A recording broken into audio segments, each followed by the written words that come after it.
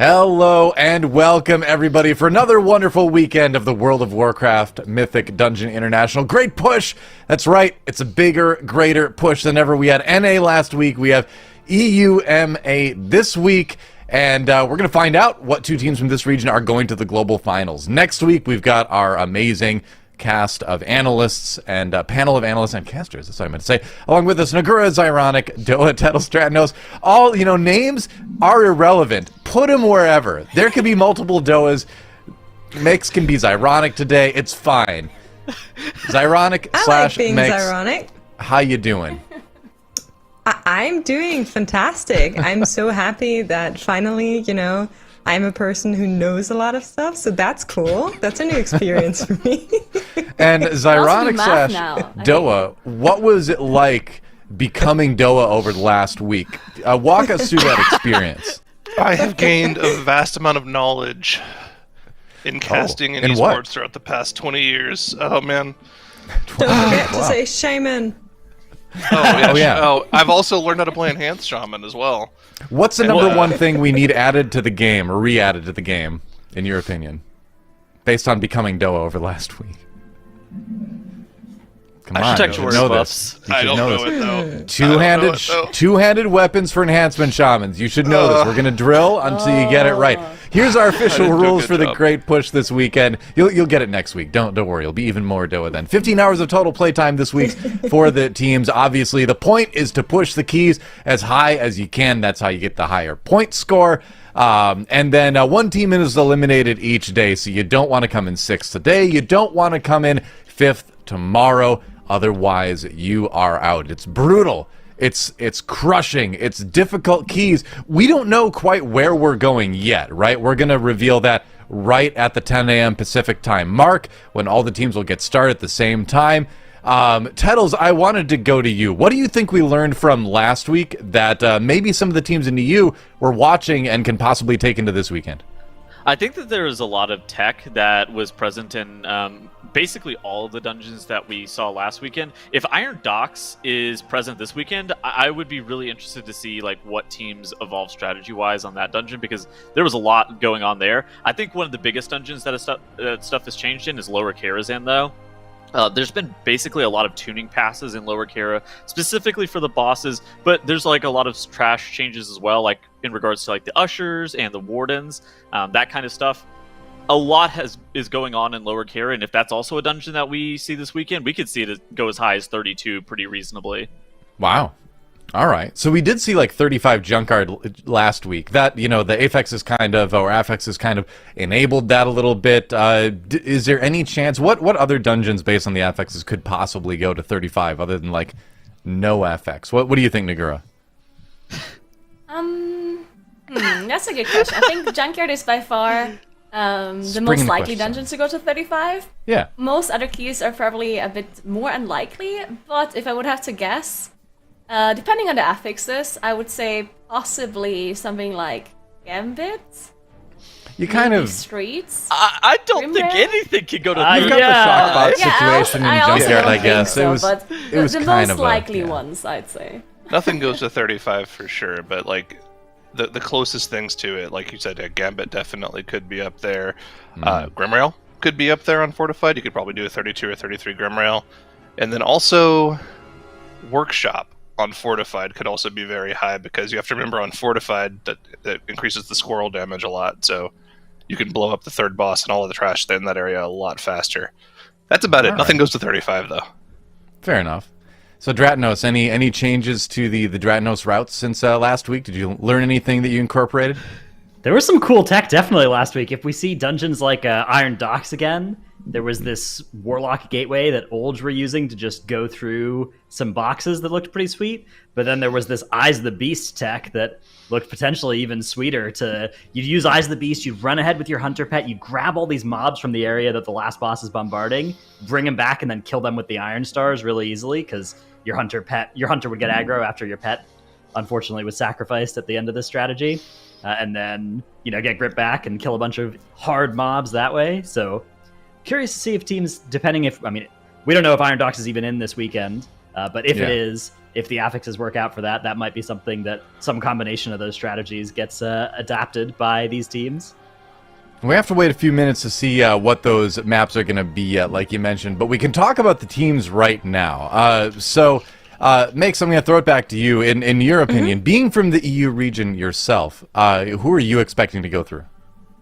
Well, see, we're in a little bit of a predicament because there are so many great teams coming out of EU, and of course, only 2 can qualify. So really, it will be difficult. We have our predictions here, and they do look fairly close to each other. Yes, yes. Oh, he's done it again. Tettles, do you want to say explain something yourself. here? What do you mean? I mean, are we confirming that Wild Card and Dark Horse are the same thing, like we talked about last week? Yes. They're yes, the we are. 3rd seed. They're the wild card. Well, They're the all 3rd right. seed. I'm muting Monka Tettles. and Giga Chads were the top 2 seeds coming out of the time trials. You're Can we take right. a moment here to It's just legitimately kind the of... 3rd seed and the wild card. I want to shout out really quick. We're always looking for new talent on the MDI broadcast. Send your reels to Yeah. Stat. If you know the Spot might be definition opening up of in the near wild future. card, Well, no, I mean Just the reach thing out. is, so does Echo coming in 3rd in the time trials make any difference? I mean, at the end of the day, it is Echo. We expect them to perform extremely well. Obviously, they win basically everything when it comes to dungeon running. So is there a chance they might be unthroned here? Yes. I mean, the teams that are here this weekend are all really, really good. That being said, their 3rd place, like, they had the same key levels as 1st and 2nd. It was just slightly slower runs. That's true. I wouldn't say that they like came in with a bad time trials performance or anything like that, but I mean, honestly, all 6 teams in this region are stacked. They would have all made it, I think, into the top 3 qualifying in the NA region last weekend. So the level of keys that they were able to do in those time trials is just so high, depending on which dungeons we get. Yeah, I mean, I still have Echo to win, but I think all these teams look so strong, and if they have good strats in any of them, things could work out really well for, all these teams. Yeah, we also have to mention that Echo is not having their usual lineup, right? Because Fragrance is not playing. So it's actually Maris who would usually do the six person like analyst that would talk to them but not actually play. And now Maris is joining them in, and Fragrance is not going to be participating. So a little bit of a change. I don't he think did Maris play is like before, a though. Yeah, Maris did play before, so he definitely has the experience, and he's capable, of course. But I don't know if they have a 6th player now, or if they are just missing that 6th person now, which could be a downside, right? For sure. Yeah, I mean, it's not their MDI team from Season 3, I suppose. But yeah, like you said, Miras has plenty of experience, kind of live coaches the team as they do the dungeons. And it's exciting because both, Monka and Echo were our 2 finalists for MDI. We've got other teams, though, that Can are I worth quickly talking just about. say Go something for it. about this team? Because Yes. Raven used to raid in my old guild that I just recently left, so I picked them as my wild card, and she plays together with her boyfriend Shella, who most of us know for sure. So I think this team is actually a team to look out for, not just because I know them and they're great people, but also because I think they have some really good strats. Cool. All right.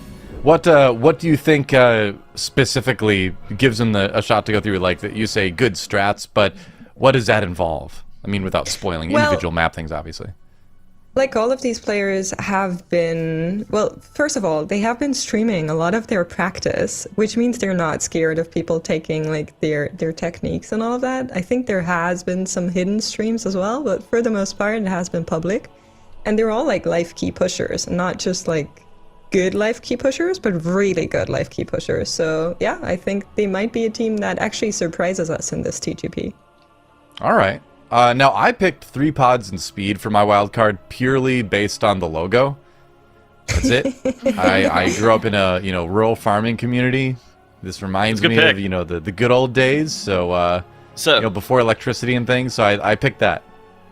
So this team actually has 2 people from Team Sheesh from last TGP with Thanner and Speed. Lepan is like the OG key pusher. He was like rank 1 in 2 of the Legion seasons, and so he's absolutely top notch. And then they have a Shine and Wolf Disco, which come from the Perplexed MDI team. This team, even though they got I think they're 4th seed, they did it off of like only 2 or 3 days of playing during the time trials, and I expect that they are going to be very, very competitive.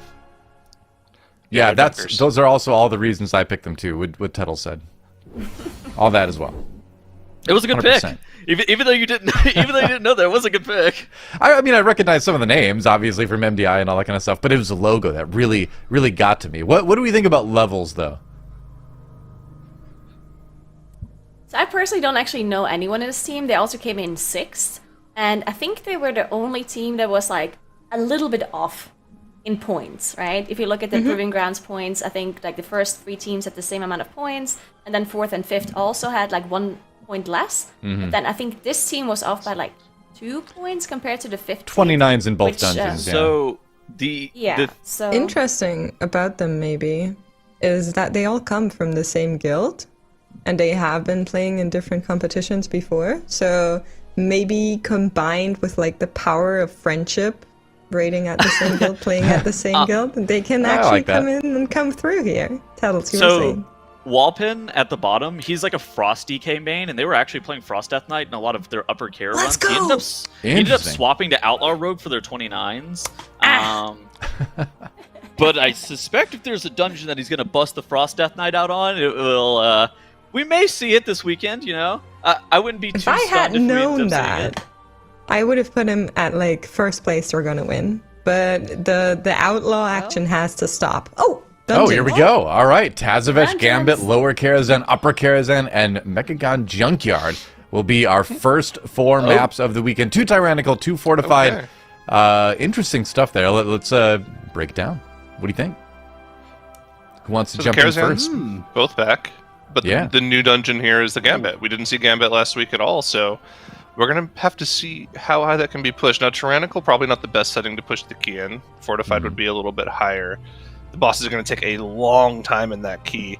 But, I mean, Tyrannical Sanguine, there could be some annoying Trash Pulls where Murlocs run around and drop Sanguine Pulls in bad spots. What do you think, I Tils? think let's address the elephant in the room here. Mechagon Junkyard. You're gonna end up Yeah. having to push that up as high as possible, all the way up until Yeah. 35. I think that's the dungeon that everybody's gonna start in, and then at that point you're probably gonna like divide and conquer. Can you do that on It's Tyrannical? though? tyrannical. Do- Exactly. Yeah. You definitely can. Yeah, With you Burst and can. Volcanic Okay. as well, you have so Alright. much flexibility in all the other ones. So I think so. I think we're going to see that dungeon being done at least to 32 before you start thinking about the other dungeons. Once it's okay. at 32 or maybe 34, that last point or two that you can get out of Junkyard, you could start getting instead the 2 chests in the Karazhans and such. But I mean, Wow. lower with Teams explosive. are in Gambit though. a lot of Gambit. 4 teams in Gambit, 1 Junkyard, and then 1 in, looks like, Karazhan. So, Yeah, one lower Echo. Yep. Starting off with lower Karazhan, but Monka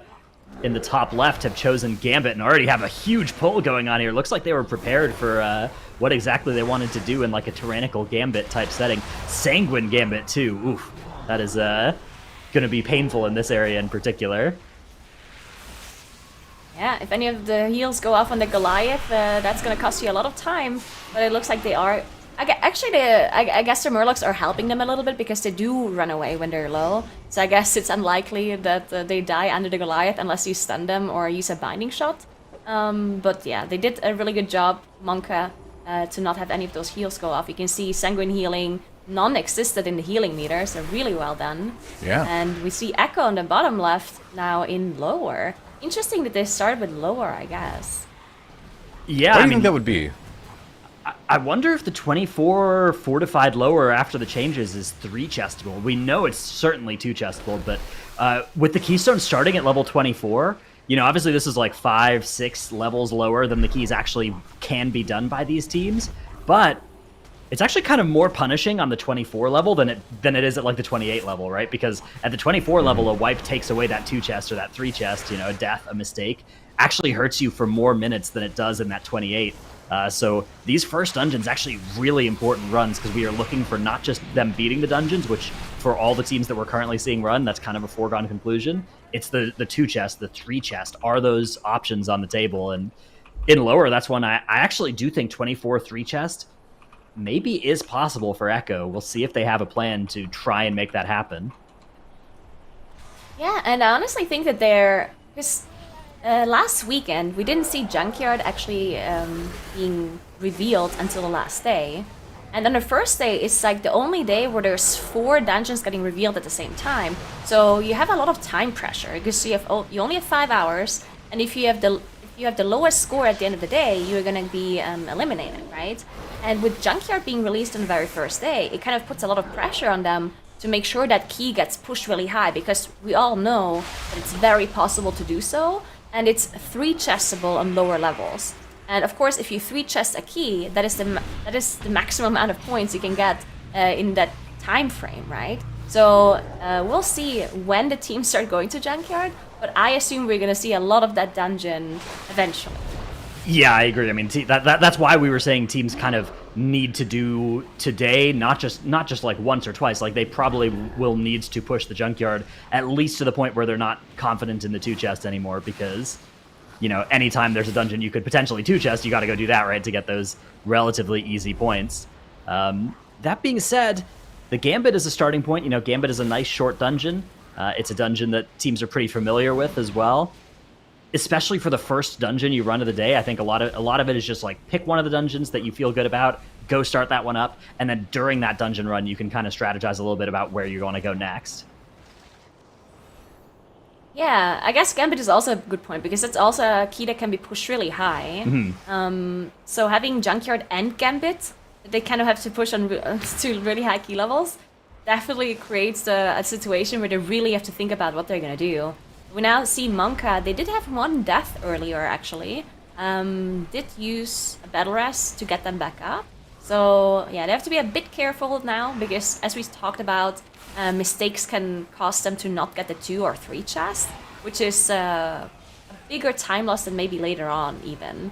So that's not something that they want to see happen. And then maybe we even see resets, honestly.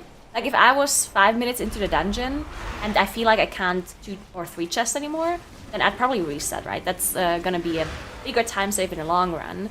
But Monka didn't think that death is gonna cause that, so they're gonna continue. They even pulled a mini boss here as well. Interesting. Yeah, Zolgamux and Gambit, it's one of the mini bosses that I think is you can have the strongest argument to potentially skip, because it's in a pretty rough spot. But it does still give you those 3 stacks, and it gives you quite a bit of count. You can see Monka are very high on their count. Looks like Mason actually going to die here and potentially get massed all the way through. Yep, there's Mode casting that mass res. We'll see if they grab 1 Infiltrator and bring it into the boss. Down at the bottom of the stairs, there's those 2 Guardians, and you can tag just the Infiltrator. That's exactly what Skylark is doing. Taking that Infiltrator with him into the boss room. A little bit of extra count and a stack of Shrouded for their trouble. Yeah, I assume maybe there was no Invis pot available.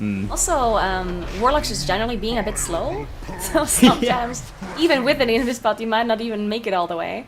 But yeah, this is the first key. Maybe just used it at the very first pull because Bloodlust was running. And maybe PI as well, and then that damage potion just looks very juicy, and you just need to press it if you play Astro Warlock, honestly. Yeah. It's a sin if you don't. It is very, very hard to remember that you're supposed to invis in a few minutes, yeah? Definitely don't blame them. Alright, so Monka have gotten Hillbrand here to 58% before that first immune phase. It is a tyrannical key, but with 58% on this first go, I think they're... Oh no! Grims runs into the disguised Sleep Cloud right under that rune there. But I think they actually will probably have the damage here, even without Lust, to beat Hillbrand here in another phase. We're going to watch that energy bar. The question is, will they be able to get the health to 0 before that energy bar fills all the way back up? I think at level 24, that should be feasible. At the higher levels, we may start seeing teams using their Bloodlust on this boss rather than on an early trash pull, just to make that more guaranteed. Yeah, for sure. We also do see a Frosty K being played by Levels, as we talked about earlier. They actually do have a Frosty K main. They are in Junkyard right now on Ganker. Is Frosty K, do they go for a haste as their main set? Oh, actually crit! Oh wow, okay, that is very interesting. So the Frosty K chose crit in Junkyard. Yeah, crit just scales so well with their set bonus that like every time you see those little icicles coming out from the Frosty K, those are made possible thanks to a critical strike. And yeah, it's a lot of damage. That being said, a junkyard in particular, the haste argument I definitely could see as well. Here's that push potentially on Hillbrand, though not actually working out for Monka, 3%. They're going to have to do another sanitizing cycle. Mode has gone down, though, and worse than having to do another sanitizing cycle here, they have purifiers up as well. So they actually need to kill these vault purifiers before they can unlock the consoles. That is going to cost them probably something on the order of a minute. Really, really rough. On the other hand, a one phase did come in from Depleto Patrol in the bottom right, who aren't playing that mage. They're using the Windwalker instead, so things have gone a little bit better for them. Looks like Giga Chads are also failing the one phase, as they're not... Oh, it's going to be actually really close to them. You can see in the top right. Yeah, no, okay, not that close. Yeah, failed the one phase. Yeah, so interesting, because Depleted Patrol, I also saw that in the time trials, they were playing Windwalker as the only team in upper. And usually we don't see Windwalker in dungeons that are like very single target heavy. We do see them a lot in like AoE heavy dungeons like lower, but upper or workshop is not necessarily Windwalker dungeons, right? So I'm wondering if maybe the player really just likes Windwalker, or maybe they think it's better. I'm not sure, but obviously for Gambit it does make sense to bring the Windwalker. We'll see if they play it everywhere or if they just play it in some of the... Please direct your grievances. Yeah, I like the Frost Decay as well out of levels. That's not something we've seen so far in Great Push, but Frost Decay actually is really good as you start getting to these high keys for things like Zolgamux, because Frost Decay does a lot of damage on their Breath of Syndragosa. Now, the Breath of Syndragosa isn't always up. That's kind of the problem with it, is you have some pulls where you're kind of vibing out at tank damage, but the rest of the time when you have it up, and if you can do a good job of keeping it for a minute or more, then that can be really, really high damage. And especially in an environment like this where you're really familiar with what the pulls are going to look like and you can plan out your cooldowns, it's something that can shine. Plus the extra grips and stuff can be really useful for setting things up. That being said, my question for you, though, competing with mages and Windwalkers, that is a tough order too. Is this something that they're going to be... I like the DK as well, but I think I specifically don't like it in Junkyard. If you're not... Yeah, if you're not going to go haste. If the haste thing is not worth it, then surely there must be other classes who are going to do a lot more damage. Because most of your damage is the shock bots, right, in that dungeon. So not having that haste affix definitely seems like a burden, but maybe they switch it up later on, because I think someone said earlier that they also know how to play Rogue instead of the DK. I think it was Teddles. So if they have the possibility to play Rogue, we do know they usually pick the haste affix in Junkyard, even though they usually also want crit, I guess. So yeah, maybe they changed it up later on. All right, here's Depleto Patrol. They are currently our best-looking Gambit team, as they were able to successfully one-phase Hillbrand. So they are the team that is most on 3-chest pace here. 10 minutes into the dungeon, 18 is the timer for 3 chests. So they have about 8 minutes left to finish Hooktail and Solia, both on Tyrannical. I'm not actually convinced that that's possible, but maybe it is. They have a lot of damage. The Keystone level at 24. This would be the place to do it. That 3 chest would be huge for them. The 2 chest is pretty locked in unless something goes horribly wrong, at least. Yeah, so some people have been asking about the player POVs, and they're all allowed to stream their own POVs, so you can just check out the category and see if they're streaming. But I've heard that some teams did not decide to stream. So of course it's not mandatory to stream, and some teams just decide to really focus on the tournament and just don't want to be distracted by streaming themselves, and I think a lot of teams decided not to. Yeah, there are definitely there are some that are like Depleto Patrol, I know, are streaming. Shelly's streaming at Shelly even 1 on Twitch, so you could go check them out there. Echo, I think, have decided not to. Yeah, Echo is not streaming, I think, but I think Crims from Monka is also streaming, if I'm not mistaken. Yeah, so whenever we show those team cards as well, we always have all the links to player socials. So whenever that comes up, smash that print screen button and go through and check all those Twitches and Twitters and such, and hit the follow buttons as appropriate. You can make sure that you catch all the action from the player perspectives as well.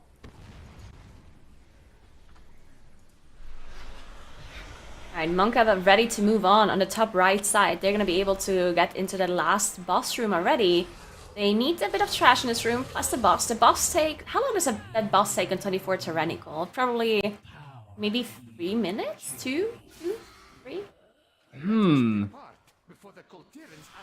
Yeah, I would say 3 would feel pretty safe. So actually, I think the 3 chest is looking maybe 3.5 to be sure. But yeah, the 3 chest is actually looking in range here for Monka and Depleto Patrol. Monka are going so big here. They look that they got Hillbrand 20 seconds after Depleto Patrol, but then they got Hooktail 20 seconds ahead of Depleto Patrol, so they've been accelerating through the rest of this dungeon. I did notice the Depleto Patrol seems to be missing a hunter for one of their pulls, so something may have gone a little bit wrong there, and that may have cost them some of their time. That being said, I do think both teams are still on 3 chest pace, which is such a big deal. You know, when you look at it, it seems like finishing 2 or 3 minutes later is not a huge deal, but getting that 3 chest, that saves you, an extra 24 minutes later in this dungeon at some point, so really, really big value available for the teams here. I think that 3 chest should be in range for both teams from what it looks like right now. They do need to pull Solia fairly soon, though. Yeah, also Echo on the bottom left, you can see they're 13 minutes into the dungeon. They already killed 2 bosses and most of their trash. So I think they're also definitely in 3 chest range as well. In fact, they're just speeding through this dungeon. There's a 42-minute timer, and to me it looks like they can finish the dungeon in like 20, 25. So they're definitely super quick. 0 deaths as well on their side. Yeah. So they're not being stopped by Raging or Explosive, which can be pretty difficult affixes in lower in combination with 45. Explosive in that dungeon in particular is really, really nasty, but they are doing a really good job of sniping those explosives, making sure that they're not losing too much to them. But when you're doing pulls of fairly large size, the affix actually can be really, really tough. The timer we're looking for there is 25:12 for the 3 chests, so actually they still have a little bit more than 10 minutes for just 2 bosses and a tiny bit of trash. Yeah, that's going to be an easy 3 chest for Echo if they avoid having any mistakes at all here. And 0 deaths in Lower Karazhan, even at the 24 key level, we weren't seeing that consistently out of the Americas region last weekend. It is worth noting the dungeon has received substantial nerfs since then, so the dungeon, I think we're going to see it go a couple levels higher than that based on potentially just those nerfs. I'm still looking for one of the teams to go through the spider area. Yeah. I'm trying to convince the Paxton Live to go there, but they all don't want to. So I want one of the teams to show that on TGP, so I can tell them they did it on TGP. It works. Trust me.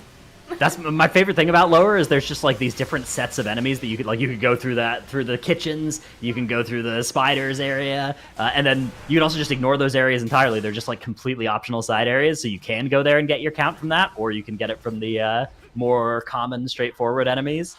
It's a really neat dungeon theoretically for that reason. Yeah, I agree. It also makes it a lot more complicated because there's so many different types of mobs that you have to understand. But once you do understand it, it is a lot of fun in my opinion. But there we go, Monka now fighting Solia on 50% already. They did use Bloodlust and all CDs. And yeah, this is pretty easy, too chestable for them. They're gonna get one more intermission probably though. But yeah, they should be fine. Looking really good, even with those 3 deaths that they had. Yeah, not a problem at all, as long as they can beat that 18-minute mark here, which they are going to actually be a couple of minutes under. So we are going to see this 24 key advance to a 27 for Monka. We'll see if they decide to run that 27. I mean, at some point today they probably will, because that will effectively get them those 3 bonus points, but they need to also make sure they get all 3 of the other dungeons done, and they probably will want to do a couple of runs of Junkyard. So when you think about that, even though we have 5 hours of competition today, these teams are actually under so much time pressure already because there are so many points on the board, and because the team that is at the bottom at the end of the day gets cut. Every team just has so much push towards going into all of the dungeons where there are easy points and getting them done quickly and not having to reset any dungeons, because even if one team has to do that, then their fate's kind of no longer in their hands, right? If all the other teams do well, then that could be it for them. But Monka are going to be the first on the board here with that Gambit. 16-16. Almost half the dungeon timer of the dungeon, 3 chesting it. Very well played. Wow. Yeah, and I saw some of them even town portal before the boss was even dead. Like they really know that they're under time pressure. Yeah, exactly.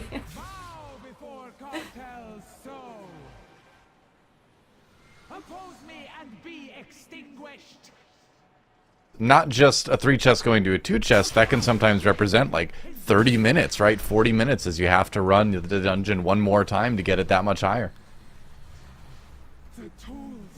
Yeah, looks Yeah, like we also see Depleted Patrol on the bottom right, 3-chesting the key as well. So it looks like all teams are 3-chesting. Giga Chat's on the top left as well, about to 3-chest. So it looks like that is the goal to strive for when you do Gambit. We'll see if all the teams manage to do so. And then Levels on the bottom left, they're also on the last boss in Junkyard, and they're also on a very, very good pace to 3-chest that junk. Ooh, yeah, I can't wait to see how much damage they're actually able to do during this burn to it. I mean, on the 24 keystone level, the one phase of the last boss should be pretty much a foregone conclusion unless something goes horribly, horribly wrong. But I am curious to see what kind of burst they're able to pump out during that Haywire cast. Should be cool to see. Looks like, yeah, 3 pods also working on last boss of Junkyard, also getting into their intermission. So 2 more 3-chests are going to be added to the board. And I think you're absolutely right. All 6 of our teams are going to start with a 24 3-chest as their first thing of the day, which, I mean, that kind of puts pressure on them all as well, because that means they all kind of need to 3-chest all 3 of these dungeons. That only leaves Upper as the question mark. Is the 24 3-chest possible in that dungeon as well? Yeah, and now we see Monka on the Frosty bottom K. left already back into Gambit as they're up to that 27 Gambit. And yeah, as you said, Levels on the bottom right. Bang. Having their Frosty K do a lot of damage to that boss. Presumably also getting PI, right? I think that is the PI target. Actually, maybe... I'm not sure because they don't go with the haste stack, right? So maybe not. What do you think about this route from Echo, by the way? Pulling some spiders. We haven't seen... I don't think we saw that at all last week. Spiders! They're in the spider wing. Oh my god, let's go! Finally, the pucks are gonna believe me. They are already done with their count, but they are going to be killing one more spider for fun down here. And this is a nice shortcut as well. So when you go through this part, you get to come back up. You come out right at the start of the maiden hallway. You don't have to kill the valet or anything like that. You can just shroud or invis pot from here all the way to maiden. So it's a really nice position for Echo to be in as they climb up this little ramp, working their way through the secret passages of Karazhan, and there they are at the maiden hallway. So, do you think cool you can do little this in movement. hierarchies though? Like, can you keep going through the spiders all the way up to 31, 32 maybe? I think So so. the difficult thing about the spiders is mainly the web spray that does an insane amount of damage to a tank, and then they also have that poison debuff that leaves pools underneath you, but it also does ticking damage to you whenever you drop a pool, so it's like unavoidable damage that can do a lot. But I also think that the spiders give a lot of percentage for the amount of health they have. A lot more than most other trash in that dungeon, actually. So I think that trash is pretty efficient. It's just really hard. But most people just end up pulling too much in the spider area and then they die. But if you pull a bit slower on hierarchies, I definitely think it's still possible to go through that spider area. All right. In the North American region, we saw a lot of teams doing the fighting 5 guests at a time or something like that, and that is also really slow and inefficient, right? It looks like you're fighting a lot of enemies, but those guests are worth 1 point each of count. They're worth 0.24% each. So even if you're fighting 5 of them at once, that's like the same as fighting 2 mobs anywhere else in the dungeon at once in terms of how much count you're getting, even less than that. So yeah, I think going through the spider area is definitely a consideration as the key level gets higher. And I mean, I don't think Echo would be doing it. There's a chance they have a different route for the low keys than the high keys. That is something that they probably will make some changes for. But I don't think that they're just going to go in that area without any, if they thought it was worse than the other one, as they milk that cast for an extra 5 or 6 seconds, getting through the initial shield almost immediately on Maiden here. This was another boss that's received some nerfs since last weekend. Get a little bit more wiggle room on that shield, which should make it not too much of a problem, especially now that we're on a fortified key instead of tyrannical, which I believe we were in the NA region. I think so, yeah. This will be an easy 3-chest for Echo go. as they get that done. And meanwhile, a lot of teams moving on to the 27s. Giga Chad, Monkas, Depleto, all in that 27 Gambit right away. So we saw the 24 3-chested by 2 minutes to spare.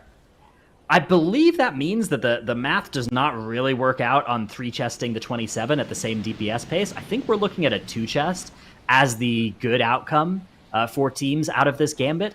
But maybe if they can pump even more damage, it's sort of close. They're kind of in range where maybe a barely 3-chest is maybe still possible at the 27 level. So I personally don't think it's possible, just because I think there's a few bosses. Yeah. Well, 2 bosses that have like the higher the key level, the more time it takes because you have more intermissions, and the intermissions just take time. Like you can't speed them up, right? Like the first boss specifically, and then also Solia has a bunch of intermissions, and then more HP she has. So I think because of that, it's not possible. But we'll see. I mean, maybe if they do the trash slightly more efficient and they have some extra time for the bosses, possible. Yeah. Also, different bloodlust usage, maybe. Maybe. They all seem to have used the bloodlust or the trash. Yeah, so the one phase on Hillbrand probably not happening here. Even if it did, they were still they still would have needed to find more damage as well, like overall, to catch up to the extra key levels. So yeah, I do think the 2 chests is what teams are going to be looking for here out of this 27 gambit. Then the question just becomes, then you probably start to get at the point of that 29 where it's like, okay, 2 chests is off the table. Now it's just a question of how much time we want to spend pushing up this 1 keystone. And, you know, if teams want to allocate equal time to all 4 dungeons today, that means they'd only get an hour and 15 minutes for each dungeon. And if they spend much more time than 2 or 3 runs of Gambit, they're going to sort of run out of time to spend in the other dungeons. And that junkyard is really important that they get in there. Yeah, I mean, I thought that Gambit and Junkyard is going to be the keys that they can get the most points in. But it looks like lower as well, right? Seeing Echo 3 chest, that 24, definitely seems scary for all of those teams. If they have to go and 3 chest all of those keys within only 5 hours, yeah, they have a lot to do today for sure. So I wonder, what do you think they're going to do with this Gambit, for example? Do you think they're going to play it one more time after this? Or do you think they just have to move on after playing each dungeon twice? So if you do the 27, right, and you get that 2 chest, right, which means that you could do the 29, you don't actually get those bonus points unless you actually go do the 29, right? You don't get any extra points until you do that higher key level that you've unlocked. So that's an argument to do at least the 29. Have the speed, I guess. Yeah, you do have a little bit of extra tiebreaker, but the odds that we get to that, the dungeon time tiebreaker is pretty low. We have a lot of other tiebreakers that we get to before the actual dungeon timers matter. But yeah, if that was would be a factor, it would be better. I think you gotta at least get the junkyard a couple of runs in there. But I mean, you know, lower is also looking good, right? Like lower, we also know. So the dungeon you probably don't need to do too much of today is probably the upper, right? The upper is probably the dungeon where you are looking at, you know, not having the 3s, having the 2s at a lower level, and so that's like less points. But I don't know. I mean, all the dungeons are so eminently 3-chestable at the 24 keystone level that I think there's a lot of pressure to go to all of them and make sure you spend time in all 4 dungeons today, not just one run, but like several runs to actually get those relatively easy points. I'm seeing a lot of questions in chat about the 3-chesting system. So for anybody that's unfamiliar with it, it's if you can beat the dungeon 60% of the time or less. So in Solia's Gambit, that's 18 minutes or less. You get that 3 chest, which you don't actually see 3 chests showing up anymore. You used to back in Legion, back in the good old days, the 3 loot chests, and that lets you go extra levels up on the keystone, which that saves so much time in this competition. So it's this early day where you're seeing a lot of value in going for those 3 and 2 chests in the dungeons where it's possible. Yeah, because realistically you save, like, let's say 20 minutes depending on a dungeon, or more even, if you can run the dungeon 1 less time. Because if you 3 chests, that means you're going to be able to do keystone 3 levels higher, while another team can only do 2 levels higher, and then they'll have to play the additional dungeon to get the same points as everyone else. And time is one of the most important things in this competition, because they do only have 15 hours in total, 5 hours today, tomorrow, and on Sunday.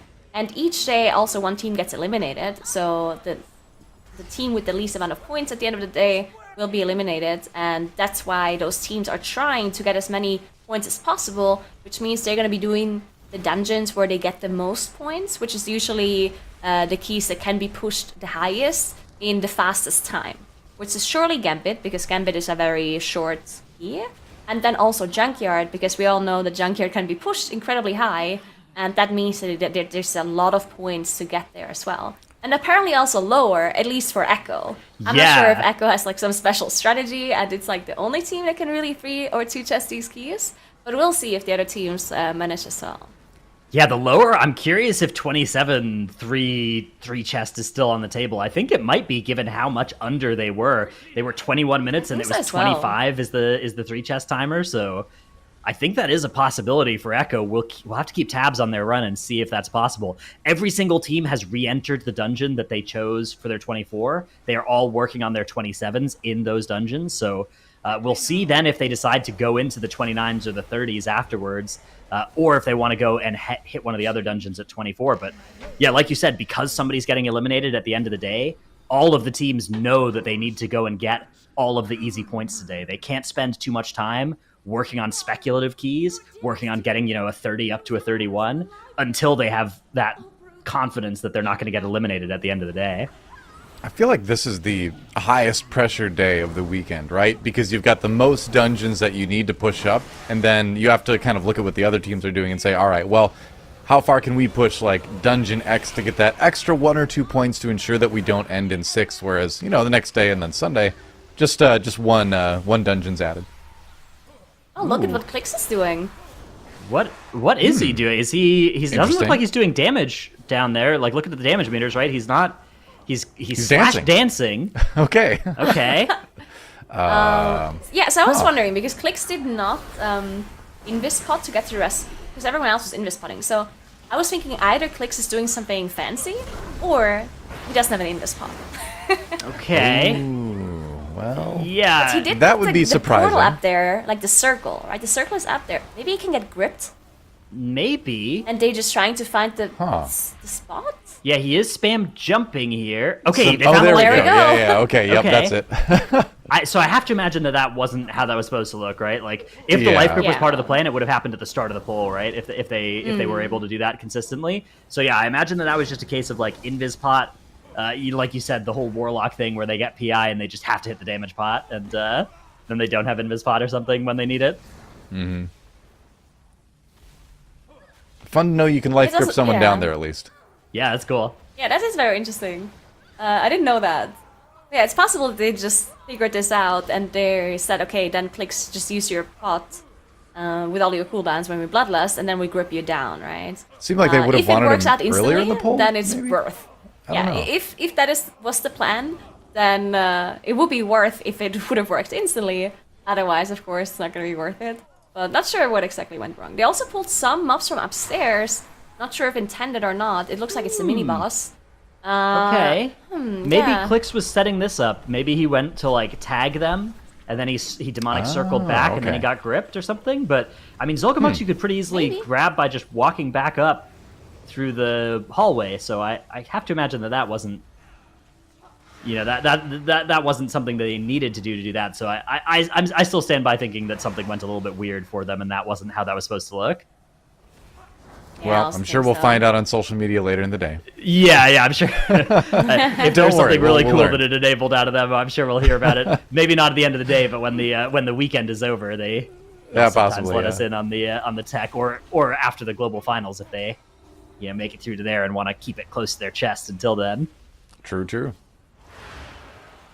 Alright, so the rest of the teams are all in that 27 gambit on the screen. We do see all of them on Hooktail, and it definitely looks like that 3 chests is not going to be possible for them, as there's just not enough time left. But 2 chests, very, very possible, and I would even say that they can still make a mistake and still end up 2 chesting. So this 27 almost seems easier than the 24, because the 3 chest timer for the 24 seemed to be closer than the 2 chest timer is for the 27 here. So even if there's 1-2 things that go wrong, they're probably still going to be able to be in that 2 chest timer. Of course, they don't want to do too much wrong, but they can allow themselves 1 or 2 deaths. Yeah, as long as they're pulling as quickly in Solia's room as they were on the 24. But on the other hand, maybe they're slowing down a little bit. Maybe they're not going to go quite as big. We do see Monka in the top right. Let's see exactly what they want to do in Solia's room. It is still a fairly large pull. They're going right into the Adorned Starseer, and they're taking 8 of the other little that's a mobs big and one. 2 infiltrators as well. So a lot going on here. One of the infiltrators aggroes onto Maystein, casts a Vampiric Claws as well. Maystein ends up getting the Dark Pact and the Guardian Spirit to survive through that. They are going to be okay here as they keep that damage pumping out. Maystein sitting at a 175k DPS here on that thrice nerfed Destruction Warlock, doing huge damage nonetheless. Just can't keep a good lockdown. That's big glitch. Yeah. The numbers are irrelevant. It's all about the willpower to do damage. Yeah, the other DPS also owning there at over 100k as they keep this chain pull going. Even on Sanguine, they're doing a great job. You don't even see Sanguine on the healing meter, which Skylark has been doing phenomenally so far in these gambits of managing that affix. Does look like the Starseer maybe got a couple of ticks there, but yeah, Sanguine now showing up a little bit on the healing meter. Not the end of the world, though, as they will just keep it going, and they're going to have gotten basically all the trash in this room in about a minute. Pretty impressive. It looks like top left Echo clicks again does not have an invis pot, or they're planning something. As everyone stealth through. Oh, they're mass resting, it looks like. Okay. Oh, there we go. The invis pot was now ready. So there was definitely some like maybe miscommunication, misusage of invis potions. Because on the tournament realm, they actually do not have the invis engineering belt available. So that means your invis pot is actually really valuable, and it's a really long cooldown as well, right? Having a 5-minute cooldown, you really have to think about when to use it. I would assume that, especially in a run like this lower that Echo is doing, they might not even use any offensive potions, as there's a lot of skipping going on. They skip trash after the first event, after the first boss, then they skip trash here, then they skip trash again to Maiden as well. So yeah, maybe not even using any offensive potions at all. Yeah, especially, so I imagine that what they've done, I imagine they've practiced a lot at fairly high level, right? And they have like a plan for potion timing. But the problem is, if you have potion timings that work in a 31, and you try and port them down to a 27, you'll find out that that 5-minute timer, oh, actually we're doing this pull in 3 minutes now instead of 5 minutes, right? And so my pot's not back up. So that may be what's happened there. Maybe, you know, Click's pot's first pull a dungeon and that works fine at high keys, but it actually punished him this time. Something like that early in the dungeon when the other skip seems to be going a little bit wrong. Yeah, maybe. They are jumping down to Morose now. So the Wardens did get nerfed. That AoE circle that gets applied to the players will do a little bit less damage, which is good because on high keys that could one-shot you if you're a pretty squishy class. But yeah, they already have up to 11 stacks. I think I remember in their 24, they only had 10 stacks when they were in Ataman's room. So that makes me believe that mini boss pool was definitely wrong, because they're gonna be quite a bit higher on the shrouded stacks than they had before. So we'll see if they can still 3-chest, considering that they had some things possibly go wrong. Either wrong or an adaptation to the higher key level, right? Yeah, I think there's a strong argument, and Ambition we're talking about having done this last weekend, of, hey, in the 24, we don't worry about the shrouded stacks as much, right? We just zerg through the dungeon. And then maybe as the key level gets higher, we start making a route that gets us more of those shrouded stacks. Even though it maybe takes a little bit longer to do so, it makes those bosses much safer. And because we're going to be in the dungeon for longer, you know, the stat buff is a little bit more value as well. So I'm not sure. I wonder if that would be Echo conceding the 3-chest possibility if they were doing that, though. Or, like you said, maybe it was not the plan.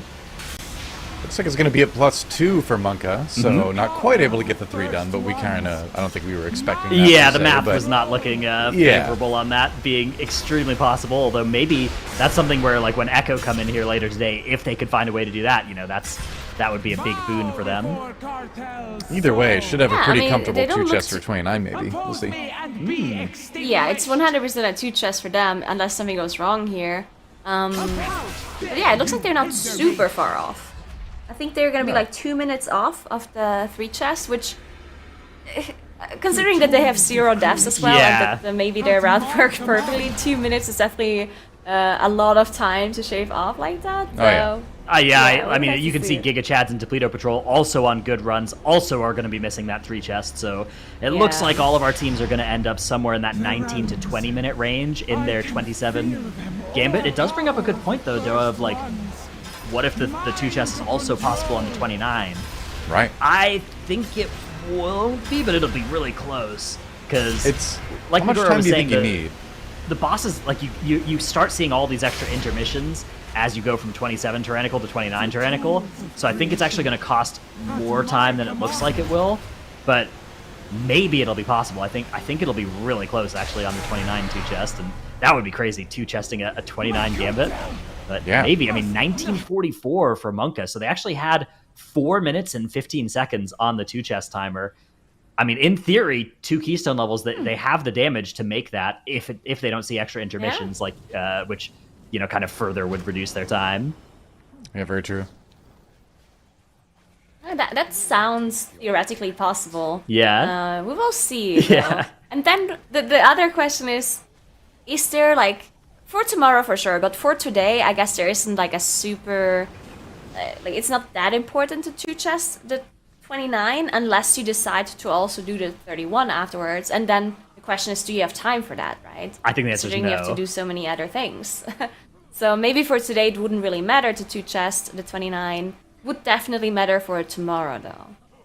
You give your best shot, and then you kind of move on, I would imagine. Yeah, we'll have to see exactly. I mean, a lot of this is going to depend. As soon as a team has some big mistakes and like loses a lot of time, misses some 2 chests, that takes a lot of pressure off of the other teams, and they would get a little bit more opportunity to do some more speculative pulls, to do some dungeons that they're that are a little bit less efficient in terms of maximizing their points at the end of the day. But the worry in this region in particular is that all 6 teams looked so good that I don't think you can rely on any team having any kind of mistakes. And so for that reason, you've got to be really careful to not spend any time in an inefficient dungeon. We can see, does look like the 3 chest junkyard coming in for levels on the plus 27 as well, with another few minutes to spare. So that dungeon certainly 3 chestable on 27. I wonder what you can do on plus 30 with these affixes. I wonder if the 3 chest plus 30 dream is alive. That seems like maybe it is. Wow. I wouldn't count it out. That would be a lot of points to pick up, and that's the reason that Junkyard seemed like such a good pick early for their teams, because it's just so many extra points every time you're getting those extra levels. Yeah, it will also mean that Levels is going to be the current #1 team, because they're probably going to be the only team to 3 chest 2 of their dungeons from the get-go. Actually, maybe Echo. Maybe I spoke too soon, because Echo, of course, still has the possibility of 3 chesting, but it looks like they have quite a bit of trash left to do as well. They have to clear this whole admin room. They have to do the boss afterwards. Then they go through the spiders into Maiden, which I think there's a possibility in. But they would have to clear this trash pretty quickly. Yeah, 17:03. Again, the timer we're looking for Echo is 25:12 for the 3 chests. So they have 7 minutes from now to finish off these 2 bosses. And they still need a bunch of count as well. It's going to be really, really close. The bosses shouldn't take too long on Fortified, so compared to kind of a benchmark you might expect from last weekend, they should be a little bit quicker than that, but still, there's a lot of trash for them to get through as well. We'll see how well they can do that spider area, your favorite trash in the dungeon, if they can get a lot of count there quickly. Yeah, looking at the Bloodlust timer, we don't have a perfect Bloodlust it's not going to be up timer, in the 3 chest, But yeah, it's not going to be up for a 3 chest, so that makes me almost believe that they are not planning on 3 chesting.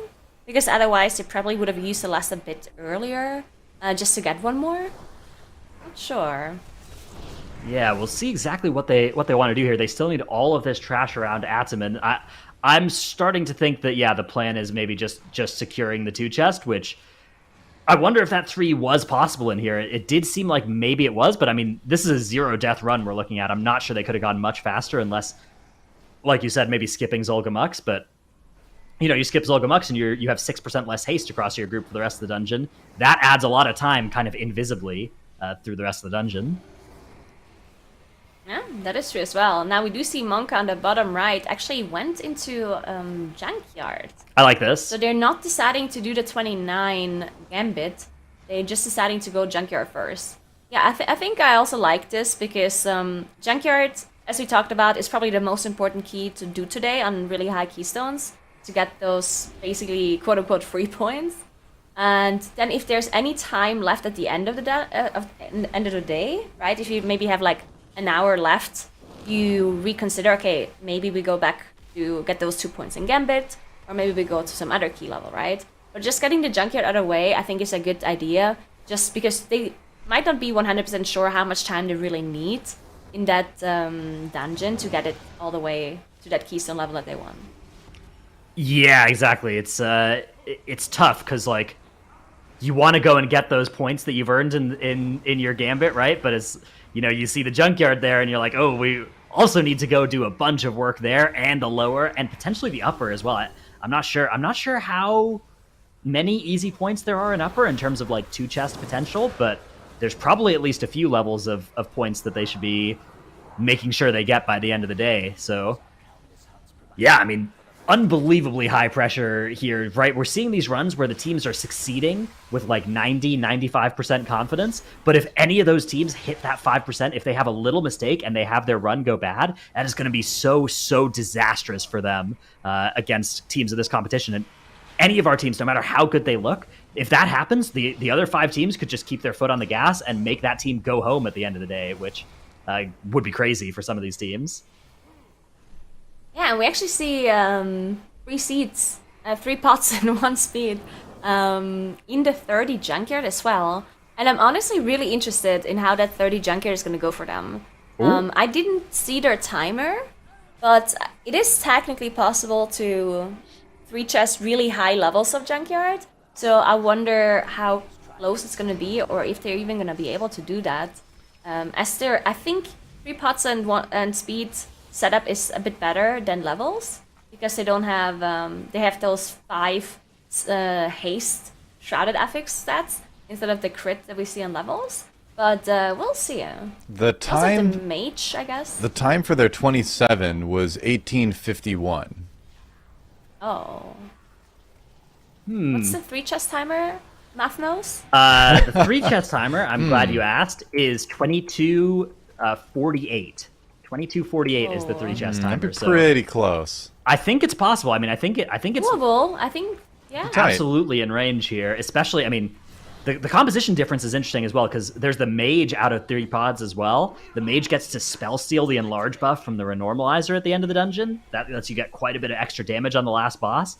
So we might be looking at a situation, maybe not at the 30 keystone level, but sometime soon, where 3 pods are able to one phase and levels may not be able to. On the other hand, levels have a very bursty comp there with the like a frost DK in their breath could potentially overcome that. Ooh, Gingy though, yeah. On the hit by the ponies, yeah. unfortunately. The ponies have claimed pony more wall is victims very than deadly. anyone so far, I think. As far as all the bosses we've seen, those ponies have been murderous. Oh, and then he feel gets bad for sniped by melee the mortal strike out of Ataman as well. Unfortunately, that frontal taking him out there because he was also trying to dodge Midnight's frontal. They end up using another battle res here. They have just 1 left. But look at that timer, 22:32. That 3 chest is definitely out of possibility here. They are just looking to secure the 2 chest, which at this point, that 2 chest is actually pretty safe for them still. It's just a case of making sure that they don't have a huge wipe and lose that 2 chest. Right.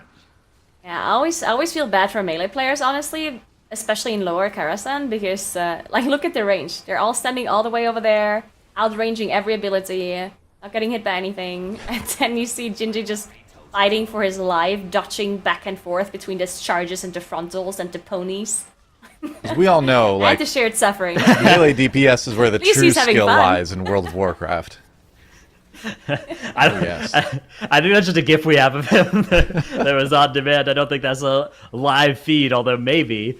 But yeah, they've got Ataman down now. They just have to finish off Midnight. You can see Gingy getting ready to go and potentially line of sight. Yeah, actually going to play from a little bit of range here to line of sight that mighty stomp that's about to come out. You can see playing that Survival Hunter doesn't actually need to be in melee, does need to line of sight the mighty stomp to avoid getting murdered by it on a plus 27. Midnight does so much extra damage once Ataman is dead. You need to make sure you do that. And now we can also see if they still go to that spider area if they decide to change up their strat on a hierarchy. But it does look like it. Yeah, look where that Looks like gateway's going. spiders. Yeah. All right. This See more spiders. is indeed a cool part of the dungeon. I think there's not too many dreadlords in this area. There's only like 1 or 2, if I recall correctly. And you got to watch out because it's when you walk over those webs that you spawn some spiders, right? Yeah. It also looks like they don't need too much because they're only missing like 10.5% of their trash. So this might be the last kind of pull they're doing, like the only pull in this area. Because these spiders give a lot of, well, they don't give a lot of percentage, but certainly more than some other parts. More than the of this guests, dungeon right? that we Which talked about. is kind of Yeah. the other option for what you could be pulling right now. Exactly, yeah. Yeah. There is some nasty damage coming out on Now here. He's actually going to call for a binding shot that is used to keep those mobs all stacked up. Runs away. Unfortunately, the Infiltrator does not respect the binding shot, but the spiders do. It's going to be followed up with a Frost Nova from Mirez as well, and then a Dragon's Breath. So they're doing a really good job of controlling these mobs. Death and Decay comes down, and it's going to be slowed. And actually now is line of sighting those web sprays as well behind a little pillar over there. So really technical, micro-intensive pull that they were able to pull off there. At the end, once Now's cooldowns were down to keep them alive against a lot of enemies. And they're now at 417 count. They are going to get their last count by stealthing through. Now is going to control Undead, one of the Spectral Sentries at the end of the hallway, and then they're going to kill the other one and get the last 3 count they need from that. And that is going to be perfect 100% count for Echo. Pretty cool, and I think this does make me think that their whole route is actually planned, including the Zolgamux, because the count is going to work out so perfectly. I think so as well, because in the 24, they pulled the Sentry into a Maiden, but they already had a 100% count. So it made me believe that they had to change something because they didn't pull Solgamax in the 24 and just went a little bit over count, so it wasn't like a perfect route. But the Pleated Patrol on the bottom right are now also in Lower Karasan, doing something very similar. We've already seen this last weekend from NA, that after that first boss, they're just using those Invis potions, basically skipping the mini-boss and also a lot of the nasty trash just standing around there, and then going down to this area and then just do a really big pool there, which seems to be executed pretty well. We'll see if they can also 3-chest their 24, because for Echo, earlier it seemed easy. I'm sure it's not, but they made it look easy, yeah. Doable. That's what Echo does, yeah. I will say that pull under the stage, Echo were pulling that slower than Depleto just did. I imagine some of that's the comp difference. Windwalker is actually so good for that because they have Ring of Peace and Leg Sweep to facilitate. Although Fire Mage has Dragon's Breath, and you are looking for like a lot of AoE stops to stop those Fireland portal casts. So teams looking kind of maximize just as many of those as they can if they are pulling all of those backup singers at the same time. Yeah, and now we can compare the two plus 30 junkyards on the bottom left and on the bottom right. We see both of them being played right now by 3 pots in speed and levels. It definitely looks like 3 pots in speed are quite a bit faster, as they killed Ganker 1.5 minutes faster. And they also have a lot more trash already done and fighting Nano and Trixie. You look at the Shrouded buffs as well, both of them have 9 stacks.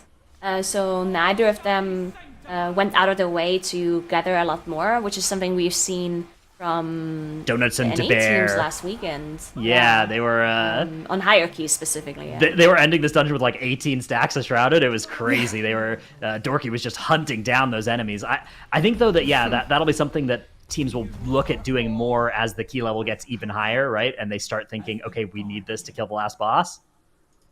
Uh-oh. Speed ends up getting hit by that Mega Tase. Actually just does not have an answer for it. Ends up just having to get healed through that stun for 3 pods. Just heal me. Yep, that's Banner was able to keep him alive during it, so no harm, no foul. Yeah, and now we saw Echo also getting that 2 chest in lower. We'll see what they decide to do. I would assume they're gonna go back to lower, but it's not guaranteed, right? Because we're already 15 minutes into the competition, and it's possible they decide to go somewhere else. And we do see 1 death here on Monka's side. RX going down on that Hunter. Lost the shock bots. They're gonna have to pick up some new bots here. Not ideal to lose people there. Also, did they just last? Oh no, never mind. They lasted 2 minutes ago. Okay. So not too much loss other than the bots they're gonna have to pick up. Okay, so there were Prowlers in this pool, which means that RX could go and grab the bots from the Prowler area, if that's something that Monk are interested in. And that's exactly what RX... Oh, nope. Okay, no need. No need for a couple extra shock bots at this 24 keystone level. They should be able to just run on through the rest of the dungeon and get it done that way. So far, a little bit of an update on how the scores are looking for everybody. So far, we don't have any separation between the teams. There's no key level that a team has failed. There's no key level that some team has succeeded and the other teams haven't. So far, we've been looking at 24s getting 3-chested across the board in Gambit, Junkyard, and Lower Karazhan. Nobody has touched Upper Karazhan yet. And then the 27s have all been 2-chested except for the Junkyard. where it has been 3-chested. And again, teams have been completely neck and neck on this so far. We are going to be looking to see if there's any separation. I think that the 30 junkyard is going to be an interesting place to look for that, because is that 3-chest a possibility? I think it's going to be close for both 3 pods and levels. Yeah, definitely not going to be easy, as 3 pods of speed are now moving on to King Govamuk. And they also have a decent amount of trash left to do as well on their side, as Levels is doing the same thing. And I think they caught up a little bit, actually, Levels, that is, because they have a decent amount of trash now.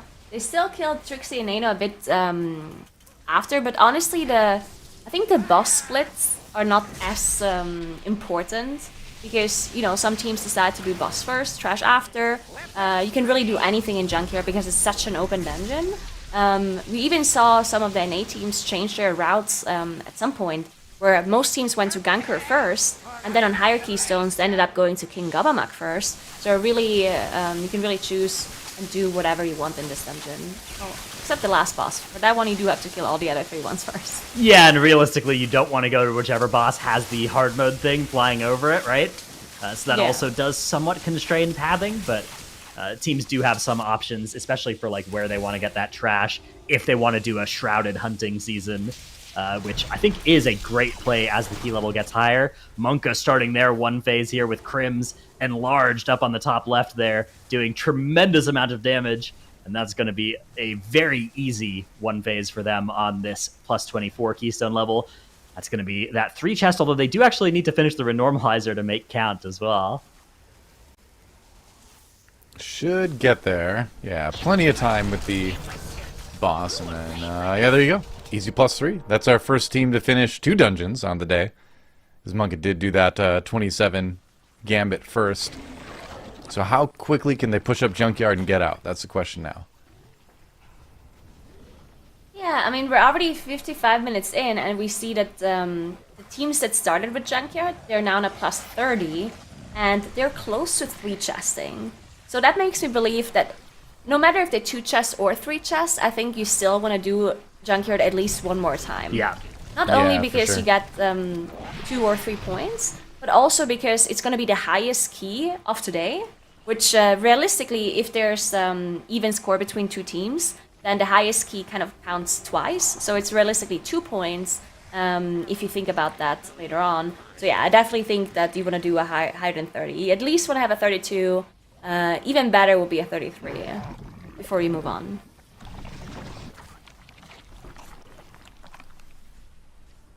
We do see Depleto Patrol not worrying about Junkyard at the moment, too. They did that 27 Gambit, 2-starred that. Now they're into the Lower Karazhan. So maybe leaving the Junkyard for the end of the day, or at least a little bit later anyway.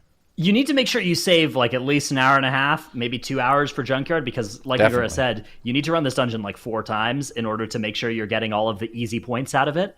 But we do still have time for teams to be doing that. I definitely understand wanting to get some of the other dungeons out of the way first, kind of get an idea for them.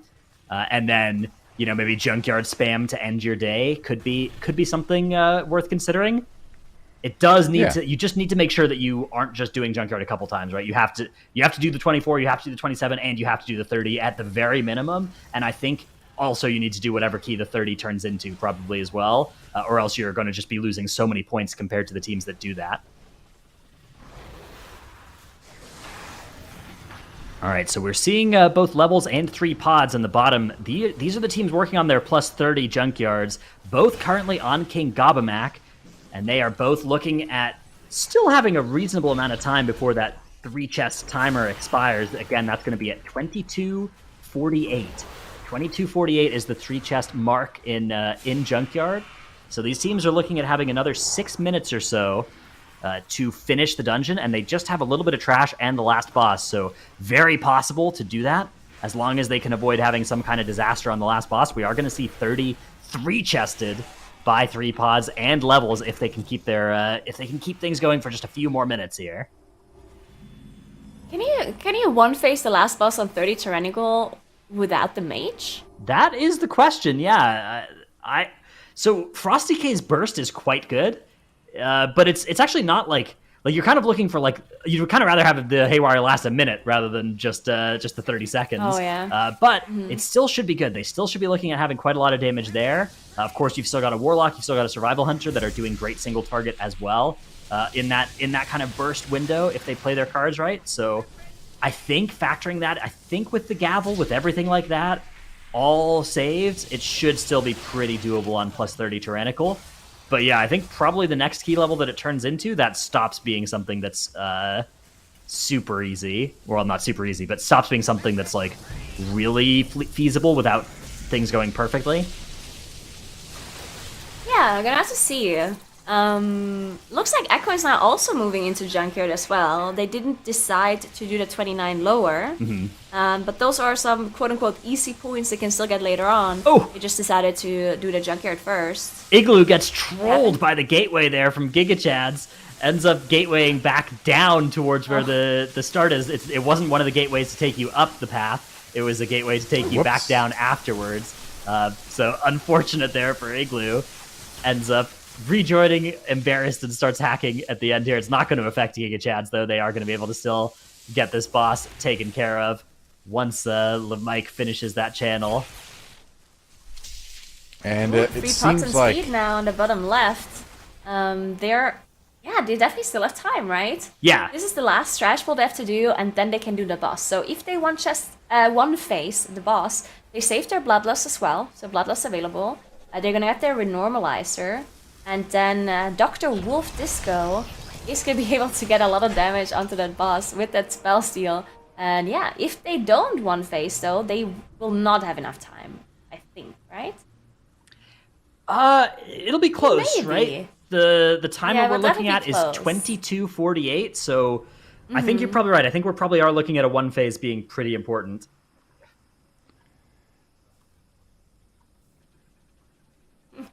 Impressive, right? Welcome, Zyronic and Tuttles, by the way. See you later, Hello. Nagura and Dratnos. It's on the hour, so it's time to swap casters. And yeah, so, Zyronic, please continue. What did you notice that was interesting to you over the first hour? Just the kind of ideas of where to go first when the keys were announced. I did not expect any of the teams to go to Lower Karazhan first, but Echo clearly doesn't care about expectations, and they went and they very easily got a 27 down pretty much right away. So, got the 3 chests in the 24, 2 chests of the 27. 29 is definitely very feasible. It's been done on live. So, there's probably a 30, 31, maybe 32 possible in that dungeon, so it's good to get those long keys out of the way right away. But really today, we're kind of just doing homework keys all day, you know? Yeah. You got to do them on live if you're pushing keys. You got to do them in the TGP too. You got to make sure you get all those lower keys out of the way so that you can get to the point where you're really pushing the high keys. And because Junkyard is something that's available, teams are probably going to have to spend a lot of time pushing up that Junkyard today. Yeah. Seems dangerous to leave it for the last one, because you do have to push it the highest possibly, but we will see.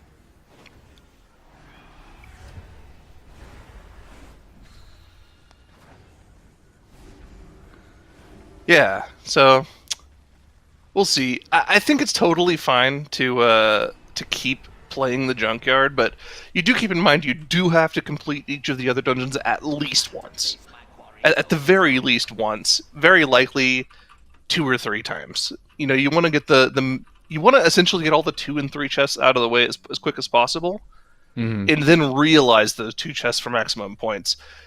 You have to remember that because the key level starts at 24, the scoreboard can be a little bit misleading.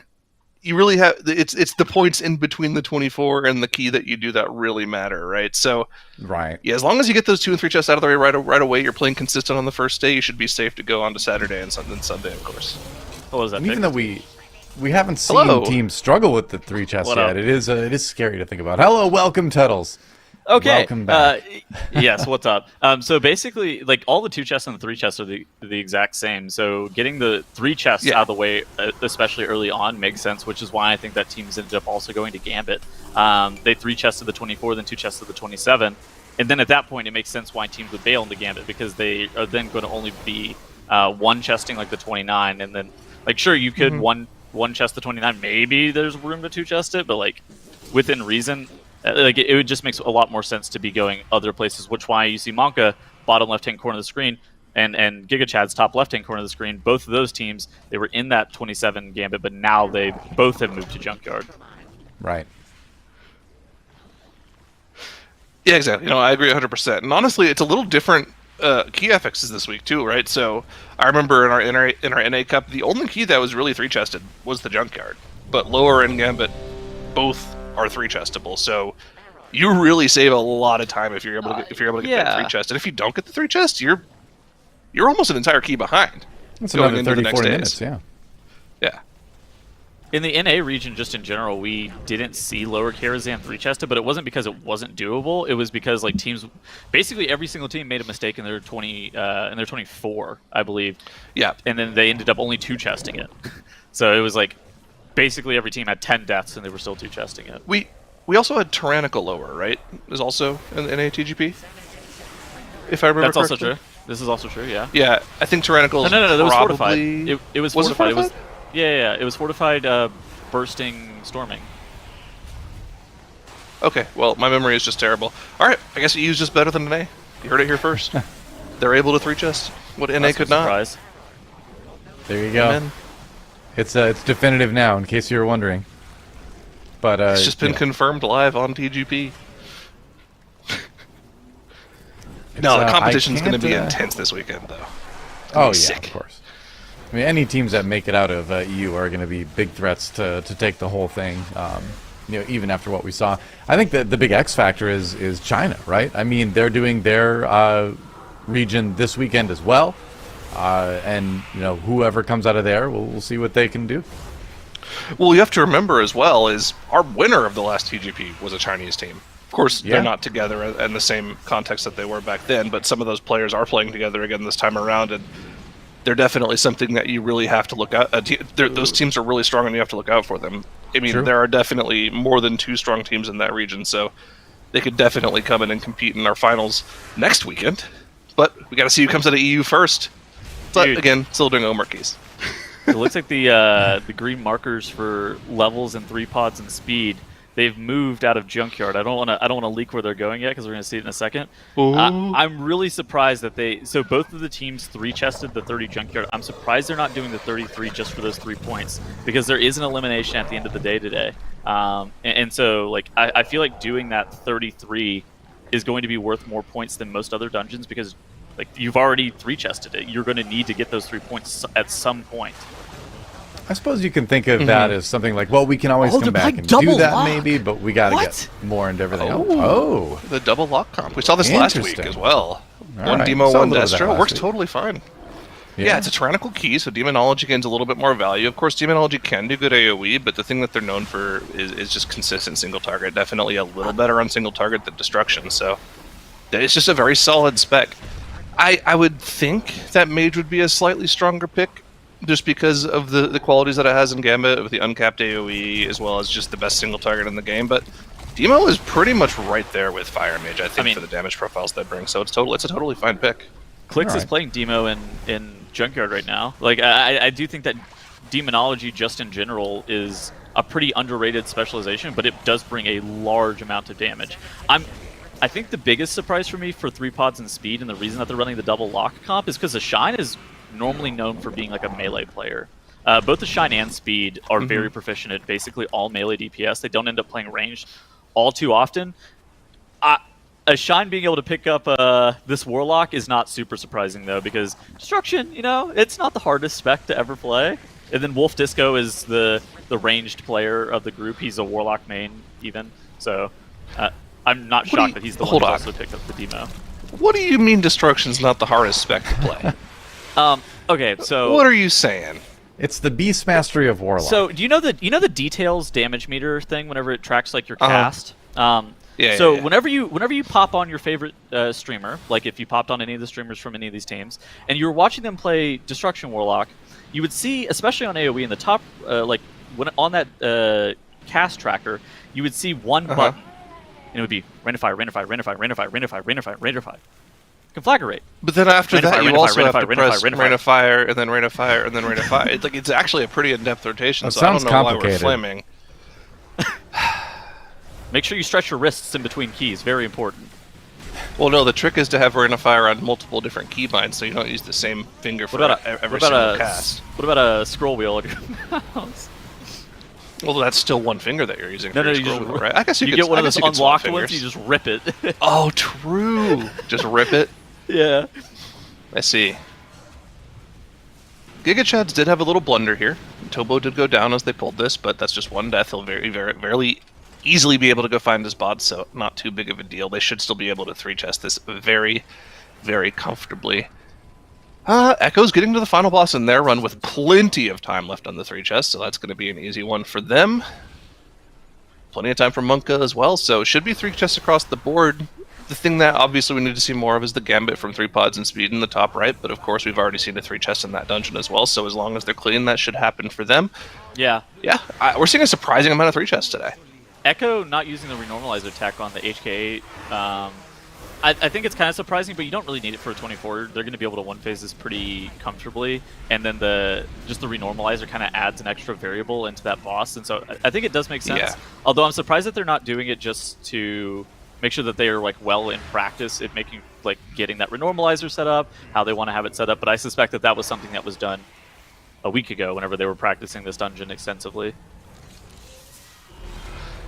Yeah, exactly. Yeah, I mean, I had a really good point, but it just literally fell out of my brain, so I have to think of something else and smart to say. Yo, Doa, help us out. Oh, hey, do you remember when the robot pets were Mountain Dew pets? Huh? Wait, what? This goes back a while in World of Warcraft. What did that guy just say? Now they're just regular robots, but for a while they were oriented with a specific company sponsorship. You just said say something, so I gave you a little bit of World of Warcraft. I was not. You're welcome. I was not expecting you to come up with something so interesting and unique off the cuff. That's what I'm here for. This should have been in my Doa training in the past week. Damn. Yeah, that's right. Where were you on that one? Man, you're like a level 1 Doa. Don't worry. You're on gonna, break. I was playing my virtual boy, so I was getting some points there. Oh my gosh! Not this again. Oh yes. Not this conversation again. They never released WoW for Virtual Boy. We need to. Okay, let's redirect this conversation. How bad is it for levels that they have 4 deaths right now? This is like pretty bad for them. So they are the lowest seeded team coming into the weekend. If they don't 3-chest this, we have seen 2 teams already 3-chest this today. Would that be like something that's super dangerous if they were only going to be able to 2-chest this 27 or 24 Gambit, or is it something that it's probably fine? Well, actually, how close have the other 3 chests been? Actually, okay, so there were Giga Chaz was 45 seconds off, and Monka was a minute 15 off the 3-chest timer. So it is possible to do it with like 4 deaths, but with the deaths, it's possible, right? They didn't actually use a battle res, so they still have that available if something goes horribly wrong. I mean, a lot of the timer comes down to exactly how fast they do the second boss room, right? Because you can do the entire second boss area in 2 pulls if you really wanted to. But we'll see. I mean, I think it's definitely still 3-chestable for them. It's just going to be a lot tighter. Okay, but is it 3-chestable with the Frost Death Knight? My question I have not was, been paying attention. How sustainable is this even? You know, can you even take this to the higher key levels and compare? Well, you know, well, they 3-chested the 30 Junkyard with the Frost Death Knight. You know, they did do that. It's That's not true. bad. In most situations, if they run into Spiteful, then it's bad. But you know, in most other situations, it's pretty decent. It does a large amount of AOE damage. Very CD reliant though. Well, that Yeah, brings that's me what to I was the gonna other say. the bigger question of, you know, could we see more compositional variety than we do in things like MDI? Sure. I mean, in the terms of out of meta specs, Frosty K is probably like the closest to like right out of that bubble of meta specs, right? Like it's actually just really solid overall damage. But like Tettle said, it's extremely cooldown reliant. If it doesn't have its cooldowns up, Right. it's actually pretty close to like Fire Mage, right? Like if you don't have your cooldowns up, I mean, look at the damage meters right now. He's competing with the tank without cooldowns. That's just kind of. And I feel like what that's what I happens see in a lot for of them. pulls, right? Well, Because you don't have those CVs up for every pull, obviously. So overall, of course, how much does we also that impact? we also don't allow spec stacking, so they couldn't play double Blood Death Knight. Of course. Yeah. That's Man. true. Man, Blood TK's good. I don't know what you want me to say, man. it is. The all destruction warlock team. I don't know. It's something that you're kind of worried about because whenever you're comparing splits, so look at levels. They killed Hildebrand at 818, and then in the top right-hand corner of the screen, we see 3 pods and speed kill Hildebrand in 740. So you are definitely losing a little bit of time there. If they're able to 3-chest the Gambit, even with 4 deaths, it's probably fine. But like if they don't 3-chest that, then they could end up losing somewhere in the order of like 25 minutes on the day, which in day 1 we saw that cost teams in the NA region just losing 25 minutes on one key, especially in a region that is as competitive as the European region seems to be. You could get knocked out pretty early. That is true. This is the harshest day, I think. I mean, it seems like if any team slips up and doesn't 3-chest one of these early keys, they could easily just be out of the competition, right? Like, Yeah. that's how close this seems right now. Even Levels, who seem like they're the underdog, even though they're a very competitive team, the fact that these other 5 teams were all so close in time trials and Levels was just that little bit underneath, it just sets them apart. I mean, I think it's very easy. I think it's very reasonable to say that the top 5 teams in Europe are like on the same level as the top 2 teams in NA were, like easily.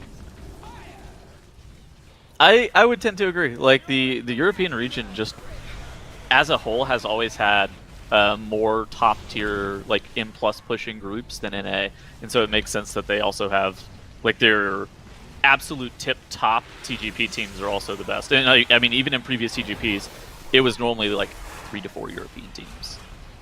So yeah. I think that it like just condensing it down into 2 European teams that are going to come out of this region, there is going to be hefty competition. Oh yeah. Exactly. Nothing really super standout happening on the screen right now. People just getting their early keys done. Well, there's a really good comparison on the right side of our screen right now between the speed of 3 pods and speed and where Levels is at right now. That They're on the boss at the same point. time.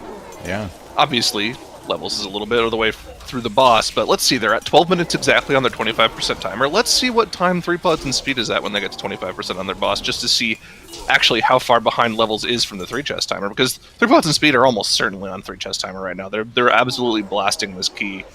Even, yeah, Levels isn't even using the second lust here. They're probably going to use it for some big pull with the last boss. Oh, whoops. Oh, no. Oh. Uh-oh. That doesn't help. I mean, that's a 5th death for Levels, too, so they're definitely adding a lot of time via just deaths, too. 25 seconds added on now. I'm getting uncomfortably close to my monitor. Is the Hildebrand split for 3 pods and speed 712 or is it 742? 712. Oh. That's a 1. Looks like 712 That's to a me. lot worse. That's a lot worse for Levels. Yeah, than- it's... no. I almost certainly Levels is not 3-chesting this, because remember that's an 18-minute timer, so they have 5 minutes now to do the rest of the dungeon. Do it all in one big pull, Okay. and I still don't think you can get it done.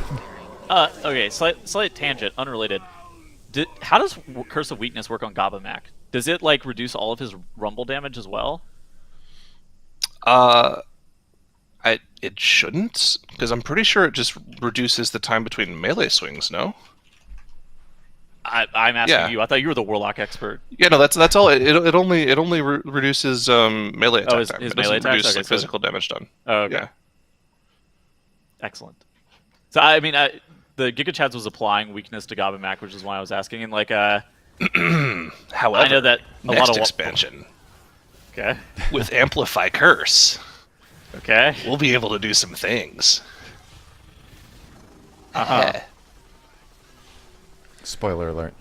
Warlocks Are you saying you're maining lock for Dragonflight? No, probably not. I'll play whatever's good between Mage and Warlock. All right. for both. There you go. Probably both. Yeah. You did put yourself in the warlock category there when you said we get some stuff, you know. So it tells me you consider yourself a warlock main. Oh yeah, no I do. Deep down. Yeah. Yeah, no, actually, Warlock's got a pretty cool tool for their curses next expansion. It's a new talent in the talent tree. Spoilers, by the way. Amplify Curse makes your curse the next curse you apply a little stronger. Curse of Weakness means during that curse, the enemy can also no longer crit, which is Oh, wow. pretty nice. That's huge. I hadn't heard that. It's pretty big. Tanks love it.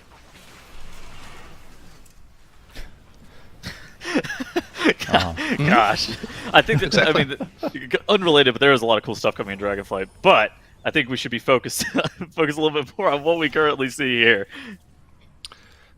Keys.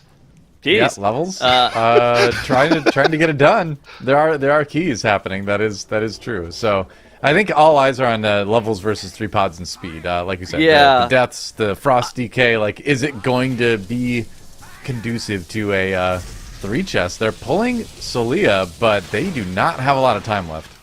I don't think it's.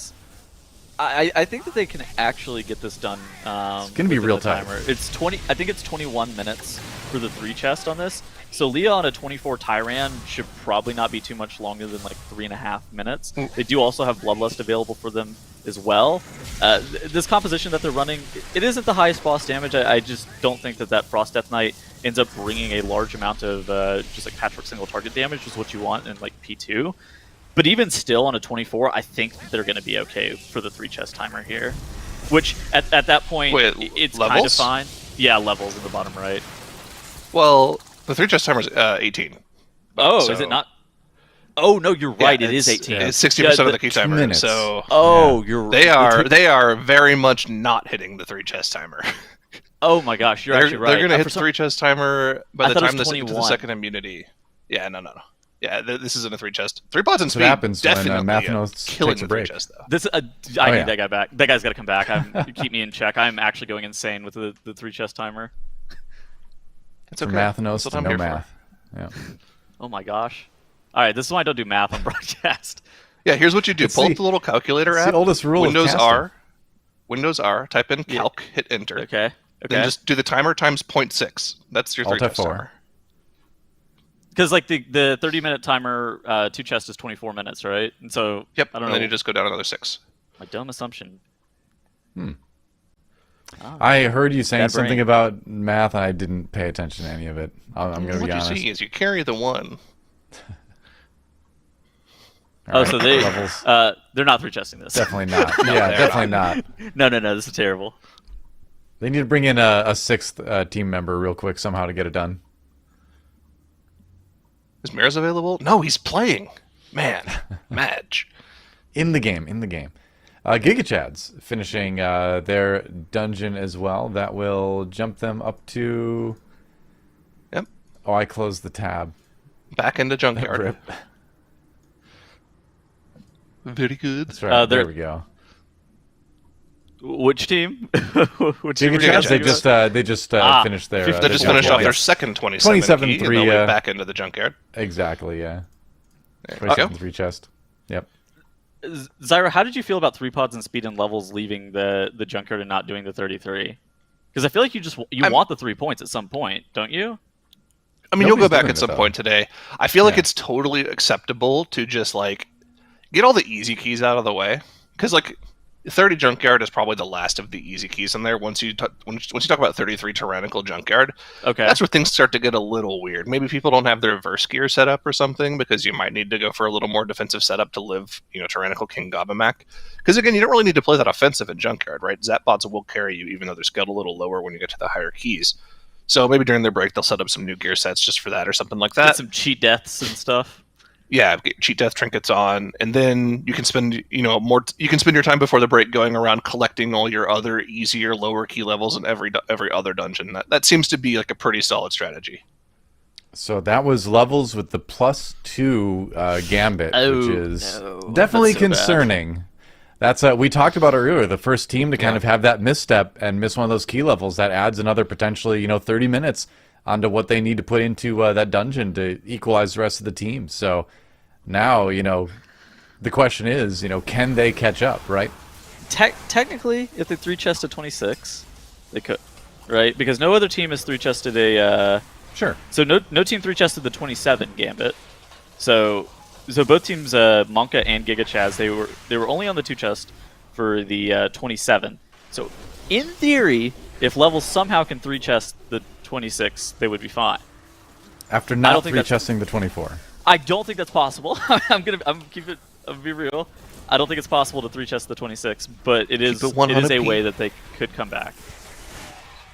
Yeah, I don't think that's possible. If Levels is able to 3-chest the 26 Gambit in their next key, I will declare them the winners of the competition, and I don't care about what happens for the rest of the weekend. Wow. It's not going to happen. Do you have a special trophy that you would give them? That you named yourself? No, I don't. Can we call it Isn't It Zyronic? Isn't it Zyronic? Dude, don't you think? Don't you think? Yep. It's like rain. None of those things like are ironic, by the two-chesting way. and They're just all easy really key. bad coincidences. But anyways. Dude.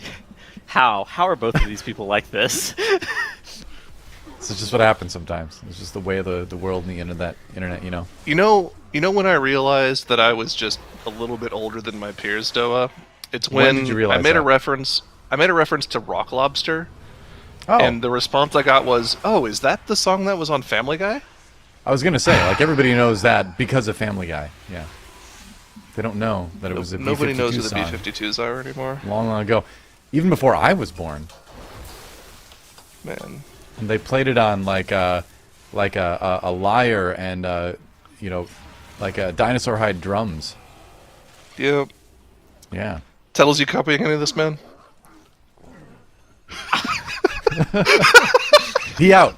Dude, I don't even know what to say back to this conversation. Like, I honestly do not even know what to say here. I'm sitting here looking at Monka, who I think is basically making the best time out of the teams that we're seeing right here.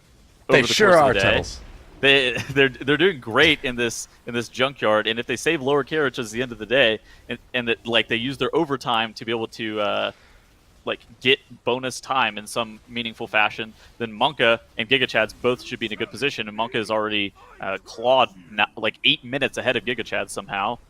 Is it going to really matter? I don't know, maybe. Is it going to matter as much as the B-52s or whatever you guys are talking about? I'm not exactly sure either. It's true. I mean, really, nobody's ever heard of Love Shack? Like, come on, man. Classics. Oh my gosh. All right, anyways. Tin Roof. Monka's got the Texas. lizard. Monka's got the lizard. Did you know that whenever you pull this lizard, it can actually take the welding bot off your tank? Really? Very annoying. Wow. I didn't know that until yesterday. I did not know that. I have not run into the lizard recently. You should avoid him. Whoa. They pulled the Bone Nipper? Yeah. The lizard. Yeah, that's You what we're talking cannot about. pull that. Yeah. That's Oh, they pulled illegal. two. How about two What? bone nippers? Okay. Doubling down. Unironically, as long as you don't get hit by the ripping slash, it's fine. It does it's a nasty bleed though. But Okay, so you other than just that, parry they're kind it. of fine. Yeah, just Maybe. parry. Why not? And it's probably dwarfable, I'd imagine too, if you don't parry it. But it removes the welding bot. I don't know why. Man, match. In the related comment, I think Monka needs a logo change. We're not doing Halls of Atonement anymore, so the gargoyle just isn't relevant anymore, you know? Speaking of things nobody remembers, anyone remembers Hall of Atonement at this point? I forgot it all. What dungeon? HOA, right? Gargoyles? Huh? Yeah, exactly. That's what I'm talking about. This is season 4. We used to all have like nightmares about Lord Chamberlain throwing statues at us in our sleep, but Okay. nope. It's all long None of past now. So, new logo. Get on it, Monka. I actually really like Depleto Patrol's comp in this dungeon with the Windwalker Monk.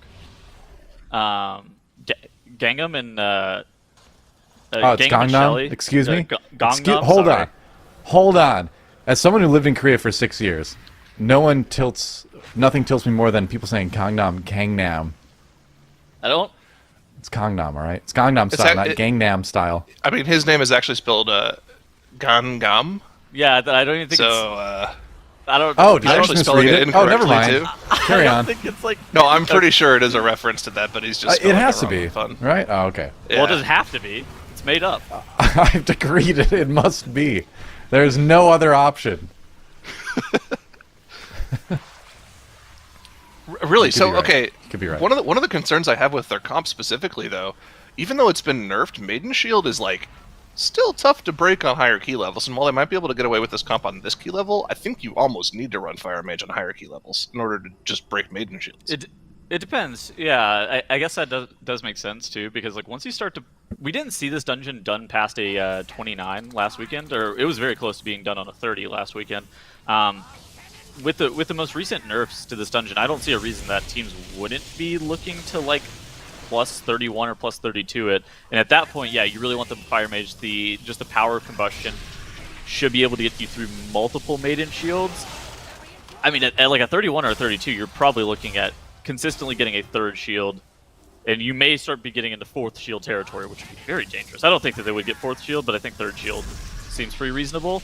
They did kind of nerf the shield though, this reset. So for a third time.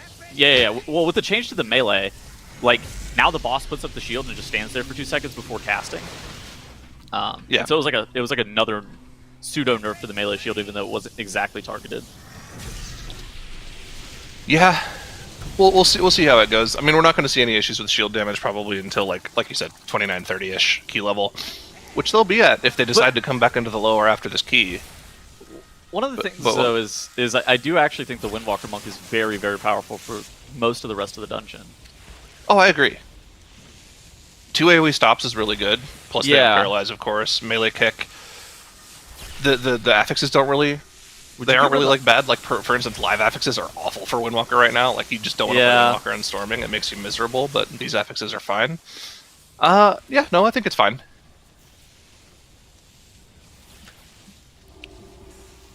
Oh. Well, that is one of the things that can happen when you play a melee character. Gangnam Style. I mean, this trash is actually so hard, by the way.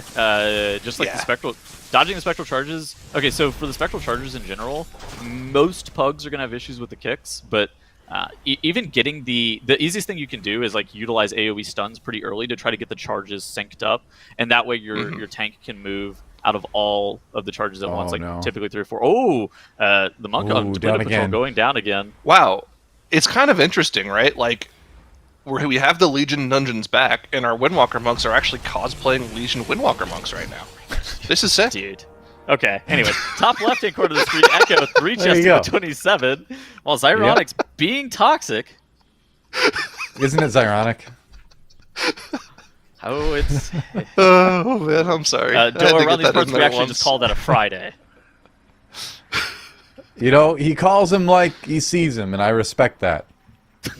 Thank you. So where is Echo going to go next? Do you just jump right in the 30? I would imagine that's what you're going to do. Probably. I think it makes sense to just run it back one more time. You're already here. And then you probably take your break if you're Echo after that. And then you like route the dungeons that you have yet to go to, like change if any of them need specific affix routing. Because some affixes make dungeons a little bit more annoying than others. Specifically like Sanguine and Gambit. I don't think you're going to route around it, but it is rather obnoxious, and like mentally preparing yourself for that kind of thing helps. What are the affixes for upper? I don't even remember. This weekend, I think it's the bolstering. Oh, really? Bolstering, inspiring. Is that right? Tyrannical. I think that's what we have. Okay. That's, checking the Discord. I think that dungeon will be done. It makes sense that dungeon will be done last. Or you'll see it be done after teams breaks, because in a dungeon that you have bolstering in, just in general, you're gonna have to like reroute a couple of different things. You might want to change how your confluence pull looks, maybe some of the mana worm pulls. You're not gonna change too much because there's only so much trash you have to do in that dungeon, but you do have to be a little bit more aware. Yeah. Yeah, it's actually like a pretty easy set of affixes for the dungeon, right? It's literally just all going to come down to the bosses there. Oh, well, yeah. The only affix that matters in there is Tyrant versus Fortified, generally. Yep. So we'll see. They'll go to that probably like at the end of the day, because that's going to be one of the harder keys to do higher levels of. They're obviously going to go in there at some point in the middle of the day here and like get the early 2 chest in, maybe a second 2 chest in. But yeah. That's going to happen in every key. It's just kind of a matter of when teams are going to go collect their easy 3 chest points and Junkyard. Yep. Well, Echo back in that Junkyard. How far behind now is levels with the 2 chest on the 24 Gambit? So Depleto, basically every team except for Echo has gone into Gambit. every team except for Levels and I guess Echo 3-chested the 24. How bad is that for Levels? I feel like that, like, just being one key level behind it. I don't want to say it's like they're eliminated, but it's definitely putting them in a position that's really awkward for the end of the day. It's definitely not they're good. just they're an entire key level back now. Like they literally have lost 30 minutes of their day to that. So they have lost 10% of their entire day of the competition here because they were unable to 3-chest that key. If any team goes and collects their plus 227 and gets a 29, or let's say every team goes and does it, they're just, they're 40 minutes behind. There's not a whole lot more you can say as to how bad that is, right? And so also for context, Wait, on day 1, did Skylark die? Oh my gosh, she's purged. Skylark is dead. That's really awkward. This is really awkward. They got it activated. It's 30? Do they have a renormalizer? They do. They're on the good side, They should too. still be able to phase it. Shrink goes off. Dwarf it. Dwarf it. Going on the mage. Oh, no. They got a ramp here. There is a little bit of ramp at the end. The Warlock Infernals are stacking up. Okay. Haywar's going to run out here. The boss cast is starting to go off here. Wait. Oh, no. No, not like this. Wait, they can burn it. They can burn it still. They can burn it still. Okay. They can burn it still. Commit. on. Oh. Nope, they have to do an extra phase. 2%. That's Okay. rough. Okay. Okay. They still have 3 minutes to 3-chest it, though. It's still fine. Yeah. But they can still get it done. Okay. Oh, you're right. Okay, so what happened there is they were waiting for the renormalizer cast sequence so they could get an enlarge as they finished the bot upstairs, and Macine was the one that was left upstairs. Not Macine, sorry. Skylark was the one that was left upstairs and ended up purging to not having any heals. That was unfortunate. Okay, they're fine. You are right that they'll be able to get the tank buster killed off and be able to get this within the rechest, but they were something in the order of like 8 minutes ahead of Giga Chad, so they have done the exact same dungeons as Giga Chads, and they had clawed like 8 minutes ahead of them just in this junkyard. Now, kind of unfortunate that they won't be one-phasing it. Maybe we can get a check on Giga Chads to see where they are, and if they're able to get their junkyard 30 3-chested, then that would be very, very good for them. So we just had a poll in the Warcraft chat here on Twitch.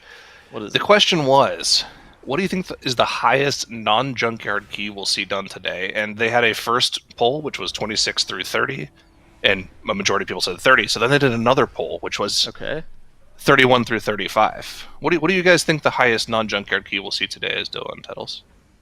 32. Non-junkyard? No, not today. 31. Highest non-junkyard key today. Today. Yeah, today. Maybe 31. Maybe 32? 27 2-chest. No.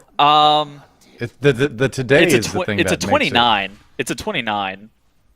But you think so? Okay. I yeah, say 30. so the 27s are only 2-chested. Right.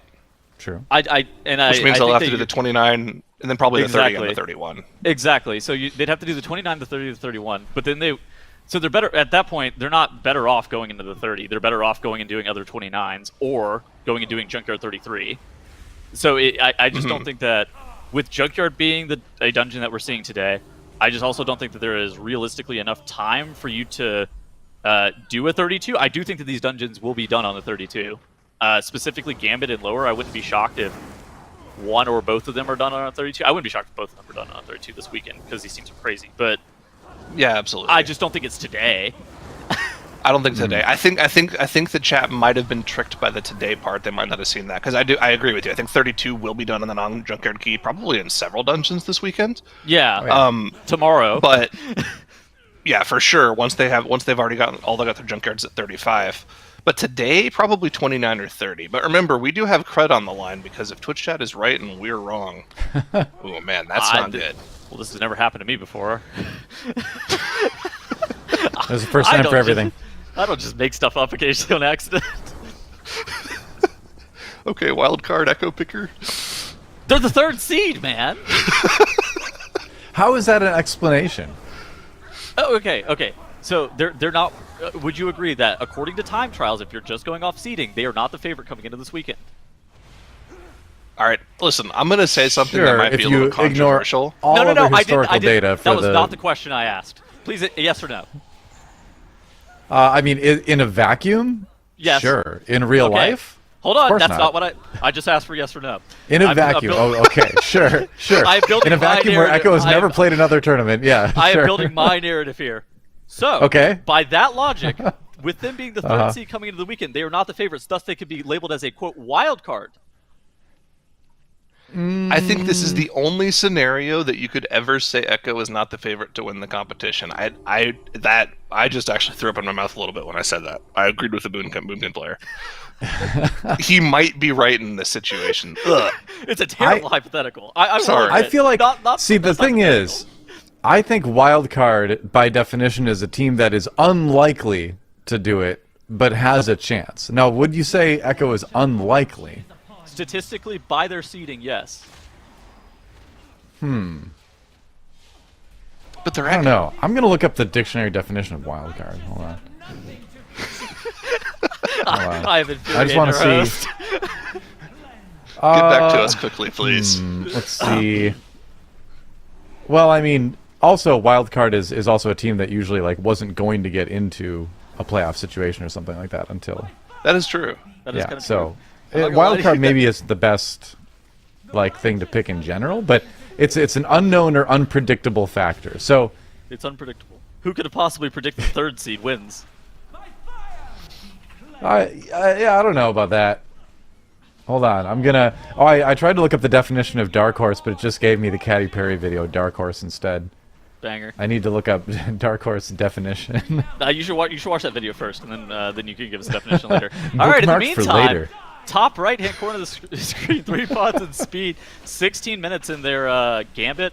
They're looking like they're going to be fine on the 2 chests. So everyone can correct my math here if I'm wrong. I think it's 24 minutes for the 2 chests here in gambit. And what key? Gambino. Yeah, 2 chests is 24 minutes. Okay, so yeah. They have Omega time. Of the teams that have done the 27 already, all of them have 2 chested it. Giga Chads in 2016, Depleted Patrol in 2110, and Monka in 1944. So I'm interested to see if 3 pods and speed maybe we'll be able to beat Monka here. I think it's unlikely from this position just looking at their timer, but they're going to be kind of close. I think they're going to be around that 20 to 21 minute range. I'll keep going. I'm still watching this music video to see if it gives me any hints onto what a dark horse is. All right, so the top left-hand corner of the screen, we have Depleted Patrol on Maiden of Virtue. They're going to be kicking this Holy Wrath as late as possible. They should be that should be the last phase on their that they're going to be getting from Maiden here. They're going to be able to 2-chest this 27 lower, which will put them in a similar position where Echo also 2-chesting their 27 lower. Depleted Patrol does have 5 deaths, but we know this is a dungeon that's super volatile. Even just the fact that they were able to get away with the 2-chest here is totally fine. So they're not losing any potential keystone upgrades. So they're not going to have to rerun this lower care or anything. I don't Well- think they do the 29. I think they go back to Junkyard here. Or they go to another key and do the low key. Probably. One of The those only two other things. team to do that lower on 27 yet was the wildcard Echo, who 2-starred it as well. Yeah. Oh There you gosh. go. Did you finish the music video yet, Doa? There's a sneaky I did green not. dot. I bookmarked it. Didn't you hear that? Oh, okay. I missed that. Gotcha. I'm just gonna, get in a bubble bath, Um, have some nice Chardonnay, and listen to a I'd bunch like of to- Katy Perry after this. I'd like to shout out all the 9 people who voted in favor of me on the poll currently. Is Echo a dark horse / wild card? They're real ones. No. There's almost a dozen of you. They're real ones. Congrats. Lots of damage for 3 pods and speed there, but of course thinner. Giga Chad heals, no problem for him. Managed to save Ashine's seed, and they'll be 2-chesting this, obviously. 5.5 minutes left there for sure. Depleto Patrol's back into the junkyard, it seems, so they'll be pushing that up here with their remaining time for our hour. Let's see, around the board we have our first peek at the upper Karazhan in the bottom left corner there, and yes, it is bolstering Quaking Fortified, so actually pretty good That is- affixes. Quaking can be annoying in very particular spots, so Yeah. stacking on this first boss can be annoying. If you get a really bad Quaking during Flame Wreath or even during Guardian images, it can be really nasty for your healer to have to top up the group, so people will have to probably commit major personals to those if a Quaking goes off during them. Other than that, I mean, it's a pretty easy affix combination, right? There's not a lot to bolster in here. The only big pull that you think about when it comes to bolstering is the giant Mana Devourer trash pull after the boss. Other than that, pretty much non-affix. Yeah, I do think that quaking can be annoying. Like if your healer gets locked during Flame Breath, you may die, but that's reasonably the only time that you should have issues with quaking, I think. Yeah. Do we think this is 3-chestable though on Fortified? Oh man, That's a good question. Maybe. Teams weren't 3-chesting it last week, but it was also It was tyrannical. Was it tyrannical last week? It was also 25, wasn't it? I feel like it was. Maybe my memory is just. It was the day Awful. 2 dungeon, Yeah, wasn't I'm it? pretty sure it Yesterday? started, Yeah, I'm pretty Correct. sure it yeah, started was. on a. Yeah. I'm pretty sure it started on Yep. 25. But I don't think it was tyrannical. I think it was fortified. That is correct. It was Fortified, yes. It was Fortified Raging yeah. Explosive last week, which was even worse than our current affixes. So, and also, yeah, they started on 25, so it wasn't really as 3-chestable. The 3-chest timer here is 21 minutes. So, is that feasible to 3-chest? We'll have to see. Of course, 24 Fortified, the bosses are going to be really quick. They should be finished with Shade of Medivh by about the 9-minute mark, maybe even before that, because of how fast the boss will die on this key level. There is like the 1 minute of mandatory RP after this boss going down to Mana Devourer. There's like a minute that you have to work on skipping to Chess Event.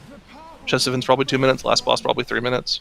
I mean, if all things go perfectly, you could feasibly 3-chest this on 24. Let's see if they're able to pull that off. Yeah, it'll be really tight. I don't think it is gonna happen, but I do think it is something that isn't the craziest thing. Like the timer is just so lenient, like you were saying.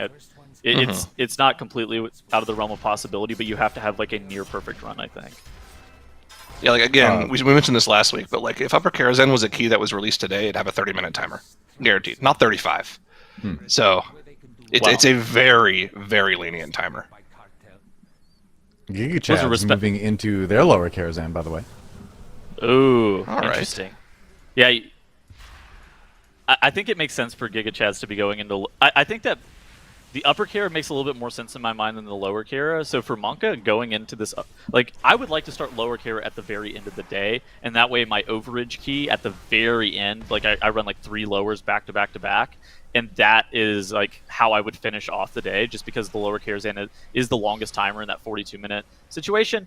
You know, it's not like teams are finishing that dungeon in somewhere between like 25 to 35 minutes just normally. So it's not, you don't end up using all 42 minutes, but it is, I think, the longest key of today. And so like I would go in there last, but I think it also, it's not the most far-fetched thing to see that Giga Chads is starting up their lower Karazhans, because you need to do it probably a few times because it's so easily 3 or 2 chestable early on that you need to run it a bunch of times consecutively. I don't know if you agree, Zyro, but like it is kind of weird that they're not saving the lower Kara for last. I think all of the teams maybe should have done that, but so I have some thoughts on this, right? You're already in a time-based competition where you're already like, you already have that kind of breathing down your neck the entire day. I think it makes total sense to ease that stress a little bit by getting keys done in every single key first. That way you just know you have that point baseline towards the end of the day. I do agree with you that your last key of the day should definitely be the lower, obviously, because it's the longest key. But like, imagine you have an hour left in the day and you're like, okay, now we're going to do our 3 lower Karas. Can you actually get 3 key runs in there? Like, you have to time it perfectly? I don't like the idea of doing Patrol that. wiping? Look at Depleto Patrol, though. They got 3 of the consume debuffs. Did they pull double thinking? Gangam goes down. Roybin was able to live through it, but ugh. That was rough. No, it's not double monstrosity, but yeah, they had a bunch of those debuffs. Like we saw a team wipe last weekend because they accidentally pulled double monstrosity. That's really bad losing Gangam here. But if they're able to get through this pull without any more deaths, they should be able to 3-chest this still. Yeah. Now that would be a big concern, not 3-chesting the Junkyard, because that's the one that everyone's just been blazing through. So if you're the team that doesn't, you're in big trouble. I'd like to shout out to Twitch. Oh, that chat. is a good point. Yeah. They said that chest doesn't heal anymore, so you say they say 3 minutes. I don't think you're saving 3 minutes on a 24, nah, it's not but I 3 do minutes. think you're going to probably save like 30 to 45 seconds, which may push you over the finish line for being able to 3-chest this dungeon if you do have like basically a perfect run. I did think that was a bug when we had it in the first couple of weekends, but I couldn't quite place what I thought. I think that was like an out of combat regen bug, right? That's what it seemed like it was. I don't know. It was a It lot was of health that weird, they were getting but back. the chess pieces would essentially almost heal to full, so any cleave you did to them at the start was pretty meaningless. Now what that means is what you can very easily do is just cleave multiple chess pieces down, push them into the king phase at the same time, and you get a double length king phase, and just really easily one phase it. We actually saw Ambition do that last week, but it'll be a lot easier now because the pieces won't just be randomly healing for 4% of their HP every 5 or 6 seconds like they were last weekend. I think I do think that once you start to push that up to a 30, it's going to be a significant time save. In addition to that, I don't know how you guys have been playing it on live, but I think that the kill 2 knights at once and then utilize things like Infernal is very, very strong, because then you're able to get like all of the Infernal off into the king. It's kind of what we notated in our group as Ambition chess, is where they were killing both of their knights at the exact same time, and then being able to push the king in one singular phase. I suspect that more teams are going to be looking to do that this weekend and save a bit more time, because if your king phases and he becomes immune, he like pacifies himself again, then you can also run into some different issues where it slows you down a little bit more. But that's like Let's a thing revisit for like a 30. That's not like a thing for a 24. Yeah. Let's revisit Monkey here in the top right corner here. On to Mana Devourer. They actually killed Shade of Medivh at 7:58. Oh my god. Blazing fast timer. Okay. They're going to have Mana Devourer dead, it looks like, at about the 12-minute mark here. So they literally have 3 things left to do here. They have the hardest pull in the dungeon on Bullstring, which is the Mana Devourer trash ads afterwards. Then they'll do chess event, then they'll do last boss. I think 3 chests is possible here. I think they'll actually have about a minute to spare if they play completely perfectly. Also, look at that.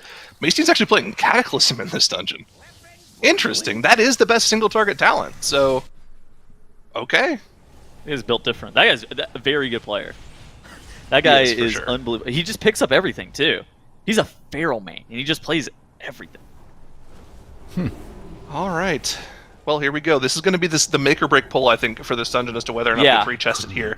This is where the rest of their trash count comes from, minus the 8% or so that you get from chess event. They're going to pull, I believe, 4 packs of Mana Devourers here. Looks like 3 and right the now. major mechanic is that you need to make sure that none of these little pink orbs reach the Mana Devourers. You see they'll start spitting them out here just like they do on the boss. You can soak those as a player, gain a stacking 10% damage buff.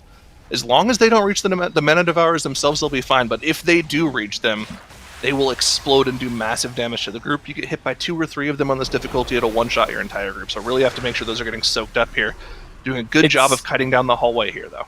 Yeah, kiting down the hallway is like really good strategy for this dungeon as well, because like the balls do something weird in this hallway where they'll just like shoot out, and it's something due to the texture of the room. They won't like come back and contact the Devourers in any meaningful way. Of course, you're not going to be able to get the damage gain from those orbs, but at the same point, they're not going to hit the Devourers, which I've seen a lot of groups on live wipe to these mobs, and so I would highly recommend. Ooh, one orb go off? If you want to tip for your keys at home, just kite these mobs down the hallway. 1 orb goes off, they almost wipe, but that's the only orb that even shoots out of these Mana Devourers. Now they are bolstered pretty high, but they're basically dead. So this is looking pretty good for Monka. This is 3-chested. Yeah, they're 3-chesting this for sure. I believe. Okay, now the next part is harder to keep, making sure you do the invis skip properly. Okay, if you're a hunter and you try to camouflage this, just know you're going on the list, because you cannot, like, I've never seen a hunter be able to camouflage it. I suspect it is possible in some world, but you need to make sure that you just save invisibility potion. What is wait, is the gateway for the camo? The gateway might be for the camo. I think you can camo with the gateway. It looks like they just don't have their potions up. Okay. Well, they have plenty of time on the 3 chests, so it's okay for them to save here. Let's Mason see, just though. big shot there. Echo did +3 their junkyard, so they have that 33 available if they want to go there. But what's going on for Monkey here? What are they doing? You have to get this skip. Maybe Mason waits 25 seconds for his potion or something? Are they just waiting on potion? That has to be what it is. Oh, RX, I don't think had his potion. Oh no. Oh, no. Now Mode is dead? Oh, God. They can battle res him, that's okay. Yeah. They battle res mode. Skylark battle res is mode. Is Skylark in combat too? He just took damage. Oh my god, Oh, the Fel no. Orbs from the Pyromancer on the chessboard too. They're Crims can't live this anyways. It doesn't matter. Like, even if he's out of combat, he's gonna die to these orbs exploding, I think. It may kill Okay, Concede even. I didn't doesn't mean go to Invis. jinx them at all, but skipping this with Invis is actually really annoying to do. Is Mode out of combat though? If he's out of combat, they're fine. Yeah, he's out of combat. They so got a get soul battle stone on res. him. But he Three may not chests is be getting a even be able little to- bit tricky though. I don't think they're going to 3 chests now. That's so bad. Yeah. Do you zone out? No, You no, I don't you think have you to can. finish. Yeah. Well, you don't have to. Did they even Well, get maced in with the that's res? true. They You didn't. could just- They didn't get maced in with the res. He has to go res again now. Maybe you do just go again. I don't think You know, you. Can I we go? don't Can we go think- back to Monka here? I want to see what their timer is looking like. I don't think you. This is rough. I don't think you. He has go to get a out. res from down here, which is like impossible to do. I mean, they were definitely in line to. Uh-oh. Those are gonna hit him. Gotta keep moving. Yeah. You know what's funny? There's actually a corner in the top right with where the spider webs are. That's gosh. out of line of sight of all the bats that you can actually get a res Okay. from.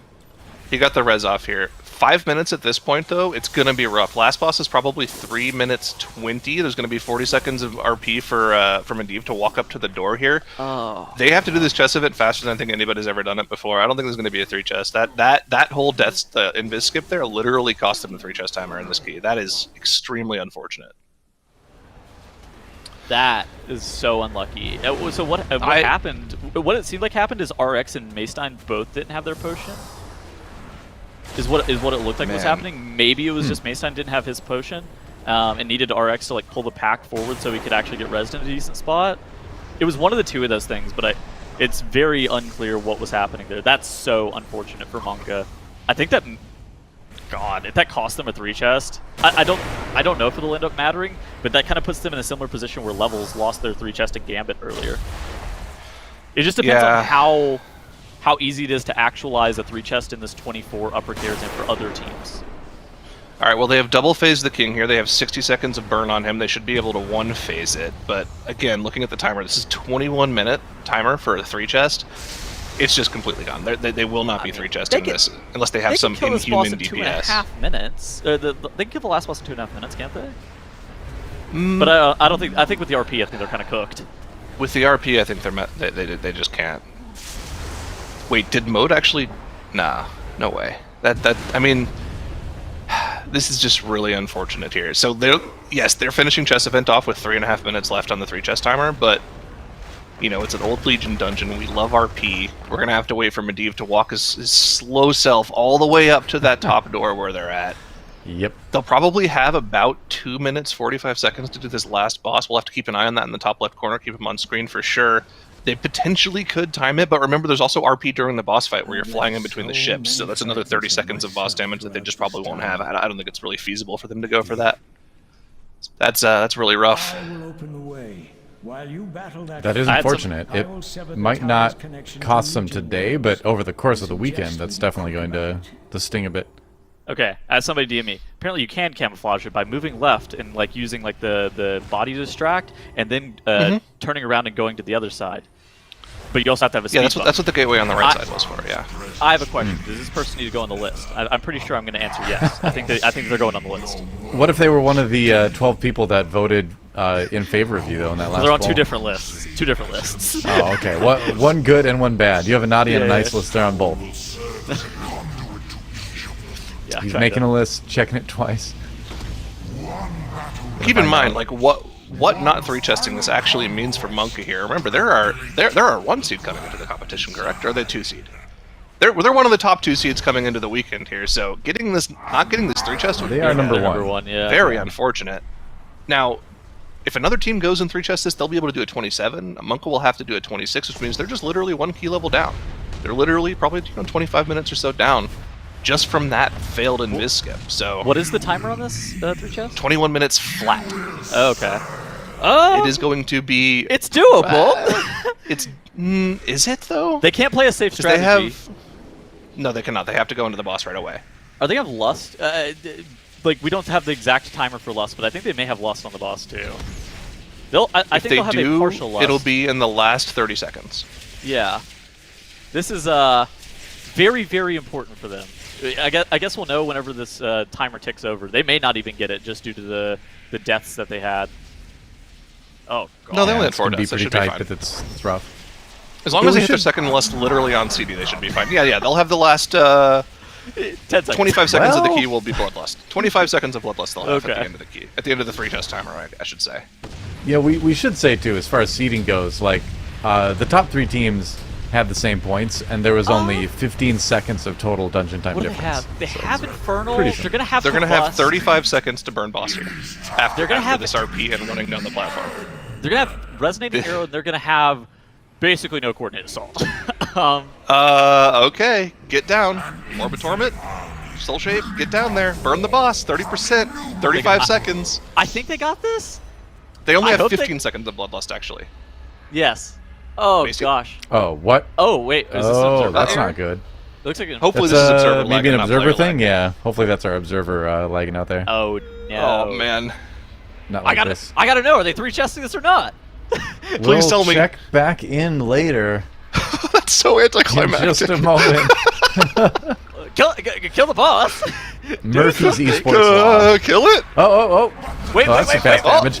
They got it. Ah! Okay. All right. Listen. There we go. Hey, I'm happy for them that they got it, but man, they are extremely lucky that the key timer is as lenient as it is. That is a huge bailout moment for them, and it's actually so huge for them to still get that 3 chest after all of those mistakes. That is, man, I would actually probably take like 5 minutes of my break after that key if I was them, just to like take a breather, because that was really unfortunate. That was intense for us, too.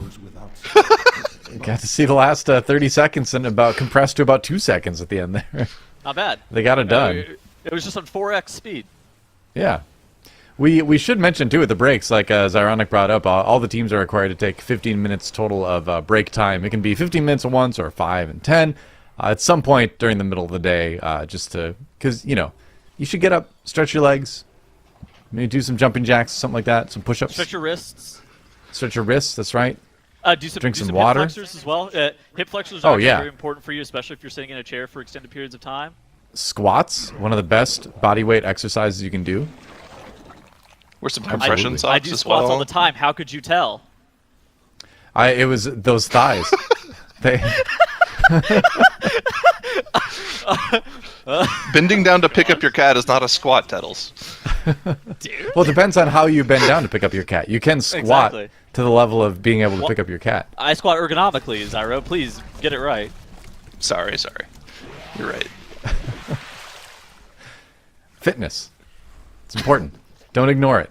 Think about it this way. You can either have the pain now man. of working out or the pain later in life from not working out. Make your choice. Exercise talk with Doa. You know me. I've got the biggest And your muscles in host- esports. Doa. That's right. What's up? My quads are intimidating. Oh no, Doa. I'm so scared from your quads. I'm gonna have to step out. On that note, I hope you guys have a great rest of your casting session. I'll I be warned back you. Later. I was I going to warned both say, of them. what is going on here, you guys? Welcome back. No, That's right. Listen, don't worry It's a about swap. That's, yeah. Irrelevant. It's time to move on to our next casting group of Nagura Makes and Zyronic. Zyronic is sticking around. You can inform them. it. Yeah. So we just saw think I Monka wanna be barely informed. 3 chest hit. Well, I'll take anything over a Moonkin. So, Thank God and I'm Nagura's Warlock technically there. a warlock now. So Nagura is reformed. you're welcome, Yeah. Nagura. And you know what makes you give us the magic damage taken debuff, so you're okay too. Exactly. That actually, I play more DK these days. So for me, Oh. like when I don't give me saw anything. I don't like 'em. levels, wow. When I saw levels queue into their keys here, I found a new passion for a team that I didn't know about before. And for me, today is all about them making it through, okay? I don't care about anything else, but I don't want levels to get eliminated. They came in 6th place, so it is usually very likely that they get eliminated first, but my goal is today to make sure they won't, okay? That's my self-set goal for this day. What's your plan to I help don't them know. achieve that goal? Just mental support. Happy thoughts. Message them. You should message them in game. Like, motivational No, quotes. you know how people are always like, oh, it's a caster curse, it's a caster jinx. I will do none of this sort, okay? I will watch them. I will not comment on them, doing something. I'll do happy thoughts only. Can't believe these casters are so biased, man. It is unreal, as usual. Alright, so it does look like Echo is actually doing the 33 junkyard that some of the other teams skipped on first. Like some teams re-chested the 30 and then decided to go to different dungeons first before attempting the 33, because 33 tyrannical is of course pretty difficult. We've seen last weekend almost all teams managed to do a 35, but for last weekend it was actually 45, and I would say that tyrannical is a bit more difficult. The bots also stop scaling from 30 onwards. That means that their bots are the same strength as they were in their plus 30. And we'll see how they're going to be doing. Oh, they are doing the 33. Okay, cool. I noticed they 3-chested the 30 while we were watching that upper Karazhan, but it kind of fell by the wayside as we watched Monka actually manage to 3-chest what... They didn't deserve that 3-chest, let's be honest, but the fact that they were able to pull it off was pretty spectacular. But yeah, Echo, they're about halfway through this 33 already. Obviously, probably not going to 3-chest it, but all you really need to do is get the 2-chest here so that you can attempt the 35 later on. And they're definitely on pace for that.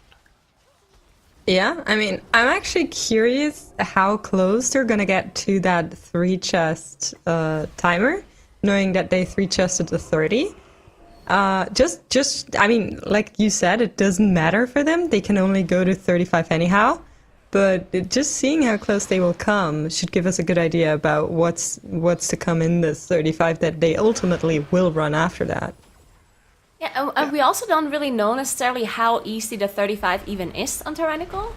Because the 35 and 45 seemed easy enough. One team didn't manage. One team only managed to do the 34, right? So even the 35 and 45 wasn't that easy, and Tyrannical definitely makes it a bit harder. So we don't know how easy the 35 is. And I guess technically it's possible that maybe the teams are not trying to do the 35 today.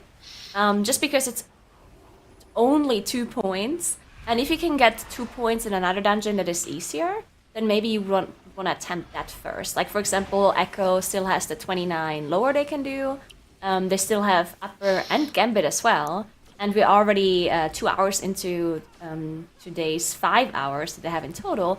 So I guess it is technically possible that they're not going to try the 35.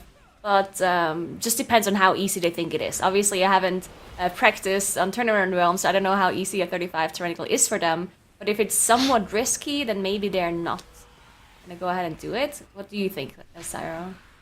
I have a little bit of information on that. So I remember, I think it was Tettles who gave us this information, so take it with a grain of salt. But he's usually pretty good with team information. Apparently teams were practicing Fortified Tyrannical Junkyard during their session practice, and they were able to time Fortified and Tyrannical at the same time. So I don't think living the Tyrannical bosses is going to be too difficult for them. Obviously, they can swap to cheap death trinkets, they can put a little bit more verse gear, they can probably even take the verse buff from the dungeon, right? The whole idea is that you just want to live the dungeon and you let the zap bots do their thing. Even though they're lower scaled, they'll still pretty much kill the dungeon for you. So they should be able to live through it just fine. We'll probably see some dark tech coming out from the teams just to be able to do it. But I don't know if it's the kind of thing that's still one-shottable like it was on the Fortified last week, because the bosses do get pretty dangerous, right? Yeah, and if you think that you're going to be wiping, or if there's a high possibility of it not going well, then I think there will be other options that are better for them, considering how close the timer is today for all those 4 dungeons that they have to do. Oh, Thunder actually going down for 3 pots and speed on the top right. I don't think they necessarily need a healer here, so they're just going to continue without Thunder, I think. They're getting him. Not ideal. He got hit by the bishop there. Yeah, so the bishop, if you guys don't know, it does diagonal lines. Thaner didn't know that here. That's why just he got like hit. In chess. So you can dodge just like in chess, exactly. Actually, coming back to that Echo and the 35 thing, my idea is kind of like you have 6 dungeons that you will have to have locked in by Sunday. And it would feel pretty good to be done, or like mostly done, with 1 dungeon on the first day of the tournament, right? It would just be like a dungeon where you have the most points, and you probably don't need to go back unless you're tied with a team for like our second tiebreaker or third one, I think, where it's like overall dungeon speed. And even then, maybe you're not going to go back. So just finishing up that workshop feels like very rewarding to me.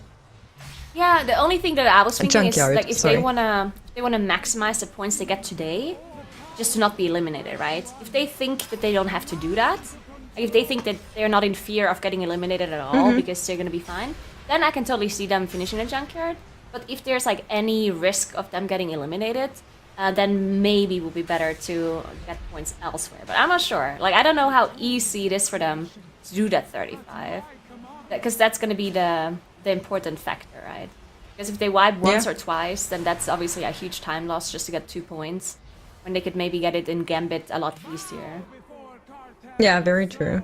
I think in general, from what we've seen last week, it shouldn't be too hard.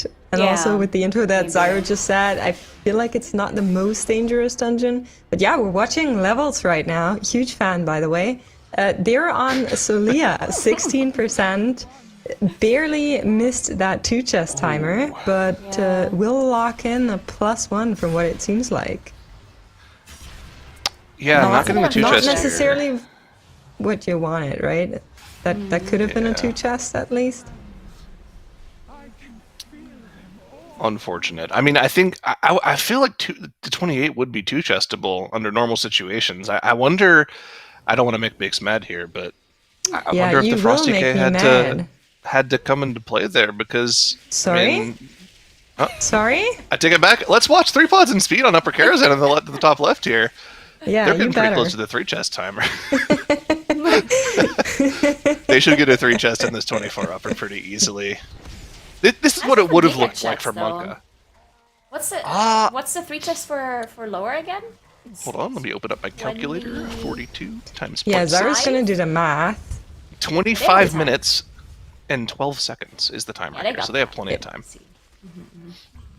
It's also fortified, so a 24 non-tyrannical boss shouldn't take them too long. They're just gonna wait for the repetence and then gonna full send cooldowns, right? We'll see it melt. Yeah.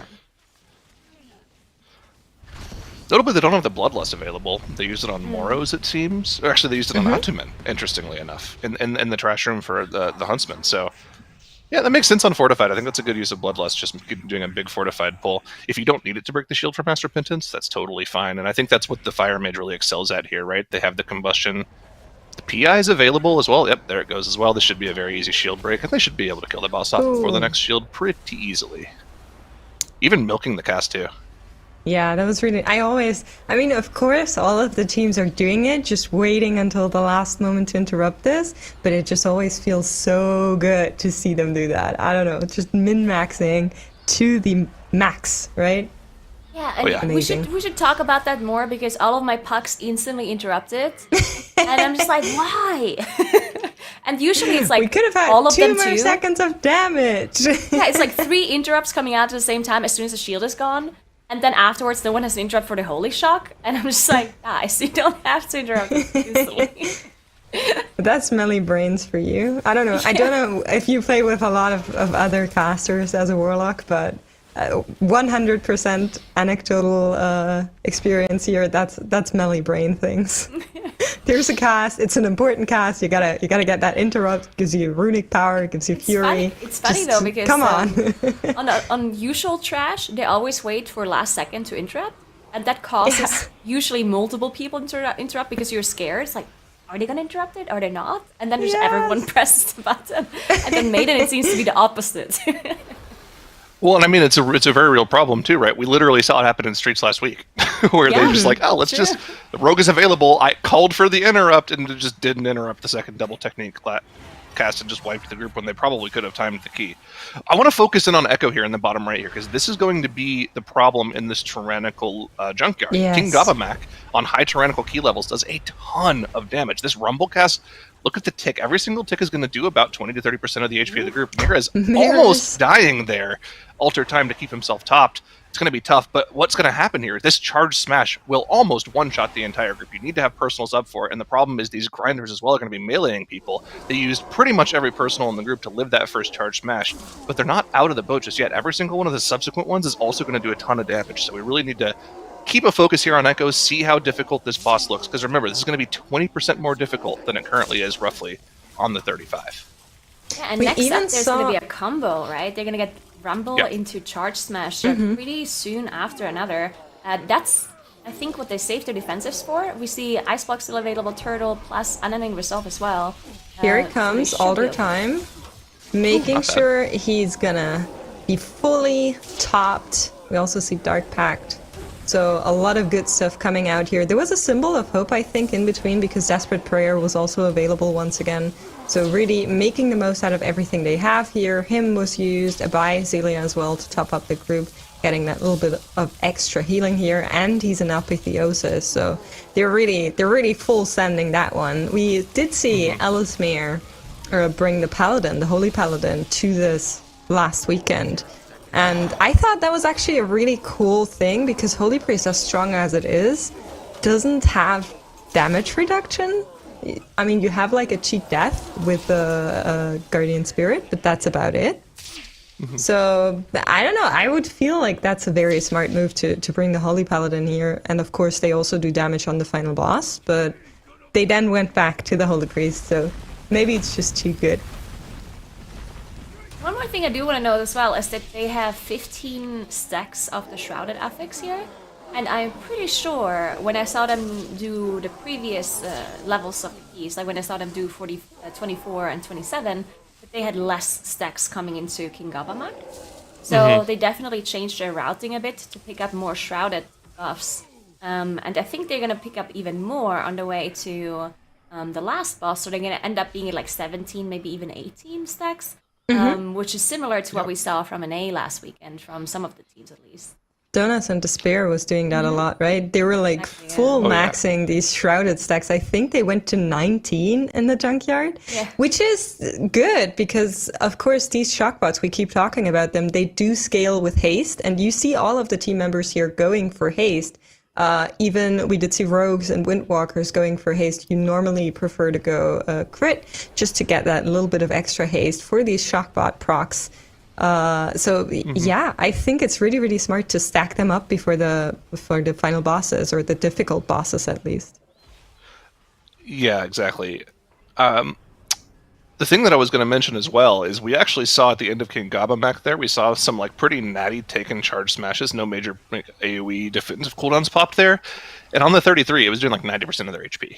On a 35, that'll one-shot them. So we'll have to see if they make any major swaps in their gear. I remember I was watching Asuna, the mage for Ambition, a little bit after the competition, and he was saying that on his mage, he had different gear sets that he was playing for different level of keys. Like on the lower key levels, he would just play like his normal damage gear set for mage, which is pretty haste and mastery intensive, but had like maybe 10-15% verse on it. But for the higher level keys, especially the higher level junkyards, he would swap to a set that had 27% verse on it, which meant he just had a 13.5% damage reduction on him all the time. That's a lot of damage reduction to have on yourself just for putting on a different gear set. So you can really like tailor your gear for these higher key levels just to make sure that you are a live lord essentially.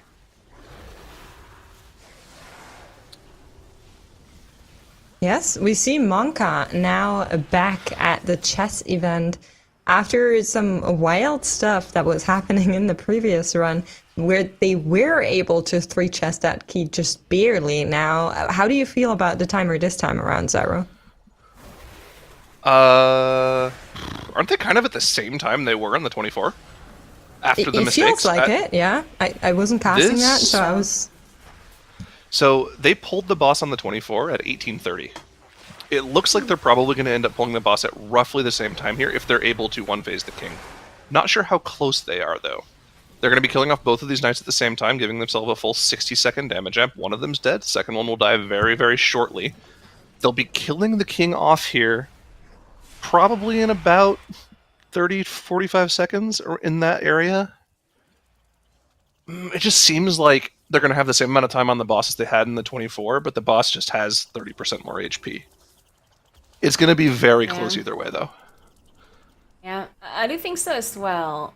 Like, we'll see, though. I guess it's possible, technically. Now, I don't know how perfect their run was. They definitely have 0 deaths. It also looked like the skip was really nicely done as well.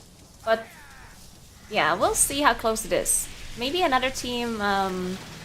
if they can't reach us, and it's possible, if they're really close, that maybe another team can reach us as well. That would be insane to reach us an upper. I think at 27 upper. I think that would be such a big time gain. Now, Oh, yeah. looks like Echo is definitely not 3-chesting the 33. Again, it doesn't really matter because on the tournament realm, the keys only scale up to 35. That means you don't need a 3-chest. It would be still good for timing if they decide not to do the 35, because then, of course, the timer matters if there would be another team with the same score, in case they would be, scared of getting eliminated, which, honestly, I don't think that's going to be the case for Echo, so I don't think they have to worry about that too much. But I'm still interested to see if they can one-face the 33, because it is tyrannical after all, so that's why, again, they're playing the mage with the renormalizer being sheeped on the side, get the damage increase. And they save Bloodlust as well, so I assume they are one-facing. Otherwise, they wouldn't be holding on to their Bloodlust for that long. But, yeah, they even held it during all of Gobbamak and so on, where you would normally want to use it if you're not trying to one-phase, I think.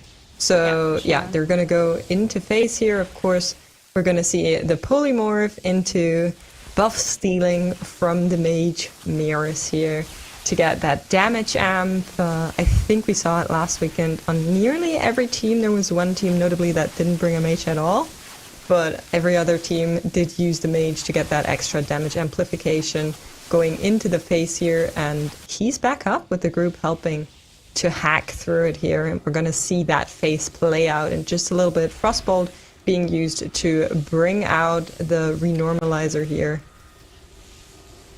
Yep, and of course they have to interrupt the shrink make him cast. and get the enlarge. Yep. Here it is. Gonna get spell steal. Demo, I didn't even realize. Yep. We saw a lot of just for pure boss damage. Destro in Junkyard. Now let's take a look. It would be nice if you can see. There we go. So the HP is a bit higher than the Haywire cast actually.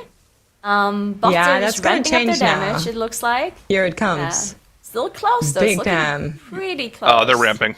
They're fine. It's They're fine. easy one It phase. does take. So not sure once how that cast easy. is over, there's going to Easy be one like a phase. small second where it loads up the coils, so they can still do damage here, and it Touch of Death? should be just enough. There we EU go. touch of death. Yeah. EU It touch of death. They got it. It wasn't. That was not super- easy at all though, and I'm pretty sure That the wasn't even 35 close. The 35 That wasn't is even not going to be close. one-faceable, right? Like, Yeah, there's you no have way- to two-phase the there's no 35. way. Yeah, 35 You have to two-phase is the 35 for two-phase, sure. Looking at a Monkey here, they're going to hit the 2-chest timer here any second now, and there it is. So, not going to 3-chest this. 7 minutes to 2-chest though, so they'll be getting the 2-chest here. They'll be able to go on to 29. I imagine they'll probably head off to the last dungeon that they don't have a score in before they do the 29 or attempt the 29. Maybe even push up the Junkyard instead, but solid to get the 3-chest and the 2-chest here in this upper Karazhan. That's This can probably actually be pushed a lot higher.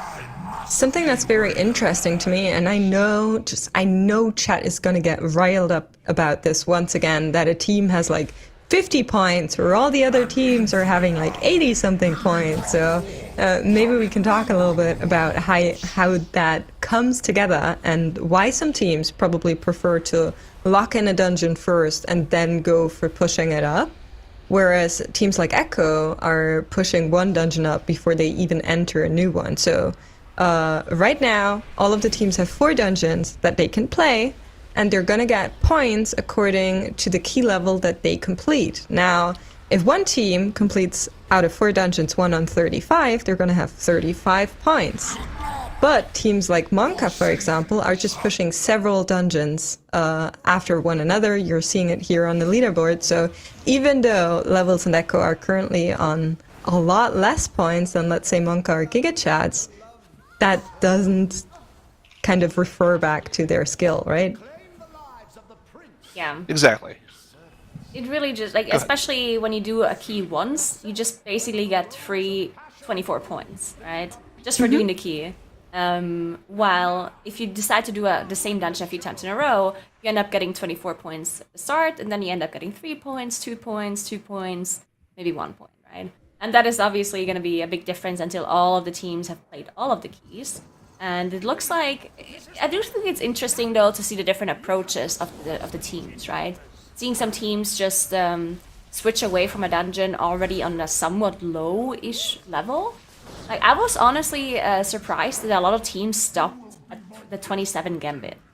That was something that I thought was surprising, but I guess the only thing that I can imagine why they did that is because they want to maybe play a different like strat or a different comp for the 29. And then they decided, okay, if you're gonna spend the time switching to different characters, we might as well just like do a different dungeon first. That is a bit easier, possibly. That's the only thing that I can think of. That, So- Also, 29 is Sure. kind of where things start getting a little bit more dangerous, right? Like, if you start pulling giants for extra trash, and you maybe let, like, one of the cries go off from the Murlocs, you can start to have problems on those trash packs. So, it makes sense to just get the really easy key levels out of the way. Oh, that was rough to see for Depleto Patrol. Depleto Patrol, no. Unfortunate. They have plenty of time, though, to 3 chests still. They Not too do, big of yeah. an issue. It's just it makes sense really, to get I the was easy key levels out. excited to see that tech, and then it didn't work. But yeah, so to me, it's a little bit like those teams didn't know the affixes and keys that they were getting prior to the start of the tournament today. So maybe going into the dungeons first and just doing one run. Oh, Shelly getting shrinked here. Is their way of trying to say like, okay, let's see how these affixes feel out, and we're gonna get a 3 chest here regardless. And then once we have every dungeon on the board, we're gonna come back with like a plan, because all of those teams, as said before, have a break to take that they can use to like speak strats and plan, or just get a coffee and a breath of fresh air, whatever they want. Yeah, and one thing I quickly want to note is the Depleted Patrol, of course, getting that +3 in the junkyard just now. But I saw that I think they had 14 or even just 13 Shrouded stacks. So that is also something that they might want to change up once they do the higher, like 30 and 33s. Something that we saw Echo doing as well. We're just having different rounds. And that is something that I think the EU teams probably improved on after seeing last weekend. Because they saw that the key levels are starting somewhat low for them, right? Where they can 2 chest a lot and even 3 chest possibly. So maybe they were, after watching that, they realized, okay, maybe we should optimize our lower key strats a bit more to really guarantee our 3 chests, our 2 chests. Because we see so many of them today. And I think it makes a lot of sense that they maybe really change their routes, have different kinds of setups, different routes, depending on the key level, to really guarantee like the kind of riskier strategies to play on the lower keys that are more efficient. And then on the higher keys, they go for the safer routes with more shrouded mobs that maybe takes a bit longer, less efficient, but at least you guarantee getting down those upper levels. Now, GigaChat's actually in the top left.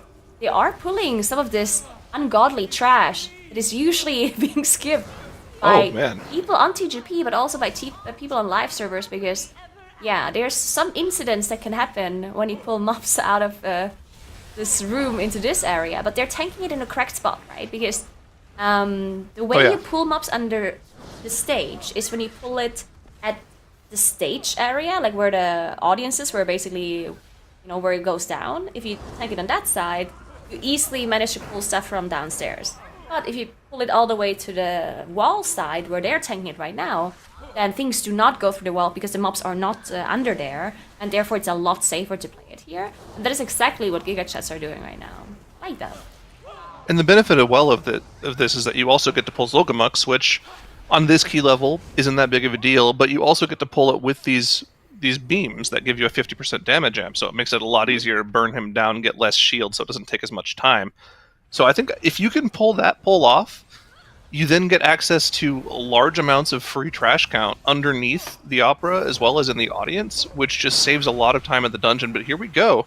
GigaChad's going into that Zolgamux pull, and the second those light beams come out, you're going to see every single DPS player flock to them instantly, get a huge damage amp on themselves, and they'll be able to burn down both Zolgamux and the trash very, very quickly. Now, have you guys been watching the lower Karazhan runs today as well? Because there were a lot of changes to the dungeon this week, and I wanted to talk about that a little bit. They changed a lot of the trash count in here. They made the ushers a lot more count. They removed a few of them. For some reason, they're still not pulled, though, because there's just so much other count to get here. The most notable trash mob that I think that has been changed, though, is the Phantom Guardsmen. They used to do this really annoying thing if you pulled a lot of them, which was a shield smash, which would stun whatever they hit. So your tank had to constantly kite around, and it was really, really nasty to pull a lot of them. But they removed that ability from them. So literally all they do now is melee your tank. So if you go to Atum and the Huntsman, and then you go upstairs, you can probably pull that entire tower in 2 pulls, and the only thing you're ever worried about is tank damage. Your ranged players and your melee players are never in danger, and it is a ton of trash count that you can get very, very easily now. Sorry, Yeah, I'm that's laughing. That something, sounds like a challenge. I want to see it all pulled at once, to be honest. Get endangered there. That is something that I actually cleared on live servers a few times now. But the problem is that it seems a bit inefficient from pathing, because you could get there from a rose if you go through the kitchen. But the kitchen, I think that didn't really get nerfed. The kitchen is still pretty messed up with some of those debuffs on the tank. I did it anyway on live servers, so just going through the kitchen and then to the dapper room. But yeah, I think on really high key levels, you probably don't want to do kitchen. And if you don't do that, you have to go all the way around, go to Ataman, and then go up the stairs to clear that trash. And I think it's fine to do the trash, and it's definitely somewhat easy. But yeah, I don't know. Well, the hardest part of the kitchen is the steward, right? The one that stuns your tank when it hits 50%. So I think as long as you don't pull that, you're okay. Steward, and then you can also have the there's so many what are they called? The ones that put the 30% damage increase on the tank as well. That's a curse that's dispellable, right? It's a magic. Your mage can dispel it, so it's not too bad. I guess it is an annoying trash. When you think of all the trash that's available in lower care, that's probably more of the annoying trash. I guess you could Belter and Vis skip through the kitchen to Moros, but then you're committing a potion to it. I don't know. Food for thought. I like it as well, though. I like going through that area. So we did see Echo pull the spiders in Karazhan earlier. How do you two feel about that? Because for me, I mean, I know the spiders exist, but it's the first time I actually saw a team go for them, and I think it's because it's a quicker route, but do you think they're going to do that in higher keys still? Okay, so the thing with the spiders is that like the biggest reason why most teams completely avoid that area is because the spiders, all of them, has like a spider web or something, that is kind of a frontal towards the tank. It does an insane amount of damage. Like, it's actually really crazy. And the cast is super quick. It can be stunned, and it cannot be normally interrupted. It can only be stunned. And it's really, really fast. So most teams just have their tanks getting one-shot by that, if you pull a lot of them. Now, the thing that Echo did is they pulled a lot of them. The first spiderweb, they CD'd through with the tank just using a lot of CDs. And then the tank just kited around the corner while using Binding Shot. And then now was just walking in line of sight and out of line of sight. So whenever the cast went through, he was just lining it. And then they also used like DB and stun to make sure it doesn't go through.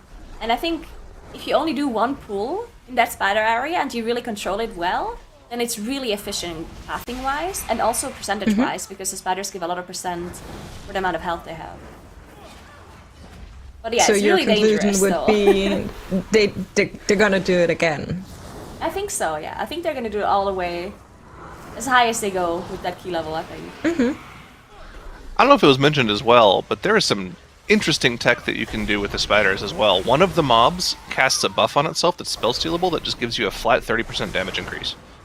Yeah. If you can keep that alive for your mage, it makes the rest of makes Maiden very easy. Like, are you sure that they're casting it? Because I sometimes see them just have it. Like, before you pull them, they already have it on them. I think So they I wasn't sure refresh if it they're on themselves if casting you spell steal it. Maybe, yeah. Yeah.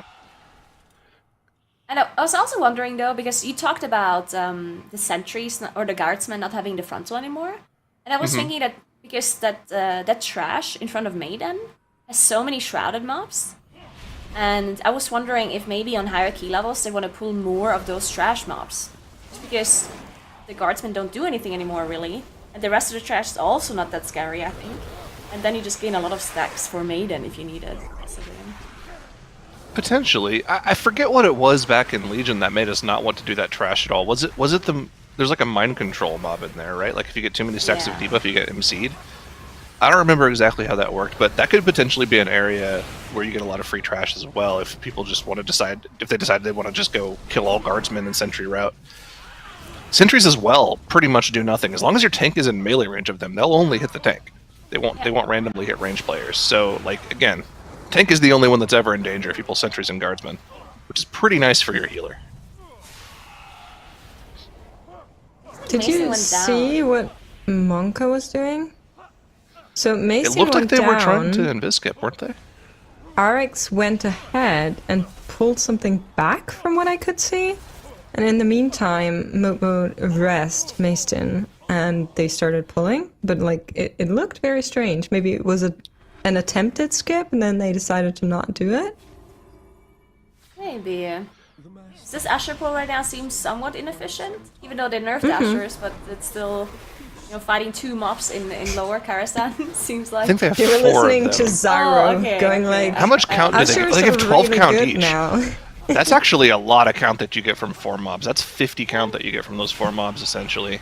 That's an eighth of your That's not count bad. in 1 pull. That's pretty good.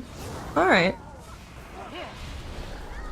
Actually, they only killed 3 of them, so it's 36 count. That's still pretty solid for, 30 One seconds. pull. Yeah. Yeah. One thing that I also Alright. want to point out about Sulgamux, because now we saw Monka pull Sulgamux. No, wait, it wasn't Monka, right? It was Gigachats that pulled it. Yeah. Yeah, Gigachats pulled a trash after the first boss that almost all of the team skipped. And then they got Sulgamux. But then we saw Echo earlier skip the trash after the first boss, and they still pulled Sulgamux with, I think, the Warlock pet. Because we saw Yeah, there was- Click staying up and then getting gripped down, and then they had Sulgamux there all of a sudden. So I think it was a Warlock pet somehow pulling it. Oh. Yeah. And I like that a lot if that really works out the way. But I'm not sure how exactly they do it, honestly, because the pet would also pull other trash on the way, right? So honestly, don't know how exactly they did it. That seemed really efficient. Yeah, like we only saw Clicks being up on the balcony next to the Yeah. stage in the opera hall, right? And then the grip going down and Sulgamux appearing. So maybe the next time we see them in the dungeon, we can try to catch what exactly is going on there. Because that's Oh, yeah. very Dratmus was interesting, saying it didn't look intentional, but then it also did because he did get Sulgamux out of it and nothing else. So yeah, we don't know exactly what's going on there just yet. Yeah. Yeah, we need to put observers in production on high alert. If Echo ever goes Let's back into go. lower, we need we need all hands on deck for that key so we can see exactly what voodoo magic they're doing. Because notably, Echo isn't streaming their own POVs on Twitch. Obviously, one of the highlights of the Great Push is the individual players all get to check out their POVs. So if any of you guys watching any of the streams want to check out one of the individual players for these teams, some of them are streaming. However, Echo is not. They are keeping things secret. So we don't know exactly what it is they're doing. So we really only have this quarter of the screen to really check out what it is Pots they're and doing. speed. They have 3 pot tenders proc here, plus speed going down actually. Speed going down again after getting rest. That pot is also about to no. go down as well. Soulstone being used. This is Okay, this is actually the best time to do it. Slacken already. He's still Is that person alive, alive? though.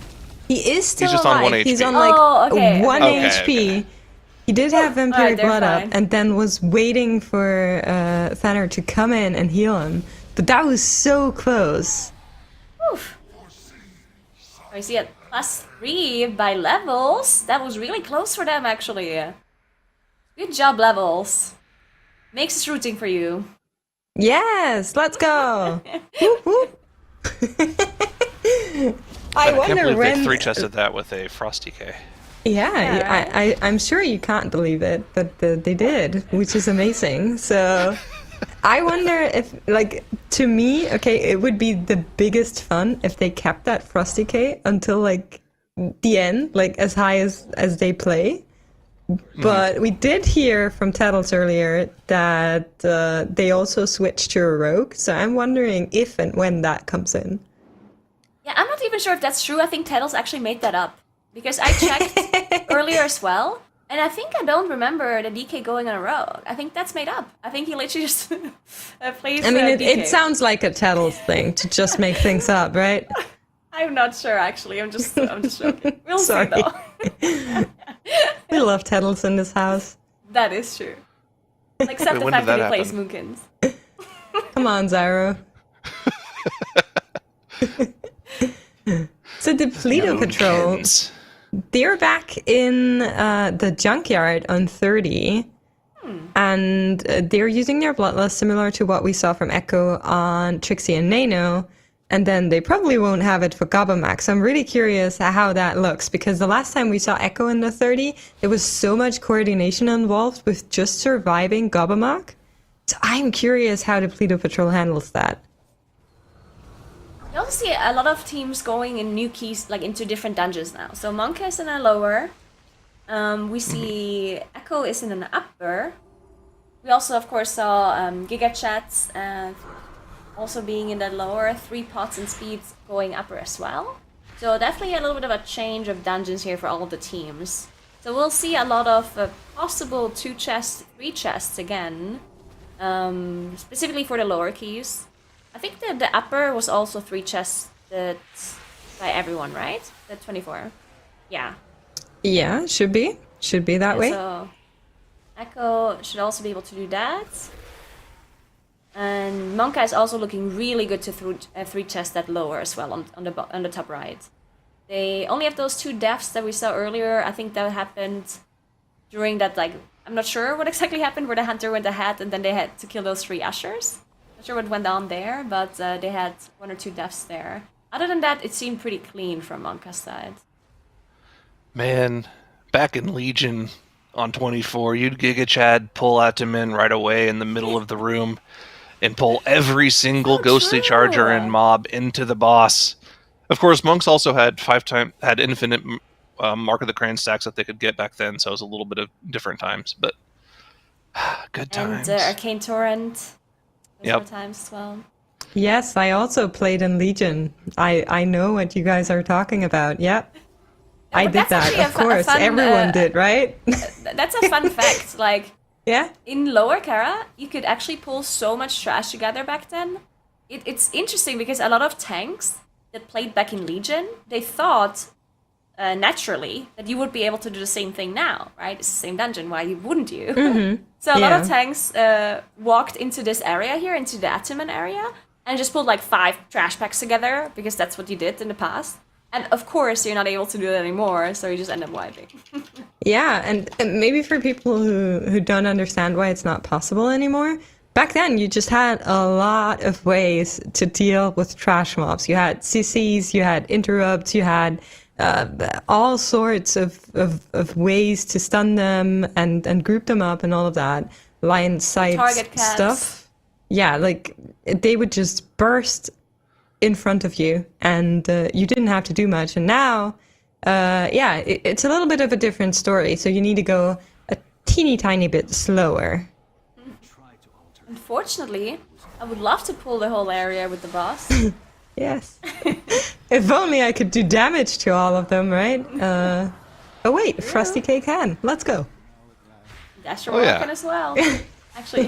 So let's do a quick little revisit of where we are on the screen right now. Echo is finished with Mana Devour and their 24 upper Karazhan. They should be on pace for the 3 chests. As a matter of fact, they're actually on the same pace that Monka was in their 24 until Monka had the Invisca problem, which Echo is just about to do. So if that goes well for them, they'll be on 3 chest pace easily. Monka onto Ataman the Huntsman. Of course, once they finish this, they'll have to make their way up to Maiden. Should be on pace for 3 chests. They've got 7 minutes left for that in their key.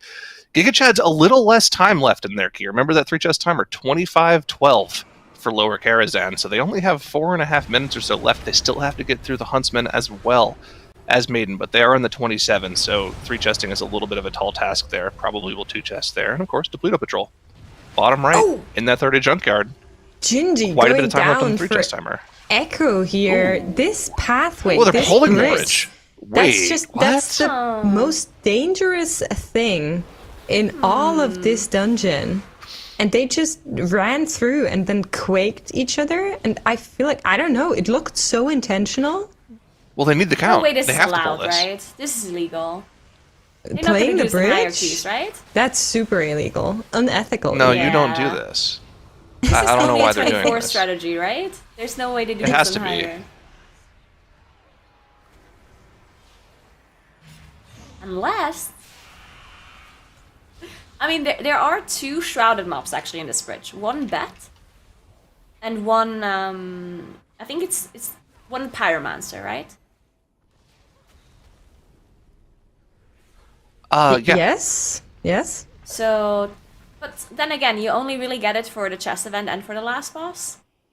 Which, you know, How much obviously the count is shrouded chess? mobs that you... I don't know. Hold up, logging on. They definitely. Let's find out. I think they definitely have enough. And if they don't have enough, they might pull the bet afterwards.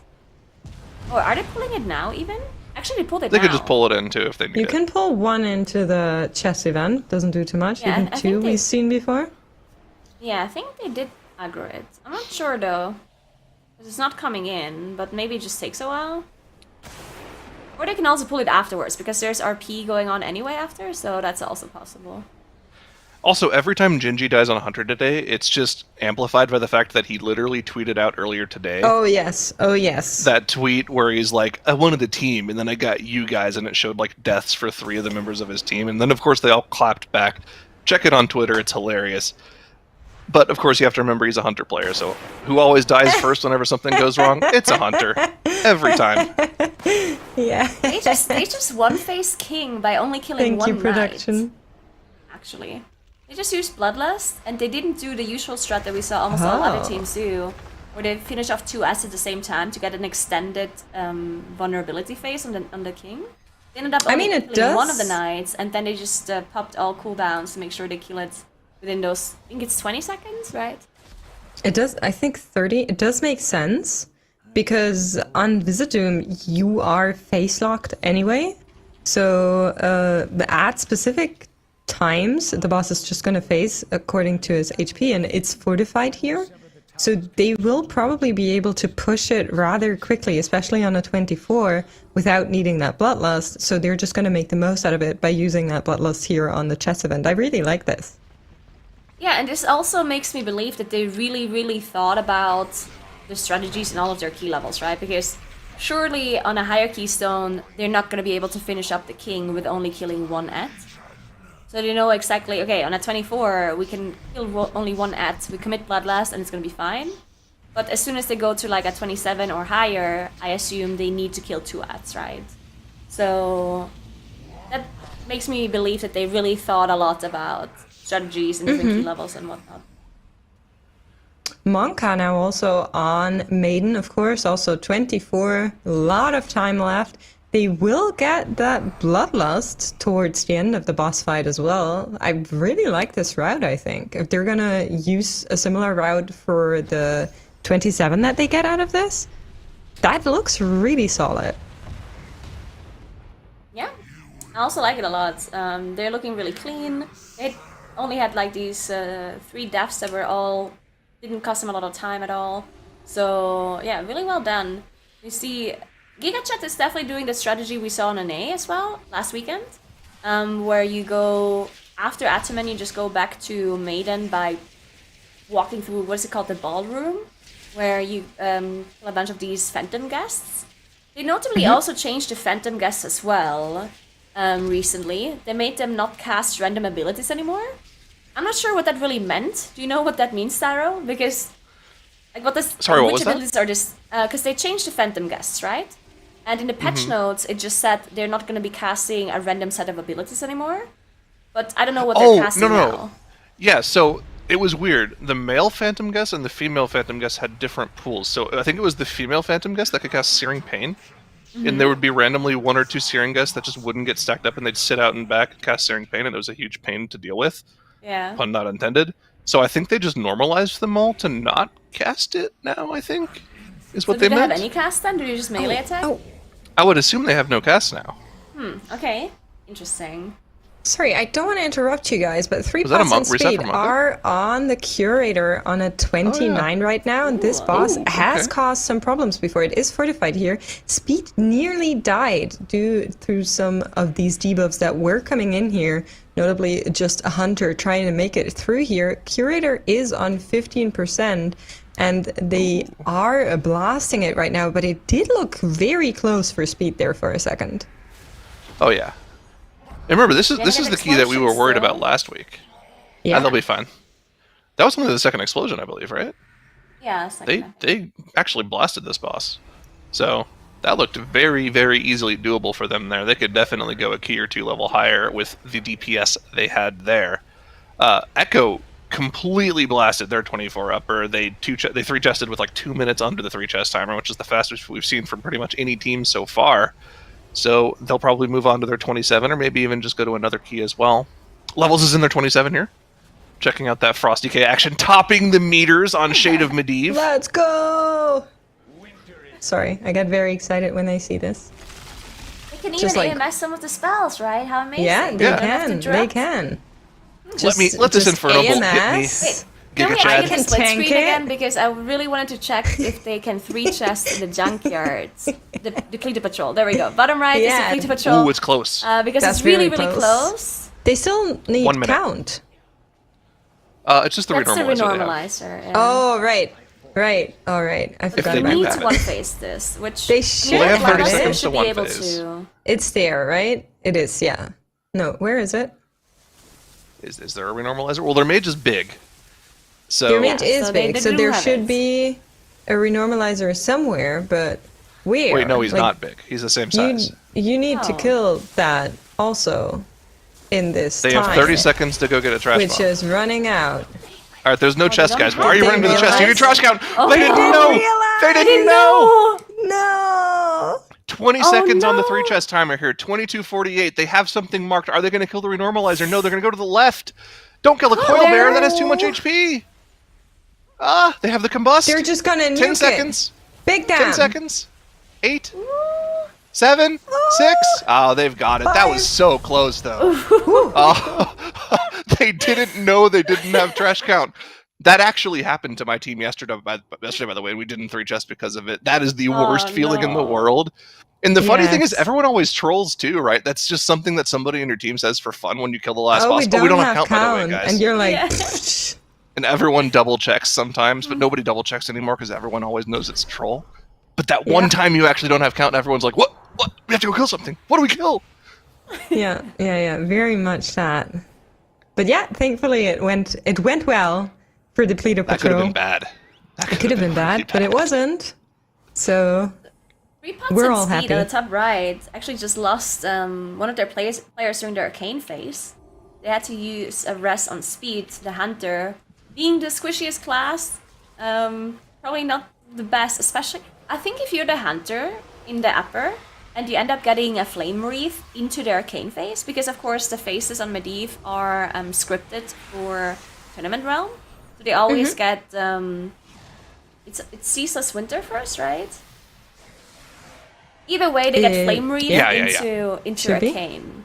Yeah, so it's like 2 back-to-back very healing intense phases, and I think if the hunter gets both in a row, then that is pretty scary. Here we go. The flame wreath is out. It's on the mage and the Not on the warlock. That's the hunter. easiest targets, I think. yeah, that's ideal. To deal with. Yeah, exactly. Yeah. Your mage can alter 2 ticks, help the healer out. They let a frostbite go off on the Oh, warlock. no. That's not ideal. He had the wall up, but now they're going to have to hit him out with an inferno bolt after the fact. But of course, the Oh flame wreath is well, already gone. it's just so a warlock. Pfft, Who have a needs question, them, though. right? man, Yes. Why does the flame wreath not get you out of still the ice here. block? Dr. Excuse Tarot. me?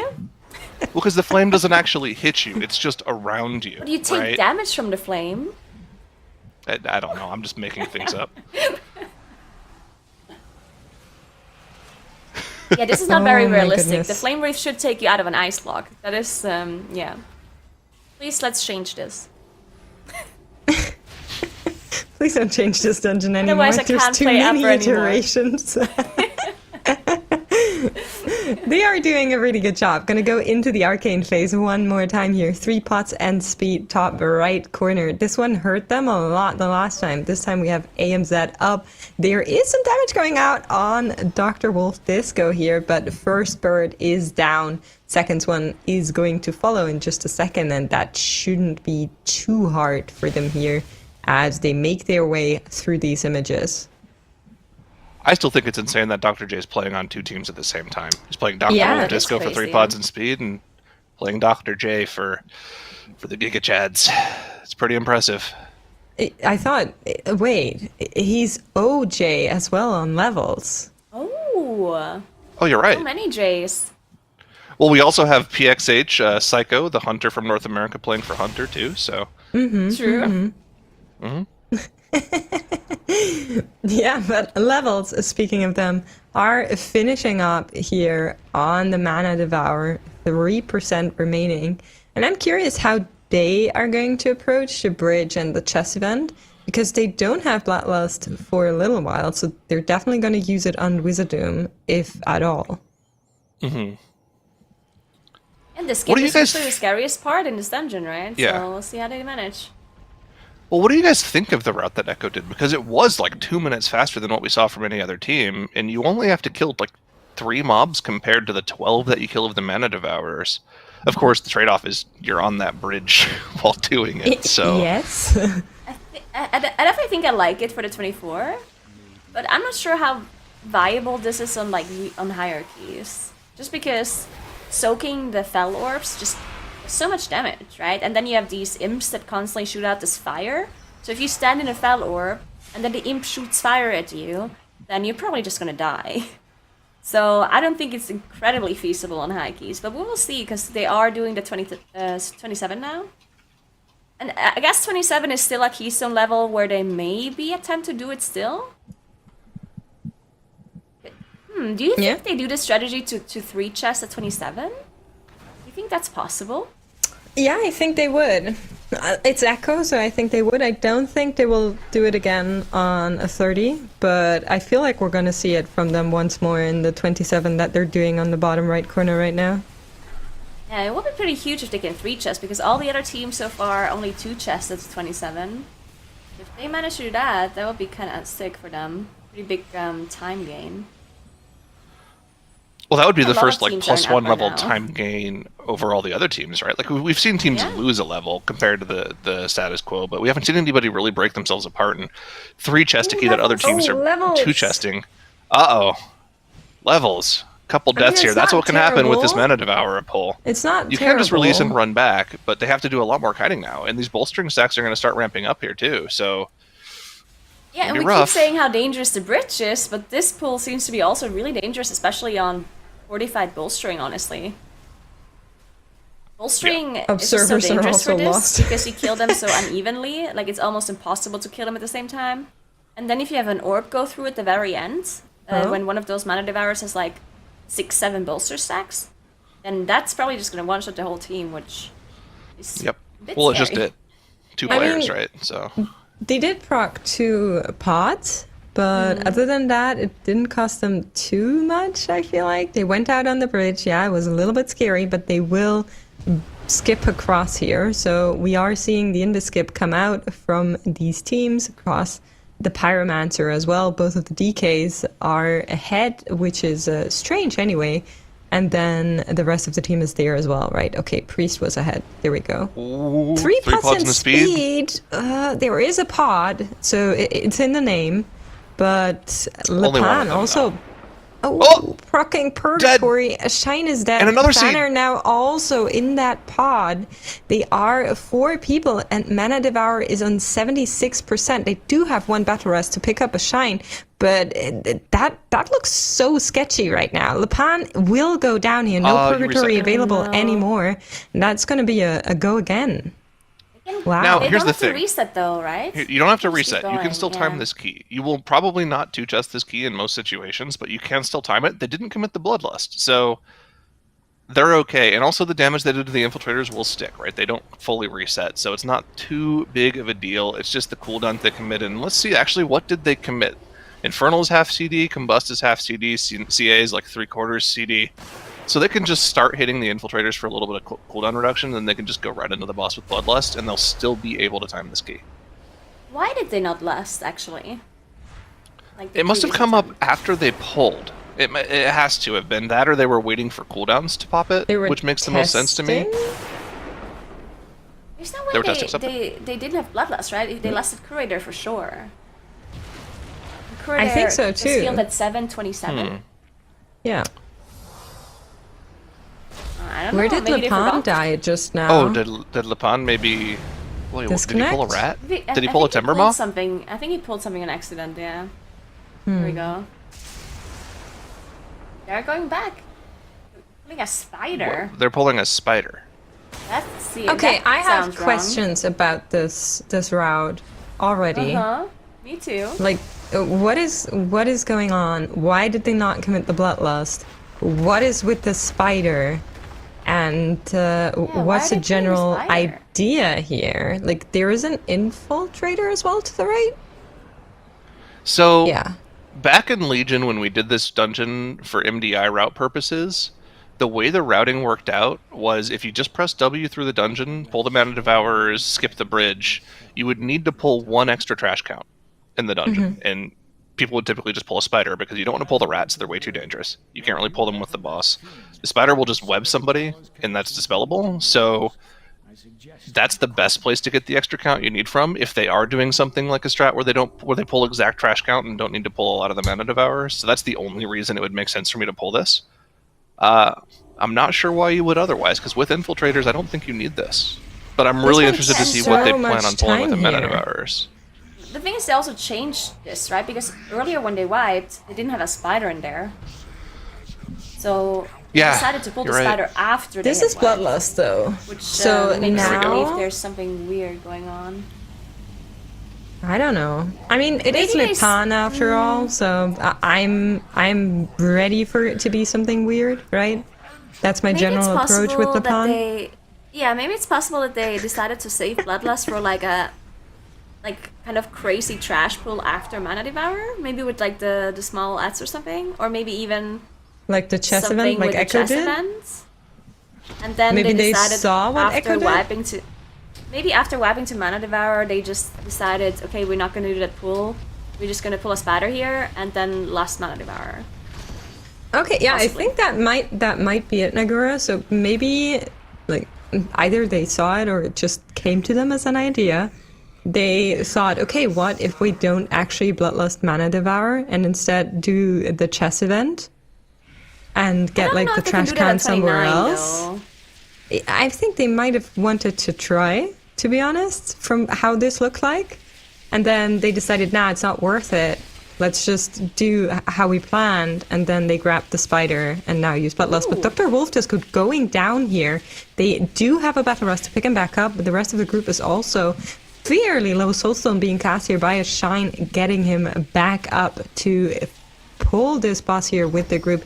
42% remaining. Of course, they're not going to make that 3 chest, which is now running out. Thanner on the Desperate Prayer, barely surviving here. But the boss man. doesn't budge that much. They need to really channel some more DPS here to get that boss out of the way. Can we get a full screen on 3 pods and speed here? It looks like Thanner's holding on to a 4 stack of that Unstable Magic debuff, and he was waiting for the AMZ from his tank to even help him out to get rid of those stacks. You can see he was taking so much damage from that debuff. Yeah, he still has 2 stacks left, and he's been, okay, just got rid of all of them, finally. Power Infusion is back up, but no cooldowns to really use it on. They have to make sure they soak all these orbs. Honestly, the boss's mana is pretty safe, so they probably don't need to soak all of these, and they'll be totally fine. But that was a want to very soak scary all moment of them, for a little though. while. Ooh, this is a Him crazy now run there. also Definitely coming doing it, out. looking back to. Wow. Whew. You All missed right. it, Doa. They had a lot of pods on the ground. I Not saw quite 3, that. though. I saw a little bit of that, yeah. And they should be able to finish off, but this run is definitely looking a little bit crazy here. But still in the run to get through. Seems like it's time to do a bit of a caster swap as well.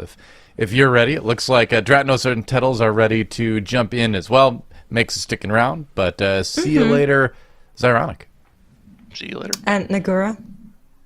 And Why do Nagura. you Oh, always- right. why All do right. you- See you Well, later, It's okay, too. Noah, it's okay. Goodbye.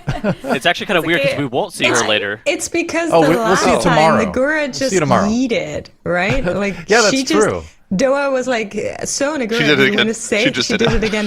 Nagura, do you I want to gave say her an something? opportunity And there last was like week. silence. So now she doesn't get a goodbye anymore. But yeah, Yeah. 3 pots and speed. I'm not sure if you guys were watching Tettles and Dratnos. A little bit of a wild route. Do you have any insights, maybe, on This is what the- happened?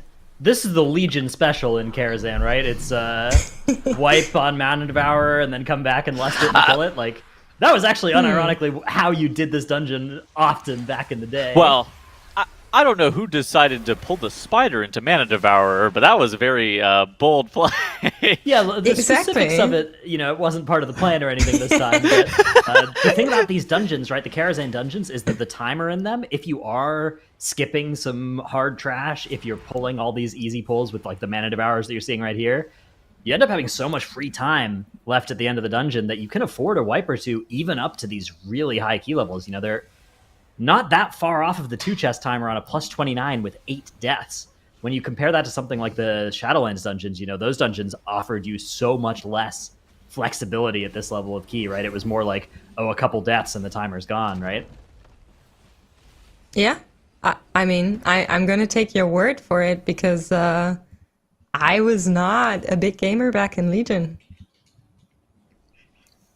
Legion is a great power expansion. was within you all along. It just hadn't been awakened yet. Yeah, exactly. I mean, to be fair, if this was Legion back then, I would have been so good because I was literally a Holy Priest OTP. But yeah, I mean, that's just how So wait, the you cookie did crumbles. play back then? I did play, but not well. I mean, I still don't play well, but like even worse, if you know what I mean. Giants, you have anything to say We're about gonna this? watch Echo do their thing now. Continue. I was pretty happy just letting Tettles. It seemed like you two were just kind of agreed on that we were going to be flaming Makes for a while, and Makes for some reason you were participating in that. I don't know. I just wanted to know if you wanted to jump in and participate as well. That's why I was opening the door for you. I mean, it was cool, but I don't know. I would have been interested if it had gone in a flaming Tettles direction, but not too we're otherwise, gonna get to that at some point. But yeah, I'm not sure if you guys saw Echo actually. When we saw them in a 24 year, they did use Bloodlust on the King at the chess event to just be done with it really quickly. And they also did something that we deemed unethical. They played the bridge here. So I'm curious if they're gonna do it again. Oh, this is really bad. So they're probably going to miss a 2 chest on this 29 because of that now. I think the 2 chest was probably already gone at this point. Yeah, but it's now. It was now they're done in kind of because one of wipe mana and they devour. are. Yeah, one Is wipe this and the a whole go dungeon's again? gone now. No. Or do you think they should keep trying? Because This is I mean, maybe they could do a +2. I This is think a high enough level to where you're you so would just far finish. into it. Okay, Yeah. why? Right. Okay. 'cause- They're doing the Infiltrator and the Slayer. This is fine. They had the Pyromancer into this poll last time we saw this attempt, and that was crazy. So the Pyromancer, it is doable, but you have to have your tank like really aggressively soaking the orbs to be able to get them soaked down, and they do a insane amount of just group-wide damage, and so your tank has to aggressively be soaking them.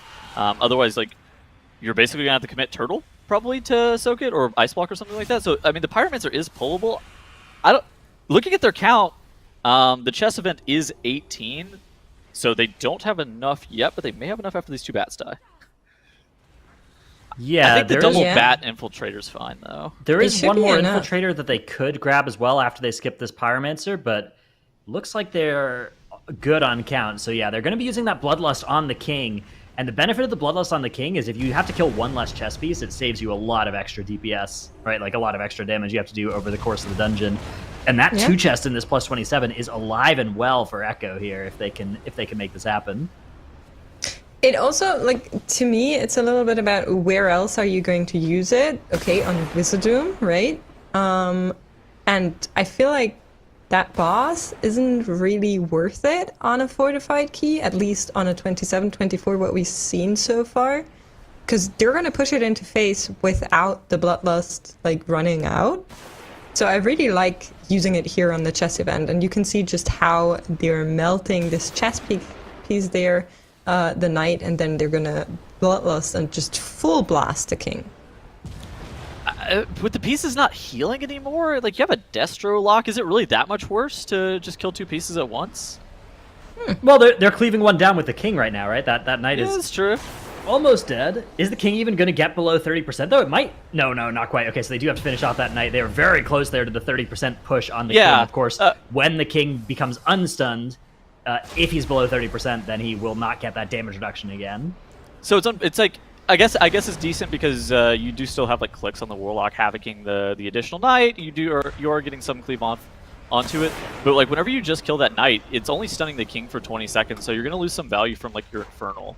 And so like you would really like to elongate that phase a little bit longer, which is why we saw Ambition last weekend. They killed 2 pieces at once. Again, of course the pieces were healing last weekend, so that's like an added variable that you have to kind of factor in.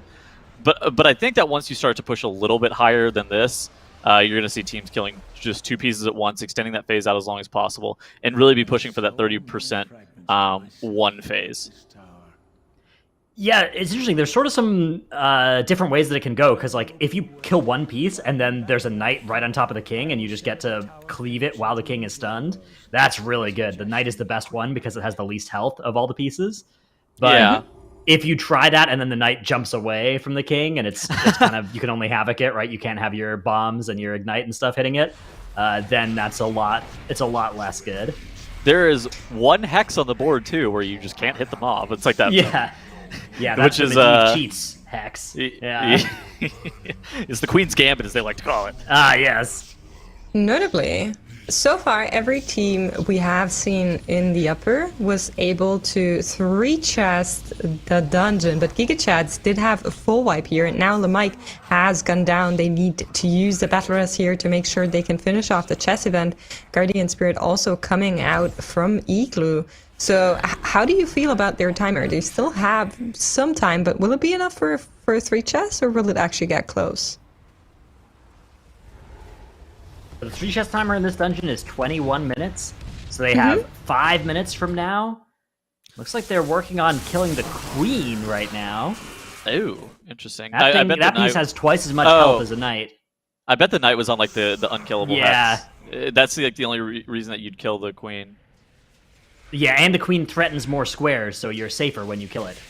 So, got to keep that in mind as well. It can move in various different directions. It can move in 8 directions. It's crazy. It's almost like this game that people play in real life. I'm not sure if you guys heard of it. It's called chess. Oh, the Queen's Gambit board game, yeah. Yeah, exactly. The Queen's Gambit board game. That got introduced into World of Warcraft. Yeah. It's so nice for indie developers such as Activision Blizzard to design this chessboard after such an unknown television show. It's actually a really good television show, but okay. Armor kit, Igloo. 3 minutes and 45 seconds is what we're looking at on GigaChads here to finish this dungeon and get that 3 chest. Yeah, despite that, it is a 24 fortified Vizdoom. I think they can get that done in 3.5 minutes, but I think it's a 2.5 minute fight. I think you're right. I think it's like a 2.5 minute encounter on this level, but they don't have less, which is like not a variable that you normally run into here. It's going to be super tight, though. I think that's. How bad would it be if they don't 3-chest it here? I think that would be our first failed 3-chest on a 24. Exactly. Right? Gambit Gambit failed by levels, right? Levels. Yes, thank you. But in the upper, that would be the first one that wouldn't be 3-chested. The only team that hasn't played the 24 yet is the Depleto Patrol. Every other team has 3-chested the 24 in upper. And now GigaChats are trying to 3-chest it, but we'll see how that one goes. But yeah, then it's a question of like how much time do you realistically lose by not 3-chesting it here? Is that going to put them in a position where they are battling versus levels to maybe get eliminated on the day? Like how bad is it reasonably going to be, the fact that if they don't 3-chest this? It's going to come down to the timer. It is going to be very close here. All right, Echo. Putting that 2-chest on the board in the 27, that is good news for them. And at this pace, looks like they have the damage to potentially do it on a 29 as well. Meanwhile, 3 pods, just completing the 29 is what's going to happen for them. But they should still be pretty happy to get out of there with the key going up after 13 deaths in this dungeon. I think for them, the fact that they're going to only 1-chest this on a 29 is totally fine, because the key level is such where it's like you expect mistakes once you start to push higher, especially in a lot of these keys that have intense survivability checks. And I mean, upper care is the one that if you're gonna have like a wipe in a dungeon, you probably want it to be upper cares in, because you don't have to immediately reset the key. That one and lower, but both of them very lenient on their timers. I'm sorry, I just made a shocking yes. Revelation? Discovery? Discovery is the word that I was so shocked I forgot how to English. But the Queen's 3 pods and speed exactly are able to finish their key here. And GigaChats are on the way as well. It's going to get so close for them as the timer runs in. 21, how many seconds? Igloo doing a little bit of a stutter stepping here. How many seconds just- on the 3 chests? I think it's just 21 21. flat, I think. Yeah. Flat, okay. Yeah, so Okay. 21-0-0. They should have the damage here, Giga Chads, to make that timer. Yeah, they have it. 45 It is- seconds. Yeah, the stabilized rift cast is gonna they're gonna interrupt it and stop the cast at the end there, but they should still then have another 20 seconds or so. Yeah, look at the boss just melting here. They You know, finished I'm that cast. always scared when it comes to they're gonna interrupt that cast, and it's really important that they do to finish the key. That Yeah. they don't do it. Well- but it all went well for Giga Chats, so I'm happy to see that.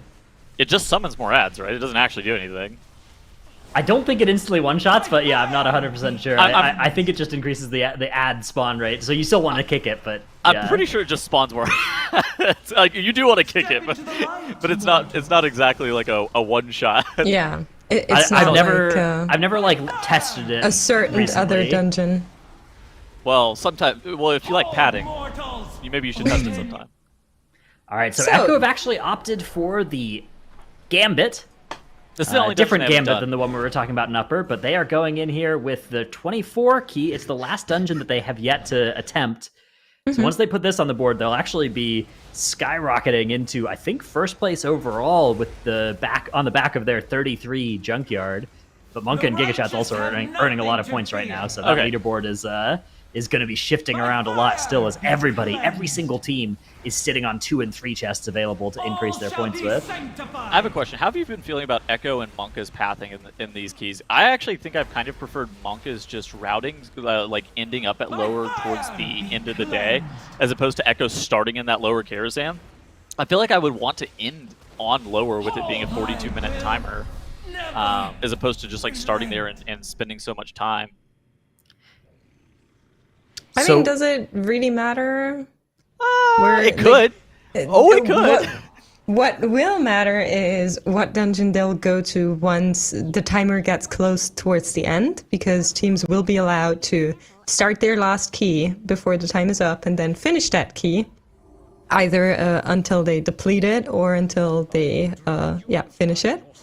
And if that's a long dungeon, like you're saying, like the upper or even the lower, then yes, I think that's very good if you're there. But nothing is stopping Echo to like do lower But- towards the end of the night. There's still some time. It's like over an hour. My point is, ideally, you'd like to run it like 3 or 4 times in a row consecutively, to just Alright. kind of get you in that mindset. Like it's explosive Ooh, raging. so You kind much of want to be in damage. that explosive killing mindset. At least that's how I'd feel about it. But maybe Is that how it Moonkins handle it? doesn't matter too much. Well, no, I just sit there and watch the healer do it. That's a healer job. But so the healers would have to be in an explosive killing mindset. But you know, Yeah, I mean, I think it makes some sense to just not like to make sure that you've gotten all your dungeons done, right? Maybe you do an hour per dungeon, right? You get all your dungeons up to 27 Okay. or 33 in Junkyard's case, and then I do think obviously you're looking for like the last dungeon of the day. Ideally, it should be a lower, right? Like, if possible, you'd like to start a lower right before the end of the day, since that just cheeses the most time out of the overtime. But of course, that might not actually work out in practice, just depending on Sure. where you are in a dungeon when the timer, when the clock hits 3 Pacific. Yes, or midnight in Midnight Europe, yeah. Central Europe, yeah. I suppose we should go for European times this weekend, shouldn't we? We should. Or yeah. at least refer to them. We shouldn't broadcast any EU times, but we should talk about them at least. isn't that like a fake clock? Sorry, do you want to talk about American measurements by chance? Well, America invented the Thought clock. so. You're welcome. Thought so. All right, You're welcome. back to Nobody these answered. dungeons. Yes, I know why they didn't answer, Doa. Thank you. What about temperature? What do you Try mean? to What strictly about use temperature? Kelvin. Fahrenheit's Kevin's? way better. Kevin's try are my to, favorite Kevin's? degrees. try to strictly uses Kevin's. Because like it doesn't make any sense. Because 0 isn't cold in Celsius. It's pretty What? cold. Yes, it is. 0 is cold in Fahrenheit, not Celsius. Can we true. go back to World of Warcraft? I think this guy's You really invited making good this points. debate, Makes. This That's true. guy's You making brought it up. compelling arguments, Yeah. Makes. I didn't. Yeah. We can just 0 degrees Celsius is cold. It's the temperature where water freezes. What do you mean? Yeah, let's just say in Europe It's they use the t-shirt measurements weather. where it's like how cold is it for water, whereas in America we use the measurements of like how cold is this for a human being, and so you can decide if your exactly. country is made Yeah. of water molecules or human beings, which one makes more sense for you. Well, do you Do you guys know hear, how do you guys many hear that? percent the That's human Make's getting body is ratio on water? the TGP desk. All I'm saying is, I grew up in the upper Midwest, and 32 degrees Fahrenheit, not that bad. 32 degrees Celsius. I have a hell. solution for this. Okay, Can we do Mix. a poll in chat where we let the chat vote whether Fahrenheit or Celsius is the smarter way Mix. to measure temperature? Thank you so much. And If yeah, we're Fahrenheit gonna go back wins- to our dungeons here. Hold on, If Fahrenheit because wins during the EU no, broadcast, no. though, then that means No. Fahrenheit is the winner forever. Again, her logic is faulty because humans, they're only 60% water, but humans are 100% human. Except Oh. for those Echo players, they are Uh, something else. Walpin is 100% dead. Thank you, Uh-oh. production. They gotta. We also have a back. pod angel combo that you can see there, both procced at the same time there. The A rare unfortunate- combo. Oh, no. Yeah. Sequence of events there. So healer down, 2 battle reses available, and an extra set of charges have been pulled. So I think one of those battle reses should be committed now to make sure that they can get through this because they do have a fresh set of chargers that unfortunately pulled through the wall. It is used, Ouch. but it is a little late. As unfortunately the hunter now down as well. So another battle res or release actually. Oh no, okay, no. So they're not using battle reses. They're releasing. Players are releasing here and This is- running back. I Yeah. like that better. It's a short run back here. This trash not too also it claims lives fairly regularly. Like we've Oh, yeah. actually saw a lot of tanks die to these chargers last weekend. If you don't get their charge synced up by utilizing like AoE stuns, you could even use like Blinding Sleep in the Frost Death Knight's case for levels. You can have players go down. I didn't see exactly what happened. It's more likely than not that the cast went off and ended up killing players. If you have multiple of those go off, they can cause problems. But I think with 3 deaths here, they're more than still fine to be able to 3-chest this dungeon. The timer is still that lenient for teams to be able to 3-chest it. If Levels does not +3 this dungeon, I would be very concerned for their safety in this tournament, though. Yeah, I mean they're already the team that's had the most like stuff go wrong, right? Relative to like Yeah. having key levels not line up how they wanted to. So they are the team that is probably in the most danger of being eliminated at the end of the day. They were our lowest seeded team coming into this as well. Currently they're sitting in 5th place, but they do need to make sure that the lower works out for them and they get those extra points, like you said, Duddles, or else they will be in trouble as the day ends. Interestingly enough, so Echo is in the Gambit, as we know, and they actually didn't manage to one-phase Hillbrand. It was on like 3% and went into the second intermission. So they're a little bit pushed back on the timer here just by having to play another round of this puzzle. Yeah, despite that, look at the split of Hillbrand at 6 minutes is still phenomenally fast out of Echo. So I like their chances still of securing an easy 3-chest here, but it is not a foregone conclusion. Any one wipe would probably still take that off the table if they're not careful. It's also really bad Sanguine. They are kind of out of the woods in regards to the hardest parts of Sanguine in this dungeon, but there is also some time that can be incidentally lost by healing those mobs. The 3-chest timer in this dungeon's 18 minutes, I believe? Yeah. So it's not like the most free timer to be able to get that done. And we even saw Levels only 2-chesting their 24 earlier. Obviously, they did have a few deaths in the first area, but it's like Dredna said, not a foregone conclusion that you're going to be able to 3-chest this key. I just quickly want to note that there's a poll up for which measurement for temperature is correct. So She is just so just mad. cast your vote, and She is so mad. That's real anger. it's not. I'm not angry at all. I already see the poll. What do you mean? That is I real know anger that you guys hear. That you're wrong. Like It's objectively. it's temperature measurement system pride. That's not anything. It's just That's supreme confidence in, That is real in anger. a way You know, I something in like our that world they- is measured. I like that they added Kelvin as a neutral, but they didn't add Kevin. So Yeah, what the heck? That's how Dredna's measures. They're doing my boy Kevin dirty. This is so messed up. Rip Kevin. Yeah. All right, so we have GigaChat's taking out the Curator there. 6 minutes and 30 is their split there. That is a pretty quick start of the dungeon for them on this 27 key. They are also hoping to land the 2 chest in the 27. Depleted Patrol back in Junkyard as well. They left and came back, didn't they? I'm pretty sure. I think so, because we saw them in there before when they pulled Bloodlust on Trixie and Nano. So I'm not sure. I think maybe that was the 30? Notably, because they did manage.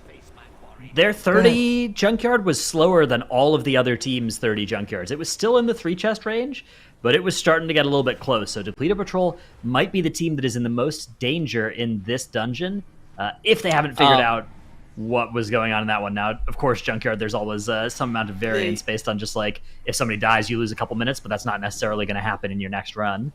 With the keys capping out at 35, though, you only need a 2 chest of 33, and then you have the remainder of that dungeon capped out at the 35s, and so that's kind of fine. I think that most teams need to do this 33 Junkyard by the end of the day, right? Because that's like an easy 3 points that they will be able to get.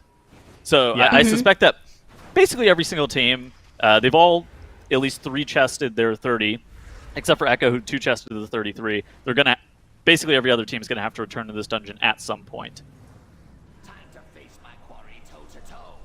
Makes sense.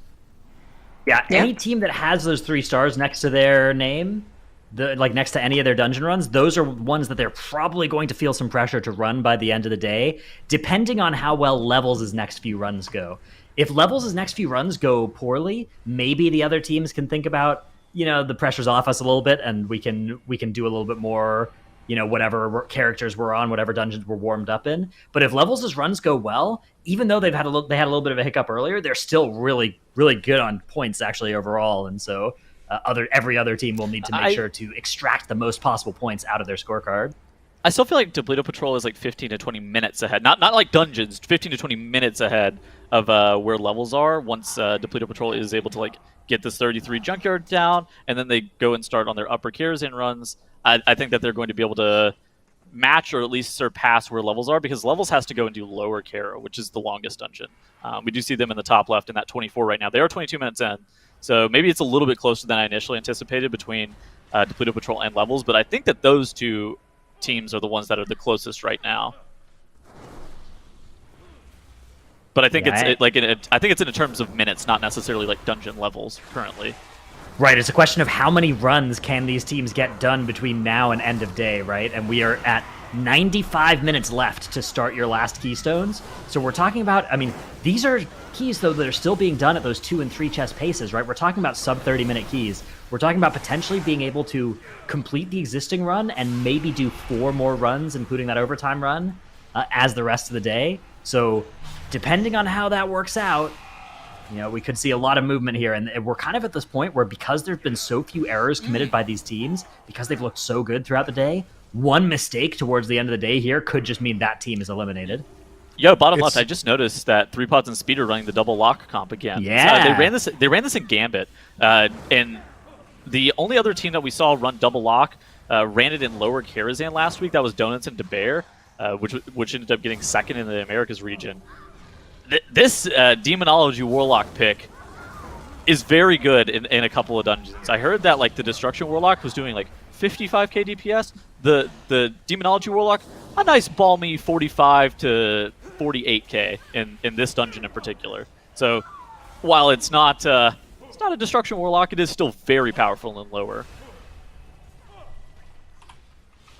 Yeah. Echo in the 24, last dungeon that they need. Also, Levels finishing up their lower Karazhan, as well as 3 Pots and Speed. And the only team that isn't currently trying to get every dungeon on the board right now is Depleted Patrol, and they're at Gavamak. And Cauterize has just been procced by Maskin. This boss hurts a lot. You can see all the damage come in. I think Roybin was just barely able to keep herself alive, but the rest of the team is looking pretty stable here. Guardian Spirit is available as a last failsafe, and some other defensives are also up, but this boss is going to do one more smash, and it will hurt. Yeah, we're getting close to... So this is going to be Charge Smash 3 here. This one's not too deadly because it doesn't overlap with other mechanics, but the melees from the Trogs are going to actually cause it to take somebody out. But look out, because there is going to be another Charge Smash. This is going to be Charge Smash number 4 coming up, and that's going to be right after a Rumble, which makes it really, really lethal. That's coming very soon. You're going to see Gobamax start that Rumble that is... I don't know about this one. This is getting quite scary here. We saw teams like burning immunities into this set last week whenever they were doing Desperate Prayer, Guardian Spirit. We still have Dark Pact available. Apotheosis is running on Robin. She will be able to top this back up. 18% remaining on Gobamec. I think they're over the moment where it's really scary. I think they can finish this boss here. Yeah, they are okay from here. They don't even need to all soak the next Charge Smash. They can just leave it and not take that damage because they're so low on the boss. In fact, that boss is not even going to cast another Charge Smash. They are going to kill that boss well ahead of time there, and that is good pace for Depleto Patrol on the 2-chested plus 33, which is their objective here. Echo missed count. Uh-oh. What? So Echo killed Solia, but they're not going to run back and kill one more mob. That's why you go back to the start of the dungeon, kill one more Move them lock. away. Nobody saw that. But Levels able... Only 2-chesting their 24 lower Karazhan. They are 30 seconds off of that 3-chest timer. And that means that even if they come back in, they run that lower again, they're going to be another point behind their potential ceiling that the other teams were able to reach in a similar amount of time. That puts Levels in a really, really rough spot for the end of the day. As you can see, Echo twice on our screen. Both times, both copies of Echo picking up that 3-chest on their 24 Gambit. So, yeah, Echo, all the other teams now starting to feel a little bit safer about themselves towards the end of the day off of the back, I think, of that Levels 2-chest. Obviously, there's a bit of time left in the day, like an hour and a half. Is that like the final nail in the coffin, do you think, for them? Like, no. You don't think so? It's not good. I don't know if it's the end of the day yet for them. Because it's close. Levels are still going to be able to run, 3, maybe 4 more dungeons? Sure. Every other team is going to do need... like the 33, for example, where they have the 30 plus 3, which will give them 3 easy points. I think all teams should be looking to run that 33 Junkyard by end of day, yes. And we're seeing 2 teams currently in there. 1 team's already done it, so 3 other teams that should choose to do that one before the day is out. But then, everybody probably should do the Gambit 29 as well, right? Any 3 chests that are on their board, they should run now. And then they should be doing 2 chests. Like, they should be converting their 2 chests into 2 points before going into any dungeon that their current best is a 1 chest in. So, there are a couple different options, right? A lot of teams are sitting on several potential 2 chests, and picking any of those dungeons, I think, would be reasonable to run. Levels' fate is kind of no longer in their hands, because if they do this, they can run the 33 Junkyard, which is not a free key by any stretch, but even if they time that, then they're starting to look at a scorecard of 2-chested 24 lower, 1-chested 28 Gambit, 2-chested 27 upper. And if they run these, they're not going to be earning as many points as other teams, Giga Chad sitting on 2 chests that they have available, right? Depleto Patrol has a dungeon that is entirely untouched that they'll be able to use to get a 3-chest out of and then run that 3-chest, right? And so that should catapult the teams that are currently below Levels above Levels, and Levels doesn't have much in terms of easy points left on their board because the 3-chest didn't work out for them in the lower there. So it's just Levels' tough, hope is to come other back. teams messing up. Yeah, Levels stays in this tournament if one of the other teams has something worse happen in one of their dungeons. Look at the bottom left. So Levels has already done the 28 Gambit. So that's off the back of the fact that they didn't 3-chest the 24, so then they 2-chested the 26, and now they have that 28. If somehow some team got stuck with like a 24 on their board, or wasn't able to even like convert maybe the 27 Gambit into a 29, that would put Levels in a position where they could maybe scrape out the rest of the day. But like Jenna said, their fate is no longer necessarily in their hands. It's based on like other teams making sure that they accumulate all of the points they absolutely have to from those 2-chested and 3-chested dungeons. Yeah, it's gonna be rough there for Levels, but the other teams also are increasingly getting to these volatile and difficult keys where more and more can go wrong. So we will see. They're definitely not out of it just yet. It's just that 24 was pretty rough for them. Y'all still have people arguing in chat about Fahrenheit versus Celsius. What did y'all do? We really made chat interaction go up. It's How come nobody's on Team yeah. Kevin, man? This is messed Repots up. and speed need to be really careful chili's here delicious. as the charges spawn right into the ranges here. That boss was Horsey, so no. close to that range camp. Thaner got potted here. Will come out, but yeah, not ideal. This is so messed up. He's not playing Kyrian, and his name is Thaner Boone. Bro, he's Boone. Yeah. He's got to get in melee. He's got to be booning. That is. I mean, that you is could just get a messed more up. generic boon, you know? I was talking to some of the NA teams, and they were like, yeah, I just played Faye all last weekend. I wonder how long until Zalia just shows up on the broadcast and plays Kyrian for every single key, and I'm going to be forced to play Kyrian in every single dungeon. But We it did looks like play Zalia, Night Fae so far, though. but it looks like Zalia, yeah, it looks like everybody from the European region on their Priestess has been playing Faye as well. It's a lot safer of an option in a lot of situations.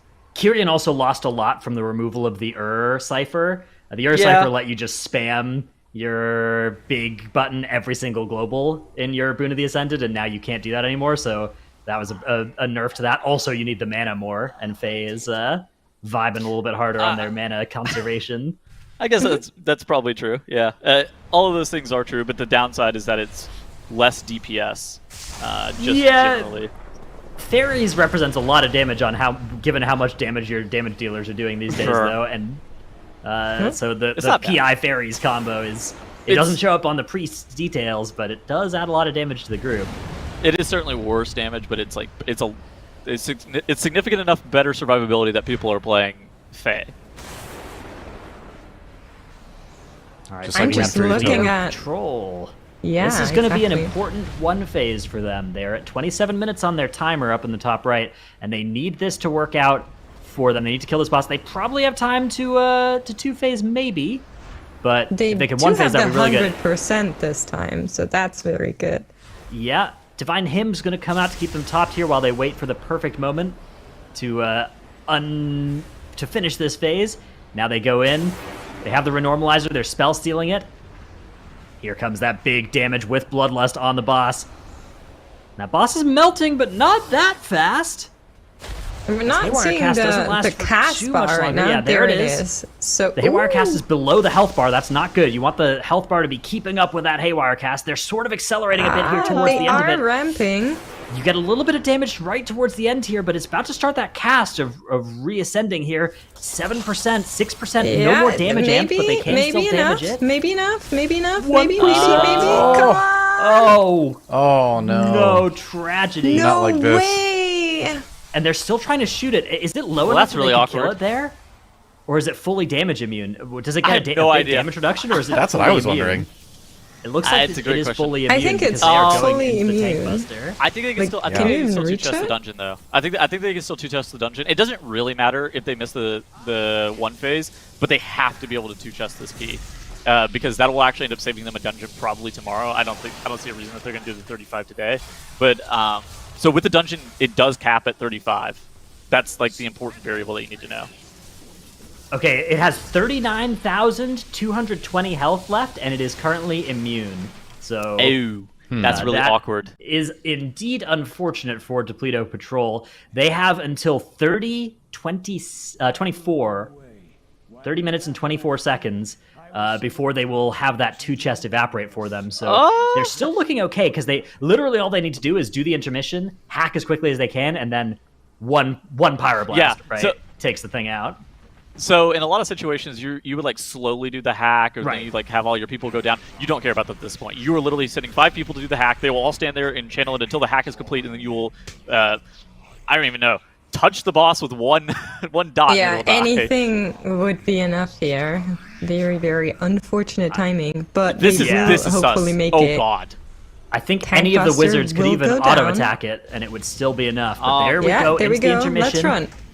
What was They the have number 1 what was the minute. time exactly? Gotta go fast. It is 30, 24. The I turtle, believe. let's go. That is Okay, careful with the port here. Yeah, Good. this has worked. Everyone's hacking. Uh-oh. Oh, no! 3 people got sent down.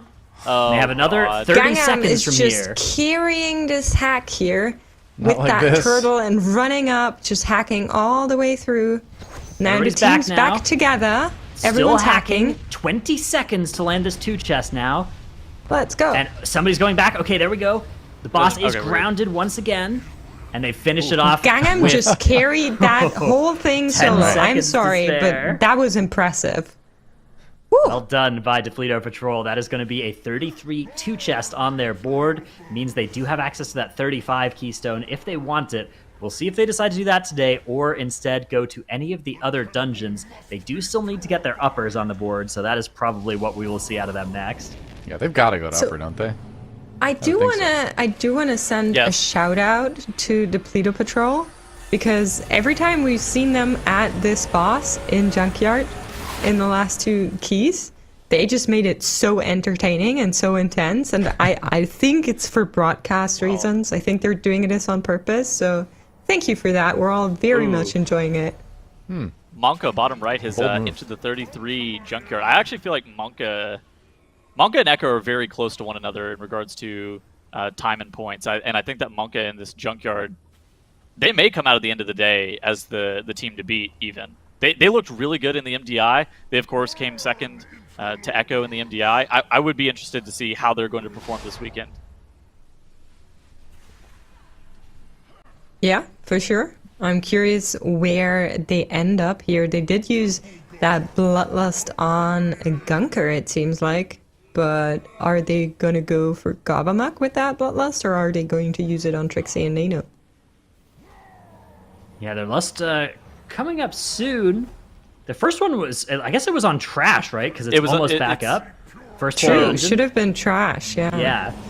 The meta strat is to always just like lust that double scrap bot into like coil bearer pull. So maybe the next one could be on Zolga Mux here, or That's- I guess Oh, I on like that. Tyrannical, maybe you don't want to send it on Zolga Mux. Maybe you want it for a boss fight instead. But I actually still feel like So- on plus 33, Zolga Mux is still scarier. I guess Gabamak is maybe Yeah. one you want it for.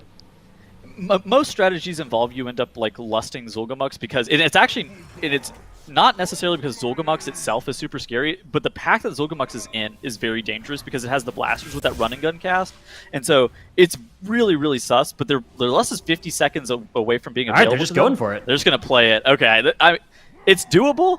You just have to be really, really scared of these blasters and make sure that they are getting focused down first. Because, like, look at Maystein. He has one blaster Havoc, and he's just chaos bolting the other one. So he's making sure. So in a pack that you would normally be rain of firing, he is just single targeting down these blasters even. Yeah, they're being well managed as well. Look, a kidney shot has even come out on one of those blasters. The run and gun is actually interrupted by a fear from Maystein. What a gamer! Beautiful work there, keeping that mob grouped in the pack with a very well-timed fear, predicting when it was about to cast that next run and gun. And because of that, they're going to be able to get through these blasters pretty efficiently. Their Bloodlust will be up in about 8 seconds, and they'll get to decide if they want to use it to finish off Zolgamux or potentially just send it, I guess, on Trixie right now. Probably. I think it's just like going into Trixie and Nano just due to when it came up. I don't suspect you would send it at this point. Maybe they could do like a big pull in the Gabamak area, but just like looking at where they are positionally on the map, I don't think there's any way that it doesn't go into the boss here. Yeah, I would agree with that. I really liked how Monka just played this pack here, like you guys were saying as well. It's one of the best things in these tournaments to see how players really utilize everything they have to just build that coordination, and it's something that usually Echo is very known for, and seeing it here from Monka as well, just lovely. More of it, please. Thank you. Echo now also back in that Gambit 27 here, looking pretty good on that timer. They will round up these trash mobs before they deal with Oh Time my Cap and God. Hooktail. Big pull. Are they going for the 3 chest in this dungeon? Like, what? This is an insane pull, by the way. I don't think that's likely to be a possibility for Echo here. Well, they're triple pulling this. Like, what's the point if you're not going for 3 chest here, right? It's the flex, man. They're just Yeah, I flexing. mean, it's a good time-saving pull. It's a good pull to maybe do on the 29. It's sanguine. Yeah, but good sanguine management here. It's what Echo's all about, right? Moving around, we're going to see them keep kiting and then probably send the mass grip here in a sec. No, not They even probably needed. lost- So beautiful. They've killed off those casters first.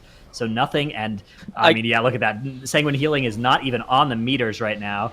Beautiful. I mean, that's what I movement meant, by right? now. That's exactly the coordination we know Echo for. Now sending that Bloodlust into the boss. Really, really nice. Fellas. So they lusted here instead of Celia, which makes me want to suspect that they're probably going to only go for a 2 chest here as opposed to a 3 chest, because the timer's 18 minutes for the 3 chest in this dungeon. Yeah, the 3 chest is not feasible, I think, given their think. Hillbrand was 3 minutes, a 3-minute split slower, and they only had about 3 minutes to give on the 3 chest, so... On the 24, I think that this is indeed just a... Because if you lust here, you still get one before the 2 chest timer expires at 24 minutes. Yeah, it's a close to... I think it will end up being like a close 2 chest, but it'll be closer to the 3 than the 2. I agree with that, yeah. Meanwhile, Monka have sent that lust on the Trixie and Nano as we expected.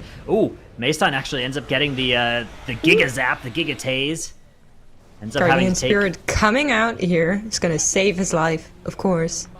But that's a proc. Mono does not have that Guardian Spirit available for 3 minutes now, as opposed to 1 when it doesn't proc. But the Pleader Patrol, interestingly enough, they did have a death at the first trash in this dungeon here, like 2 minutes in.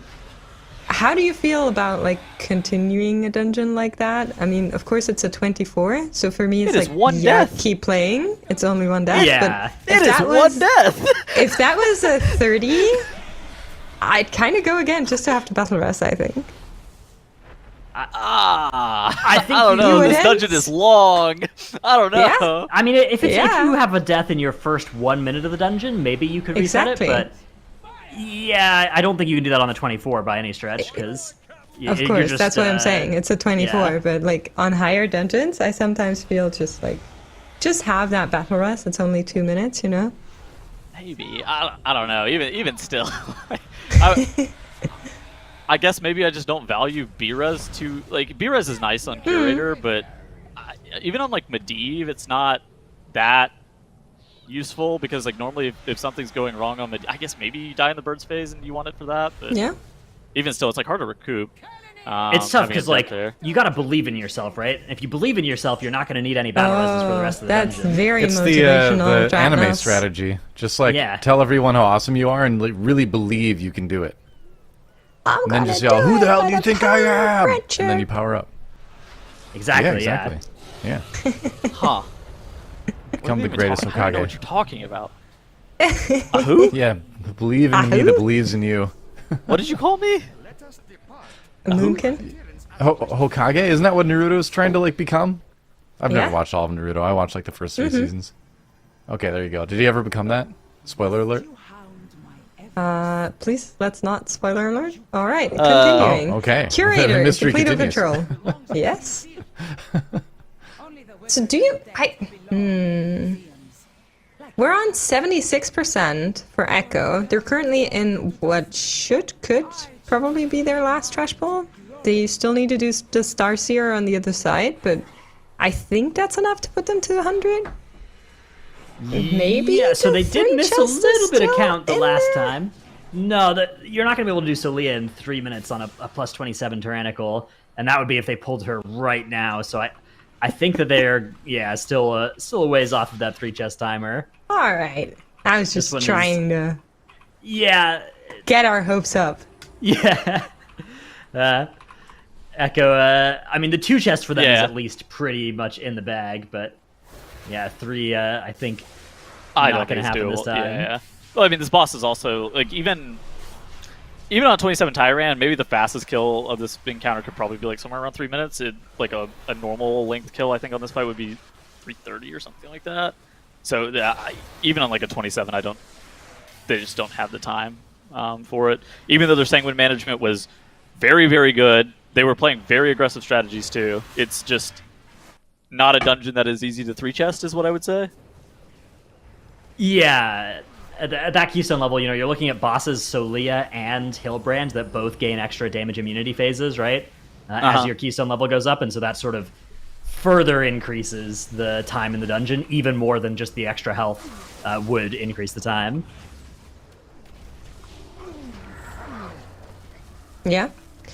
We are seeing Gigachats in their break as well as 3 pots and speed also taking their break right now. I think Echo still need to go on break for another 7.5 minutes, and then that should be all of our teams taking their mandatory breaks. So once they're back, everybody will be running keys until the end of the evening. Yeah, it'll be a sprint to the finish line with Levels currently in the bottom right. This is a team that is the most under the gun with the way that their scorecard is currently looking. If they can cleanly get this 33 done, especially if they can get it done with that 2 chest, that is the most important thing for them keeping their hopes alive. But right now, that is the team that is in most danger of being in 6th at the end of the day. And of course, the team that is in 6th at the end of the day does not get to come back tomorrow. So a lot of pressure here for Levels. Yeah, so meta strategy coming into the final hour here. Basically, if you have a 33-chested junkyard, you probably want to go do the 33 just to get 3 points out of there. Then beyond that, cleaning up any 2 chests that you believe are relatively easy. For a lot of teams, that's that 27 to 29 Gambit. For some teams, that I guess could be a 29 upper, but I think the 29 Gambit's a little bit easier than the 29 upper. And then, ideally, with the final few minutes, you go into a lower Karazhan and you do that on a 29 for most of these teams. That would be Levels is in a bit of a ideal. cursed position because they are sitting at a 24 2-chested lower, so they don't have the opportunity to go in there on a 27. I think it's possible that they should get that 26 done to at least get the 2 points out of there, but it's tough. They're kind of maybe in a position where their best bet might be the 35 junkyard if they can make that a possible key out of this 33. Oh, okay. I think, yeah, like you were saying, I also think that 26 lower Kara could be pretty reasonable for them as well. Yeah, I think they should be looking at... I think they're hard avoiding the Gambit, right? Because they had a 28-1 chest on that. So instead of going to Gambit, they would, before that, either go to 35 Junkyard, which... that is definitely a dungeon. That's a really hard dungeon. That's the thing, right? The 35 Junkyard is the highest fail rate option for them, but they might be in a position where they need to take that kind of risk because it's actually the most valuable because it's not just 2 points relative to the 33. It is also the tiebreaker. They will have the tiebreaker on their side if they can get a 35 on their scorecard because the first tiebreaker we have is highest keystone level done. As you can see, Echo working on Solia here. That 2 chest timer has expired about a minute ago as they make their way into P2 of Solia. I don't think the 29 upper Karazhan is really out of the realm of possibility for Levels either. I don't think it's like the easiest dungeon. It is a very technical dungeon to do. There's a lot of room for wipes and mistakes, but I do think that is something that is also on the table for them.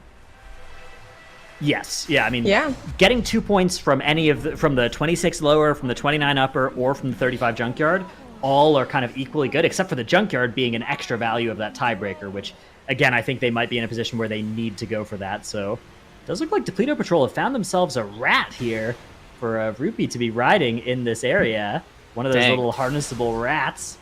It's kind of crazy that they put makes in the combat game during this. What's it like to have your own NPC, What did you Make? just say? Sorry? Oh, the life grip doesn't actually work on it as well. And actually end up seeing some debuffs starting to come out here. Mass Dispel. That's me used dodging against your that. strays, Tunnels. You as the Death Knight? You know that the rats can actually die to damage from like the lightning and stuff from the boss? Yeah. I did see that no. last weekend. So but, yeah. Healers, make sure that you heal the rats that people are riding on. It's actually very important that they You stay alive. can like move while you're Pad those casting on meters. that as well, right? Yeah, But which if is very you're a annoying for fire mage, mages. Ooh, yeah. the copies are not His rat died. gonna do anything. No. That's so messed up. That is messed up. I mean, the rat knew what he was getting into. It's the rat's fault. What? Dude. What kind of victim blaming is this? All right. No, so I mean, messed the rat agreed. The rat could have shaken him off at any time, I'm saying. That rat was not, that rat Goodness. was complicit. He could have shaken him off at any time, didn't do it. All right, up in the top Maybe left, the we have rat Echo. was trying. Just about finished I with didn't see just about finished with their Solia. Their Solia's Gambit. Wait, Monka also approaching that 2 chest timer, looking great here. They just have some trash and last boss in their junkyard. Echo has the slowest 27 2-chest Gambit? Yes, that would appear to be the case. Huh. That is definitely some scary news for them, huh? So the fastest was 1944 by Monka. The second slowest was Depleto Patrol at 21:10, and then GigaChads was somewhere in between. Echo finishing up at 21:20. Obviously, there's like a lot of invisible time loss in that key due to Sanguine. It may have just been what you pointed out earlier. Their Hildebrand split was 3 minutes slower than on the 24. It probably just came down to Sanguine in the Murloc area. Maybe. I don't know. I don't know what it came down to be honest, this time around. I know in the 24 they missed the one phase on Hildebrand, which I feel is just always so much time loss in Gambit, just to the fact that it's a short dungeon. So anytime you're going to spend too much time on Hildebrand, it'll just matter so much. So if that was the case in the 27 as well, I didn't see it, then that could be the reason for it, whereas other teams one-phased it. Could it also be that they're just simply not that worried about it at this point on day one? Maybe. They're pretty much, feeling like they're going to cruise to day 2, and so their time on a 27 might not matter that much in the grand scheme of things. That's not really how Echo operates, though. That's not a team that puts their foot off the gas when they feel like they don't need to. They're the team that puts the pressure on all the other teams by continuing their most powerful strategies. Always trying that. Yeah, we'll see how it works out for them if they go back into that Gambit at plus 29. I'm not sure where they're going to head next. Looks like it may be a brief... is this their break they are taking here, or are they done with that as well? Top left-hand corner of the screen, Monka is absolutely blasting this 33 Gambit. They are easily going to two-chest this dungeon. There's a great poll in the chat right now. I'm not going to mention it, but yeah, vote for it. Why'd you bring it up then? Because I just wanted to tell chat, sometimes I have to talk to What our is chat this as well. poll? All right. I want to know. You're not gonna have to make me have to open this. What is this poll, man? I wanted Tattle's reaction, But yeah, Monka doing a really great job here, of course. We did see Crims pick up that steel buff from the renormalizer right before they pulled. It is running out right now as they finish the tank buster. A lot of damage still going onto the group. It is a 33 Tyrannical, but they are looking very much on pace to two-chest this one. Yeah, they are good here even if they don't one-phase the boss, but obviously they would like to get that one phase done. We saw Depleto Patrol missing it by 1%. Monka would be really happy if they could get it done cleanly here, but on plus 33 Tyrannical, that is a awful lot of health that you need to get through. Makes I have a question. So in the top left, we have RX on that Rogue playing Outlaw, and bottom left, we have GigaChad's Tobo playing that Hunter. How do you feel about the compositional differences between the two teams? Like, do you think that there is any major difference, or do you think that it's just like a comfort thing? I mean, I think on the last weekend, we, up until the 35, we saw a lot of compositional difference still, and all of them did really well. Notably, the team without the mage, which we thought was really important, was doing the quickest. So I feel like both is fine. It kind of depends on what you want to go for. We did talk about survival kind of getting nerfed in the AoE, but therefore getting a little bit buffed in the single target damage. So I feel they're still a very, very good pick in any dungeon. Burn. But that Haywire cast actually is looking good here for Monka in the top left. Ooh, the volcanic kind of griefing though. And this is actually going to be so close here. 15%, 14. No, they're not. The Haywire cast ends here at 7%. Now they have the liftoff cast to try and get over the finish line. They don't have it. No way. 2%, and it is re-immune. Tragedy for Monka. Luckily, they do have enough time on the clock to still get this two-chest, but like Depleto Patrol before them, that one phase on the last boss has proven to be a little elusive. Luckily, it's not going to matter too much, and I think almost certainly on the plus 35, it's not going to be possible anyways, so you're not going to have to worry about it there. You're just going to be hoping to do it cleanly in 2 phases. Unless you roll 5 buff, then you can one phase it, of course. Yeah, true, of course. True. But yeah, I think the Rogue, especially in Junkyard, is really nice to have just because you can utilize the Shroud really well. If you have an interesting route where you, for example, try to get across the place where Trixie and Nano are without pulling, if you were to go Gunker Gobamac or something, or You mean Bondo's Yard? Yes, the yard and Junkyard. So yeah, I don't know, I like both. I think here, I just out of personal favoritism, I would prefer the rogue, but I think really it doesn't matter in the junkyard, to be honest with you. Okay. From what I've seen last weekend, it's irrelevant. As long as you don't die and you have the shocky bodies, it's just... We're nearly damage. 4 hours into the day. True. We have, I want to hear your guys' biggest overreaction takes right now. Mine is I think Monko will win this weekend. Wait, what's a biggest overreaction take? It's a reaction that is over. It You're, just means like it's, you're Is this reacting like to something one of your like premature. wild It's like card premature. things again? Oh, okay. No. He I invented don't the think- word. It's like a premature take. Tuttle's making stuff up again on the spot. Mine is I think that Monko will win the weekend. I mean, I said Wow. that before the weekend. We literally did make predictions. Okay, well, it's different than predictions. But I don't get Well- it then. mine is that I don't think Tettles is going to win any Twitch polls all weekend. That is an overreaction. I will win one, surely. That is well, that's the point, right? I'm supposed to be overreacting. It's Yeah, not yeah. gone well so far, so I'm Well, just drawing that to its I- absurd conclusion. I did lose that rat one, and then I lost that Fahrenheit one that one time. Yeah, there we go. But surely I'll win one. Let's hear it for my wild card. Dratnos, do you have an overreaction? Yeah.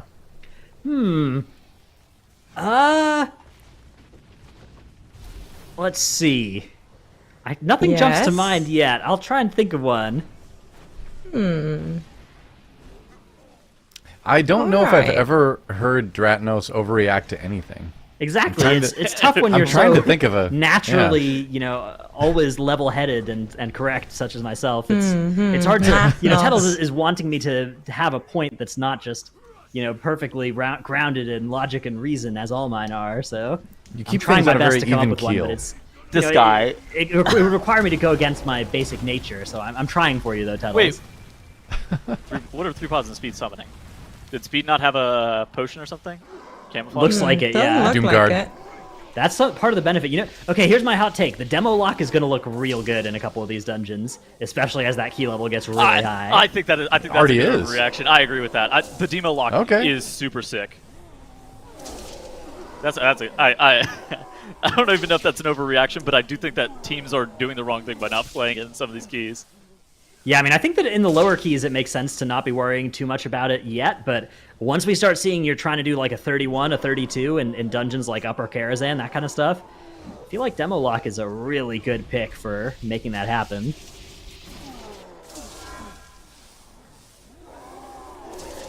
Yeah, I don't Sure really care seems too that way. much about warlocks, but they look pretty good. And like you're saying, demo also like coming out in some of the dungeons, 3-pot and speed. And also last weekend we did see some teams just go for those 2 warlocks in their composition, looking really nice. So yeah, I agree with that.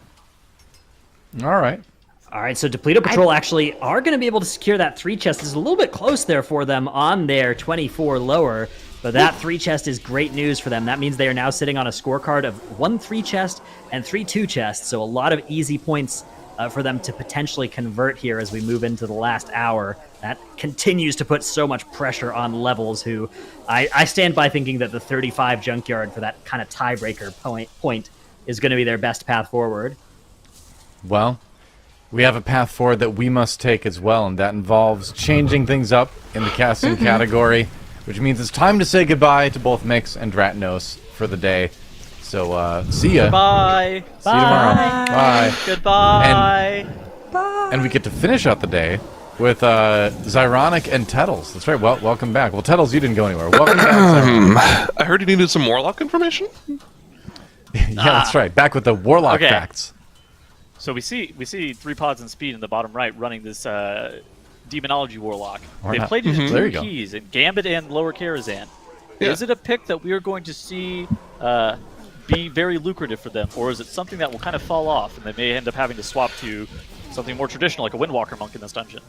I think that it is definitively worse than a Fire Mage pick. However, Okay. very, very slightly. I think it fulfills pretty much all the same categories Fire Mage does. It'll have a Tyrant for essentially every shield as long as the Demo Lock is getting some of the Fey Guardians from Denner. So Okay. that's it. Pretty much fulfills the Fire Mage duty in this key, and it's just generally solid overall in damage, just like Fire Mage. I think the one downside is you don't get Arcane Intellect for the Destrolock, but So whatever. I have a question then. So some Yes. people would say that your Tyrant will actually hit into the Maiden Shield while you're stunned, and that's actually a good thing. Does that matter or Correct. not really? It shouldn't matter. The shield's nerfed enough to where I think you should be able to beat it.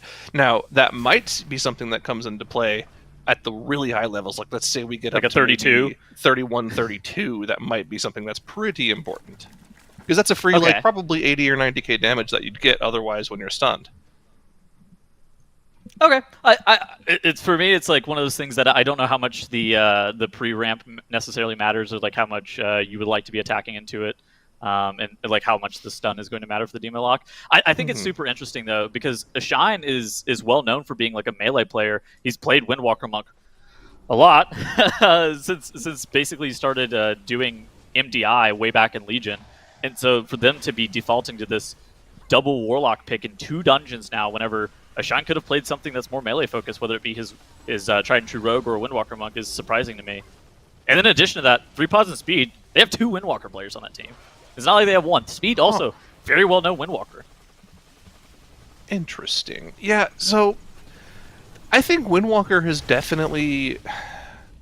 I think it's fallen by the wayside, yeah. to be honest. Like, I think people automatically assumed that Windwalker was going to be a spec that instantly just ballooned up into the meta the second that the Destro Warlock nerf came in and the Survival Hunter, I'm doing quotation marks, but I'm not on camera, nerf came in, which ended up being more of a buff than anything. Everyone was like, oh yeah, Windwalker's great now, but really, like, it's so proc dependent. The only time I'd ever see Windwalker as being something that you really, really want to play is like in Fortified Sanguine Keys. Because Ring of Peace is just so useful of a tool. Even like Lower Care is pretty good too, right? Because they have the big AoE stops for all the big AoE pulls that you want to do. But even then, I don't think it's 100% necessary in those dungeons. Gangam also plays it in Upper. I mean, it's actually pretty good overall damage-wise in Upper Karazhan, but one of the reasons that you don't see it all too often is that the important mobs in Upper Care are like the Curator Sparks and then the birds. And Windwalker Monk is not the greatest at killing the sparks or doing damage to the birds, and so more often than not, you end up seeing like a Survival Hunter or a Rogue be potentially the more preferred options. Meanwhile, like if you look at overall damage, the Windwalker Monk will be at the top or at least close to the top, so it looks really good, but at the same point, if you look at the most important mobs in the dungeon, it's not ever really the best. Yeah. Yeah, and I mean, there are also scenarios where I've seen it do lower overall than Fire Mage does, which is kind of crazy to think about because Fire Mage is more known for being the single target spec right now, but it can do really good uncapped AoE as well, especially in the bigger pulls like in Gambit. It'll keep up with Survival and Warlock on those larger AoE pulls because they're completely uncapped AoE. So it's pretty good. Safe to say, though, that like basically the 5 most popular specs are the Fire Mage, Destruction Warlock, Survival Hunter, Outlaw Rogue, and then Windwalker Monk, and then I'd say Demonology. Right. Yeah, I'd say Windwalker is like at the very low end of the meta. Like it's definitely there and useful in some situations, but I don't think it's the always take picks that the Destrolock and the Survival Hunter are right now. I think those two are pretty much far and away going to be the key, the 2 specs that you'll see in pretty much every single key this weekend, and they'll be flexing that 3 DPS spot. We saw Monka not playing Survival Hunter in Junker, instead they were playing Rogue. Is that just like a survivability pick because you don't really need the damage and you would just rather play the more durable Rogue? Yeah, probably. I mean, like Rogue is a really good solid flex pick, not only for like you said survivability, but also Shroud is really useful because we don't have our woe buffs anymore. God, I miss woe. That was fun. The relics were fun.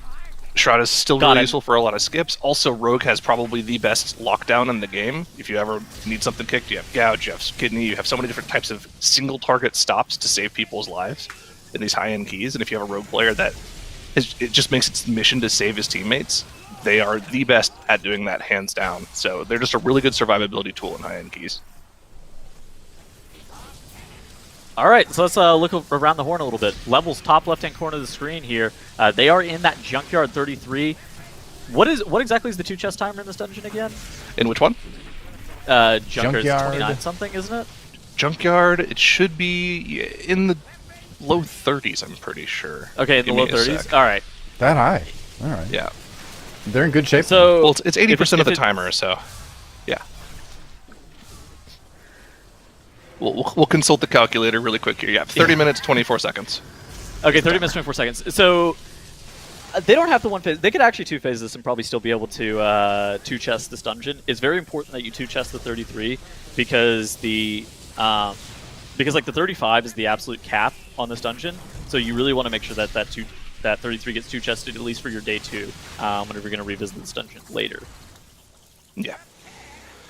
Well, has Echo gone back into the 35? I don't believe they have, right? I mean, I was they're a on little break busy right now. last hour. They're on break right now? Okay. They're on break right now. They should be finishing up their break relatively shortly. We saw them in the last dungeon. They timed a 27 gambit. Okay, looks like they're off break and they already started gambit again. But they had it to shows take in gambit. Yeah. Yeah. We were talking about this in the last segment. Basically, it seems like the teams are going to be shoring up any of those 3 chests that they have, basically just getting that 33 junkyard posted if they haven't, and then going into the 2 chests that they have yet to finish. In the 10 seconds that you were talking there, the most tragic sequence of events just happened to Maskin for Depleto Patrol. Didn't get healed up after Curator, cauterized when he jumped down from the jump. My shoes. And then he seeded to a swirl from a bat. So he lost both of his cheat deaths before they go into Medivh here. Now, don't want to curse it, but if he gets Flame Wreath, Roybin's going to have to keep a close eye on him here. That is a rough sequence of events that just happened to their mage here. No cheat deaths for Medivh now. Check out levels really quick. They are going to go 2-phase for sure. Do you think they still have a chance of 2-chesting it? It's looking pretty tight if it's just 30-something, right? I don't know. No, they committed less. This is a 1 chest. Oh, no. Yeah. You're it's right. A 1 chest. Yep. That's rough. Well, okay, so on the plus side, they're getting the 33 posted. It's very unlikely that anybody's going to post the 35 today, so that even if they are going to be one-chesting this isn't going to be the end of the world. The scary part is the remainder of their keys, and like this is a couple of things that have happened to levels today, and this is like a weird phenomenon of TGP. It's not that levels has depleted any key or wasted any time. It is the difference between 2 or 3 chesting a dungeon is how levels is behind on today. They have not depleted any key, and they are still behind other teams because they were able to 2 chest and 3 chest dungeons that levels only 1 chested sometimes. And so that was the Gambit and the Upper Karazhan. So this is like another tough spot for levels. I don't think it matters too much in regards to today, but like it would probably matter for tomorrow if they are also put up in an elimination situation against other teams. Yeah, exactly. Giga Chad's able to get through King Gobbleback on the top right on their plus 33 junkyard. Still on solid pace for the 2 chest timer. They just have to get a little bit of trash count before they head up to the aerial oppression unit. They have about 7... They have 9 minutes to do so, so they are giga fine on their timer there. All they have to do is get their last couple infiltrator stacks, so they're not going to have any issues. But yeah, levels just 1-chesting the 33. Big loss for them. I mean, this is probably the 3rd time today I think that they've not quite I think you're right. achieved what they needed in the key and have missed out on a potential like +2 or +3 in a key, and that's going to come back to bite them by the end of today because they're running out of scenarios where they can gain score to catch up here. I mean, other teams will have +2s and easier keys because of that. For the record, you know you're cracked whenever the commentators for TGP are criticizing the fact that you didn't 2-chest a 33. That's just the level we're at here, man. I mean, that's the thing. That's what you have to do to make it to day 2 here. It's crazy, but that's where we're at, you know? Also, not to mention, they're doing it with a Frost DK, you know. Yeah, I mean, clearly anyone who makes it this far is a good team. Like, it's not, they aren't bad. It's just the standards are so high for the Great Push that, yeah, you got a 2-chest at 33. I wish Mix was back. I didn't realize that Frost DK played crit. That's interesting. Even in Junkyard they play crit. That's surprising because it's surprising. Should be haste for like everyone, no? That's what I would assume. I don't know. Frost DK uses crit a lot though, sure. doesn't it? I don't play DK, so I don't play this expansion. That's why I wish Mix was back because I don't know. Oh. Well, in our Discord, she just said, I think that's a mishap to play crit there. Yeah, I think that's right. I think like even like Windwalker monks and rogues who also both play crit in dungeons, both go haste in Junkyard. Not gonna lie, So I have an auto picker, and it always selects haste. I would not be shocked if he also has an auto picker and it just auto selects crit. that is true.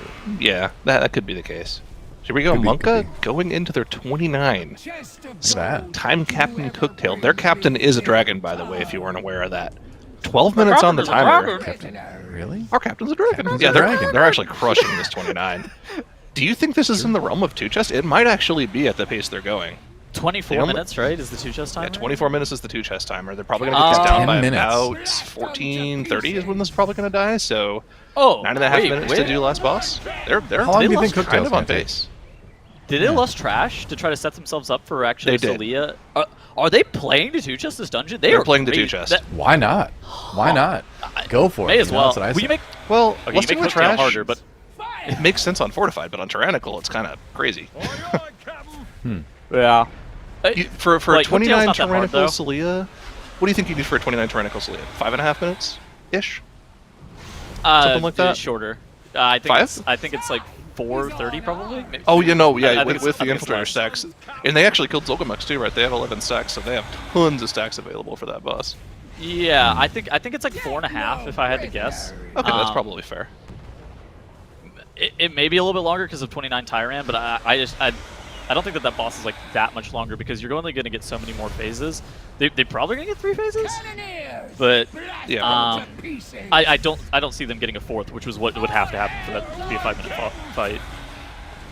Yeah, we'll have to keep an eye on Monka there on that 29 Gambit that they're absolutely blasting through. Giga Chaz is on to the final boss in their 33 Junkyard. Easily on 2 chest timer. Let's see, Echo in the 29 also. Echo, a little bit. They're significantly slower, slower, actually. Probably a solid 30 to 45 seconds slower. They also have the pot on clicks, too.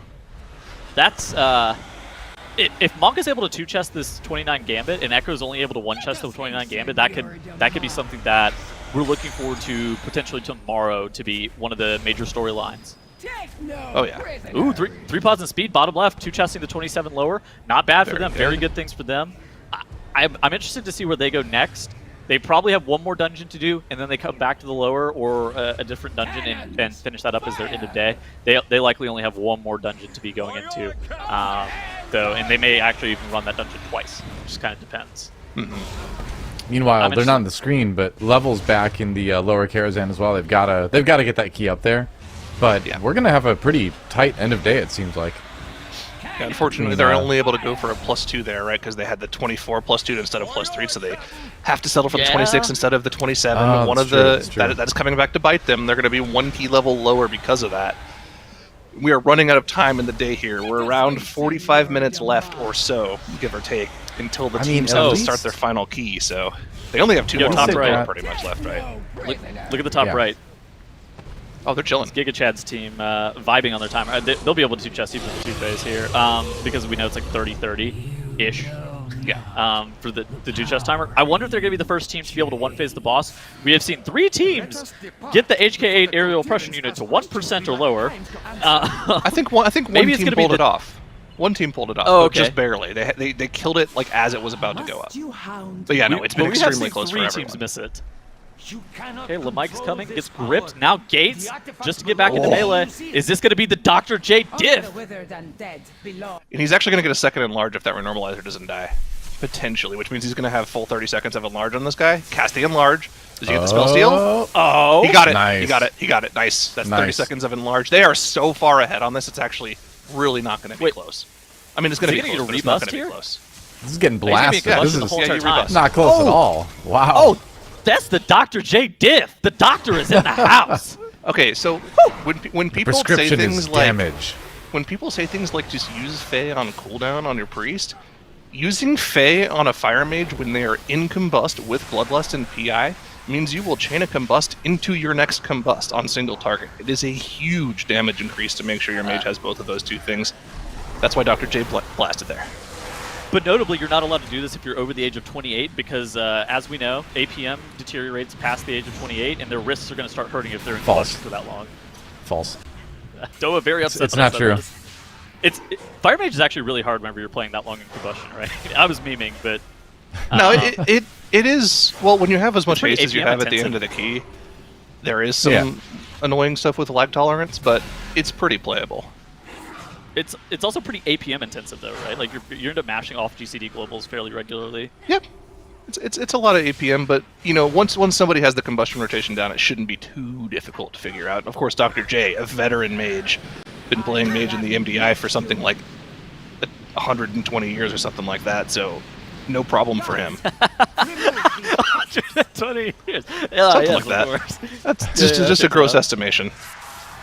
Yeah, it's approximation, of course. All right, top left-hand corner of the screen, Monka has engaged Solia. They're going to be going over that 3-chest timer, which is at 18 minutes. But, I mean, they're looking pretty good to be able to 2-chest this dungeon, which that would be a feat. Echo, top right-hand corner of the screen, doesn't even have Solia pulled yet. They are at 1730. They have more trash to do even. Oh, Monka's going to be able to 2-chest this, and Echo may not. Uh-oh. They may not. Monka is definitely on pace, though. They have 6 minutes to deal with this boss already pulled. Echo, actually, they're going to have plenty of time, too, even though they're definitely slower than Monka, just because of how fast the dungeon is. Like, Monka's probably going to finish this dungeon like a minute and a half under the 2-chest timer. Echo might finish it 30 seconds under the 2-chest timer, but, you know, a 2-chest is a 2-chest. You really just want to get it. Doesn't matter how fast you do it, so... Yeah, they'll just finish this trash and go straight into boss. They'll have plenty of time to get the 2-chest still.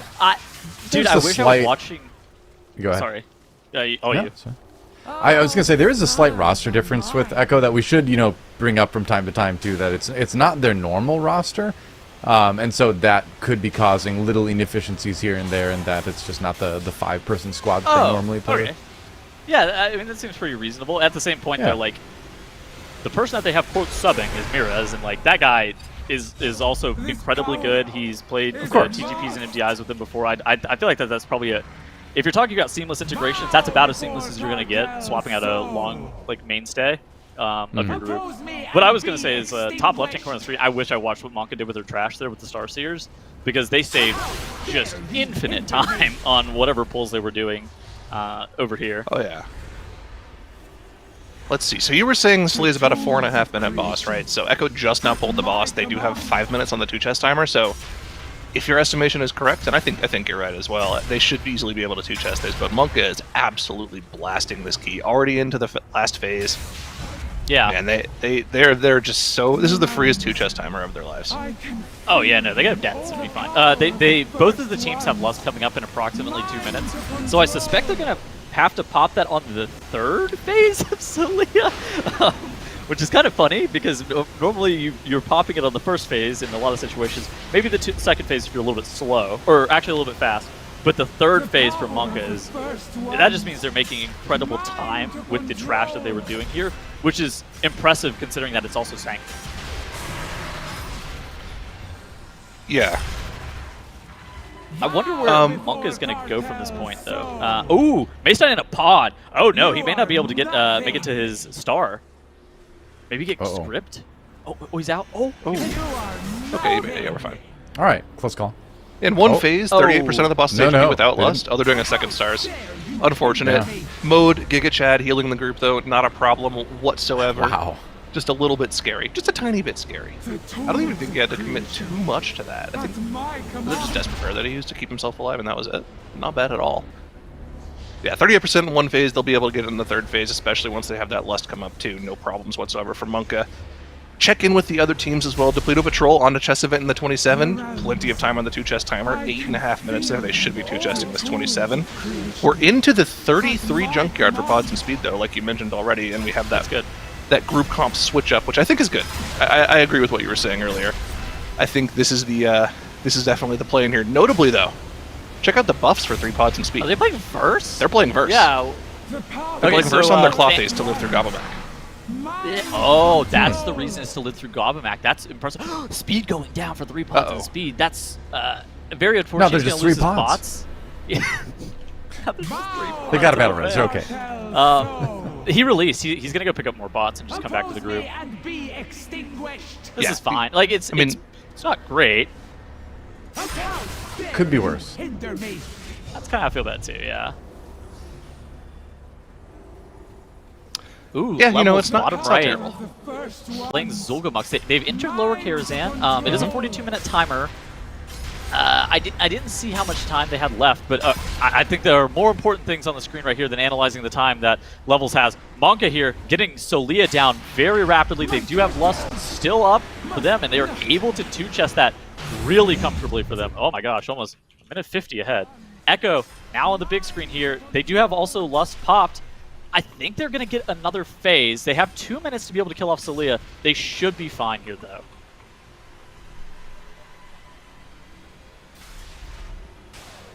So it's going to end up to be they're a little bit slow. They're going to be a little bit slower and a little bit closer, but yeah, I think the fact that they're just able to two-chest it, I mean, you know, no harm, no foul. I was worried that they were going to one-chest it and then Monka was going to be able to two-chest it. That could have been problematic coming into like tomorrow. It wouldn't even be problematic today. But if both teams are able to two-chest it, it's fine. No diff. 22 minutes, 23 minutes, no diff. No concern. Absolutely no diff. I do wonder how Monka's going to fare like later on once you start getting that Gambit to like that 32, 30, even potentially 33 level. If their routing difference or like why they're so much faster is going to come back to help them a lot more. Maybe be able to do the dungeon on a key level higher than other teams. But that's something that we're going to have to see later on into the weekend. Yeah, exactly. So we'll see. But that definitely can go a lot higher, right? I think 31 is not even cap. I think Gambit with these affixes, you can probably feasibly go up to 32, potentially even 33. Yeah. Things are going to start to hurt a lot at that level, though. So we'll have to see if that's even something the teams want to go back to. Okay, so we have 37 minutes remaining in the day, and Levels is inside of a lower Karazhan. I actually think that this is a pretty good decision, considering the dungeon is 42 minutes long. They'll be able to do this dungeon. Hopefully they two-chest the 26, and then they'll be able to get into another dungeon before the timer expires on the day. They are the team that I'm worried the most about being put up for elimination. In the bottom left-hand corner of the screen, Depleto Patrol, if they're able to two-chest this upper Karazhan, they will, I believe, be 1 point ahead of where Levels are. Mm-hmm. Exactly, yeah. They'll catapult themselves into 5th place with that 113 score, and then they'll also have plenty of other spots where they can get a ton of score from, right? Actually, Depleto Patrol is going to get 3 points from this because they're going from a 24 to a 27, I believe. Yeah. So they're going to be at 114 here. 114. Levels is very, very far behind.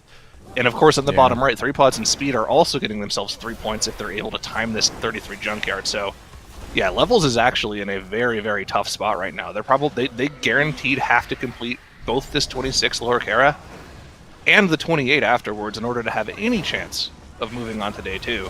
It's a rough spot to be in. I think Dragon's described it best. Fate is not in their hands right now. Absolutely not. It's very difficult for them because like they haven't necessarily made any major mistakes. Like they haven't had to zone out of any keys. They haven't really depleted anything. Their major mistakes have been like, oh, we didn't 2-chest or 3-chest this really hard dungeon. And you're like, oh. And so that's how they're behind. It's like the other teams were able to 2-chest and 3-chest the 24s and the 27s. Whereas Depleto Patrol, or not Depleto Patrol, Levels had just like 1 or 2 mistakes. Yeah. Well, it's like we said. I mean, you don't get this far in the Great Push by being a bad team. Like everyone who's here today is pretty spectacular team. Much better than me. They're all much better than me. Me too, believe it or not. Not me. Sorry. Oh, right. I heard the Moonkin say something and I had to disagree with it. What a weird flex. Okay, so both Monka and Echo are now into a 29 upper Karazhan. I think that they should both actually be able to get this dungeon done within the timer, right? Because the timer for Upper Kara is 35 minutes long, and so they should be able to get that dungeon done in time, and then have the additional opportunity to go into another dungeon, use their overtime attempt to start something. But they'll kind of have to rush into it, especially if they're up against the 35-minute timer, which I don't think they should be. But just speaking hypothetically off worst case scenario here. Yeah. Oh, Death on the Frosty K there. They have plenty of battle rests to get them back up here on the trash. Remember, these Wardens start hitting really, really hard on higher key levels, and we are in fortified lower Karazhan, so yeah, those debuffs are going to truck anybody they go on. If you don't have a defensive up, it might just be a one-shot. Even after the nerfs, it's a lot of damage, so makes sense to die here. They're doing okay on their timer here. They really have to two-chest the 26 lower Kara to give themselves any shot, like we've already mentioned. But let's check in around the board again here. Ooh, 27 upper, 2-chested for Depleto Patrol. That's going to put them at that 114 scoreline and probably get them safe for tomorrow. Okay, I have a question for you. If your levels, are you going 30? Oh no, they didn't even two chest the 33. I was about to say, would you go 35 junkyard and just try to get the tiebreaker dungeon? Okay, They're in a rough spot. Oh yeah, this is a tough spot. So here's the thing: even if they do manage to get through today, they are so far behind the top 4 teams specifically with the key lineup that they have right now, because they only have the 1 chest junkyard, right? So they'll have to do the 34 and then the 35. But they also only have the 28 Gambit, right? 1 chested. So they'll have to go to 29, then 30. They'll have to go 1 key level at a time, whereas everybody else is... We have 2 chests on the 29s. So they just are unfortunately so far behind in their potential score gains that even if they were able to make it through today, if one of the other teams faltered, they would pretty much be dead in the water for tomorrow. Unless the same thing happened and somebody else just wasn't able to time that many keys. It's just a rough spot to be in, like you said. Like you said, and Dratnos said, fate is completely out of their hands right now. They just need to play that the best that they can and hope that other players falter. Yeah, it's kind of funny when you get to the end of the day and a 28 Gambit, 33 Junkyard, 27 upper, and whatever they get lower isn't good enough. That is hard to believe. I need to go look at what... Okay, so Echo actually killed Hillbrand in 10:39. So GigaChat's being able to get Hillbrand killed off in 10:11. They're reasonable, like within reason, on pace to be able to 2-chest this 29 Gambit, which is very good for them. Yeah, both Monka engaged Time Captain Hooktail at about 12:30. Echo was about 30 seconds afterwards, so that's the timer to look for here. They have the Bloodlust available as well. I think you save it on this pack and you send it on the double pack downstairs. Yeah, they're saving the Bloodlust here, so we'll probably see a similar way to pull this trash from GigaChats. This pack, by the way, without Bloodlust is actually insane, though. Well, it is also Tyram, so it's a little bit less insane, but it is a large amount of tank damage. I wonder if Monka did a triple pull in the Hooktail area. They do crazy pulls. Well, honestly, like, them triple pulling a 29 Tyrannical trash pack isn't too far off doing what they do in the MDI, right? Like in a 24 Fortified. It's a couple key levels off, but it's pretty close. So doing a triple pull, yeah, the teams that play MDI should be able to pull that off. Yeah, MDI they do triple pull into boss. So a little bit less, a little bit lower key level, a little bit. A little bit, yeah. But you've got the experience at least. I mean, when it comes to just how you move the mobs around the room or something, like you've got that down, right? So it's just a matter of handling the damage, handling the FXs in a slightly different way, maybe. But yeah, they've teams that have done that in MDI certainly have an edge, I would think. Yeah, and I want to point out something really cool, by the way. This is something that we do not see that often in the TGP. If you check the 2 bottom frames on our 4-box right now, we have Monka and Echo. Check out the dungeon timers and the dungeon scores. They are in the same key, and they have the exact same scores across the board. 29, 33, 27, 27, all of them 2-chested. Exact same score.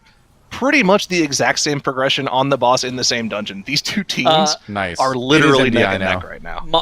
Monka's a little bit ahead because they're getting their evocation phase a bit earlier here. They're probably not going to be able to kill the boss out of this evocation phase, whereas for Echo, they have their boss a little bit lower coming into their second evocation. They may be able to kill the boss in this window. Kind of wild. Time will tell. I think Monka's playing for third evocation. Yeah, that boss is Monka's high. playing very safe. They played a lot of could trash go with for the a kill boss. here. Do they have cooldowns here? They have the Infernal coming up just now. That means they're not going to get the big ramp part of the Infernal on the boss. They have the Combustion, though. Jinji doesn't have that much damage here, but they'll be able to get it pretty low. If they get it sub 10, they can burn. If not, I think they have to kill a couple ads. Let's see just how low they can get it here. Though they commit the block to the second evocate. That's weird. That means it'll die in the third evocate. It's fine. I actually think committing the block to the second evocate makes sense because then he's going to have his barriers saved up for these volatile energies because they're going to have to... Oh, is Mira's actually busting the boss? Oh, maybe they're just committing boss here. That's interesting to me. Well, they had Infernal rolling for the last 10 seconds after the evocate, which means as long as he's combusting boss and spreading his knight to these energies, it's probably pretty solid damage, and that's... Yeah, they can just commit here. They don't have to kill anymore. Okay. That actually sped up their kill time significantly. And look, because of Curator Patrol, they're going to run through the portal at the exact same time. They are literally neck and neck. Monka killed it on third evocate, so they did a safer strategy, I would say. but it's something that like Oh, now. Oh, no. Oh, no. Steve Bruder, what had you done? can somebody clip that for later? He's gonna need that, I think. Oh. It happens to all of us, man. You just making it exciting. Can't blame that one on Miras, though. Now is now they're gonna be a little bit slow to Contemplating get their life and all his choices now. infiltrators pulled up. Like, so he's gonna grab this infiltrator back. They're not doing it. Most like, They're not ooh, doing wait, infiltrators. you don't do that. Different strategies from the two teams at the bottom here. Monka going for the double infiltrator to stack up some buffs. Now does not have invis pot, so he's going to die to this mob. Meld. Actually, oh, you don't need to. You can meld it. Yeah. Good. Yeah. Shadow meld. So, Nice. basically, teams play 4 Night Elves and then 1 Dwarf on the Warlock. yeah. In this dungeon, specifically for Medivh more often than not, because it allows you to cancel any of the casts that are on you. So Exactly, that's why you see teams play that a lot in here. That is good. Interesting. All right. I think I like the double infiltrator a bit more just to get the 2 additional stacks, but I have a suspicion it's a little bit slower, just time wise, because like it's they're like a bit out of the way just generally, but it makes Medivh and Mana Devourer just that much more easy to kill off, because you know both of those bosses are on a timer, and it's like realistically you want as few phases as possible on Medivh, and you want as few sets of orbs on Mana Devourer as possible. It just kind of depends on like what the dungeon level is, how confident you are in your damage. Like, are you going to be getting new phases or what? Exactly. Now, okay. So, I have to pose the question here. Because we've already seen the 2 chests of the 29 Gambit. Upper Karazhan. Historically, the easiest timer, aside from Lower Karazhan, back in Legion, is 29 2 chest on the table for Upper Kara. Well, That'd be pretty cool. I think it is, but I don't think it's easily doable. It's definitely not easy. But I think that's what Echo's playing for, right? The timer is nice. Like you were saying, the timer is very, very lenient in this this kind of dungeon. I would not expect a team to be able to 2-chest a 29 upper, but I think that if it's going to happen, it's going to be the teams that we have both in Upper Karazhan right now with Monka and Echo, because those teams are both cracked. They are very, very good. Yeah, 100%. All right, bottom left-hand corner of the screen, Giga Chad's getting Time Captain Hooktail killed off at 15:45 is what the timer looks like. And they're getting into that Solia area. I think that they're going to be pretty solid to be able to 2-chest this 29, assuming that they don't have any deaths or any major Sanguine mishaps. Well, you know what's crazy as well is Giga Chads has also like very quietly been just behind where Echo and Monka are. When they do get this 29 Gambit down, they're going to be again on the exact same scoreline as both Echo and Monka. They're just going to be like 15, 20 minutes behind overall in time. We'll see if that ends up making a big deal at the end of the day, because remember, it's going to go into the overtime here. So if Giga Chads is able to start a key and be able to finish the same key as Echo and Monka right before the end of the day, they could feasibly be on the exact same scoreline as Echo and Monka if they play it exactly right. It's going to be really close, though, because remember, we only do have 26 minutes left in the day. So actually, this is actually big. So Echo and Monka, if they're able to finish this Upper Kara in the next 26 minutes and start another key, yeah, they'll end the day potentially an entire dungeon ahead of the 3rd and 4th and 5th place teams.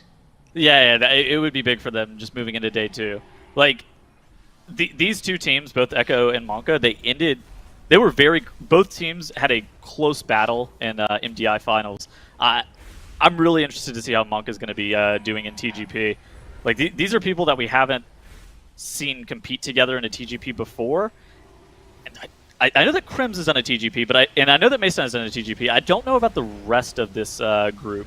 I actually think that Make said that RX had done a TGP before, but it's one of the things that like these players haven't done high level keys together very consistently. Whereas like Echo, they've been a team for 4 years at this point or whatever, and it's something that like you don't just get that level of synergy overnight. Wait, is Monka gonna kill? Oh, I thought Monka was about to kill Medivh faster than Echo, dude. Holy moly! Man, they were just about there, but obviously the Guardian Image phase come up and smacked him down. They have to kill these 3 images off. Echo is going to get one last Ceaseless Winter, actually Flame Wreath, sorry, and then the boss will be dead for them. As long as Zalia doesn't mess up and make sure to keep himself and Clix topped. that would be a heartbreaking wipe for them, especially with the timer left in the day, like we just mentioned. That could give Monka a huge advantage, but Zalea not having any issues. Giga Chad healer, of course. Is it just the Infiltrator diff? It might be. I mean, 2 extra stacks is a big deal. I mean, they wasted a decent bit of time with Now Dying. Like, they wasted a decent bit of time with Now Dying, of course. Well, look at the damage meters, right? Like, 20k for almost all 3 DPS members from Monka, whereas Echo is sitting at a nice, pretty, like, 16k on 2 of them and 18k on Genji. Like, that can't just be the buffs, right? I was running some numbers on it. Too? And, like, Zul'Gamux is, well, they killed it so much faster as well. Yeah. Oh, wait, they lusted it, didn't they? Oh my! They did. that is the difference. Oh. Monka saved their lust for Medivh. Oh, that's why they 3-chested Curator too. That's what the deal with Curator was too. 3-faced. Oh. Okay. We didn't know, but now we know. Oh. You know, I'm sure nobody in chat has said it yet, but I'm sure somebody will say it before I said it. The casters didn't even realize they didn't lust Curator. These casters are so bad. Normally you don't lust Medivh, and you do lust Curator because the volatile energies. If you get like 3 stacks or 3 of those volatile energies at once, it just becomes so dangerous, and you want the lust for like cleanup. That's crazy that Monka elected to go that kind of strategy. Well, so the difference it seems good.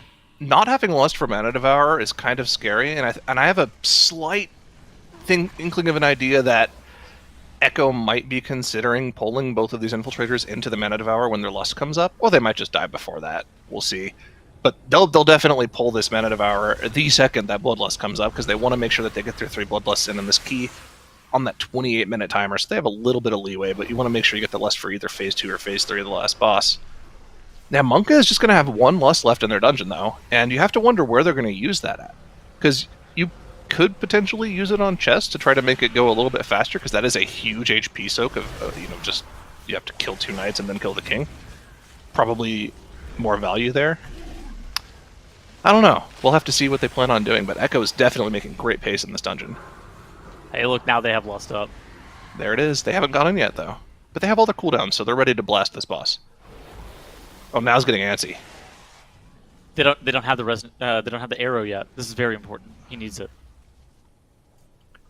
You should have thought about that. Big M needs that arrow. There we go. The boss is in.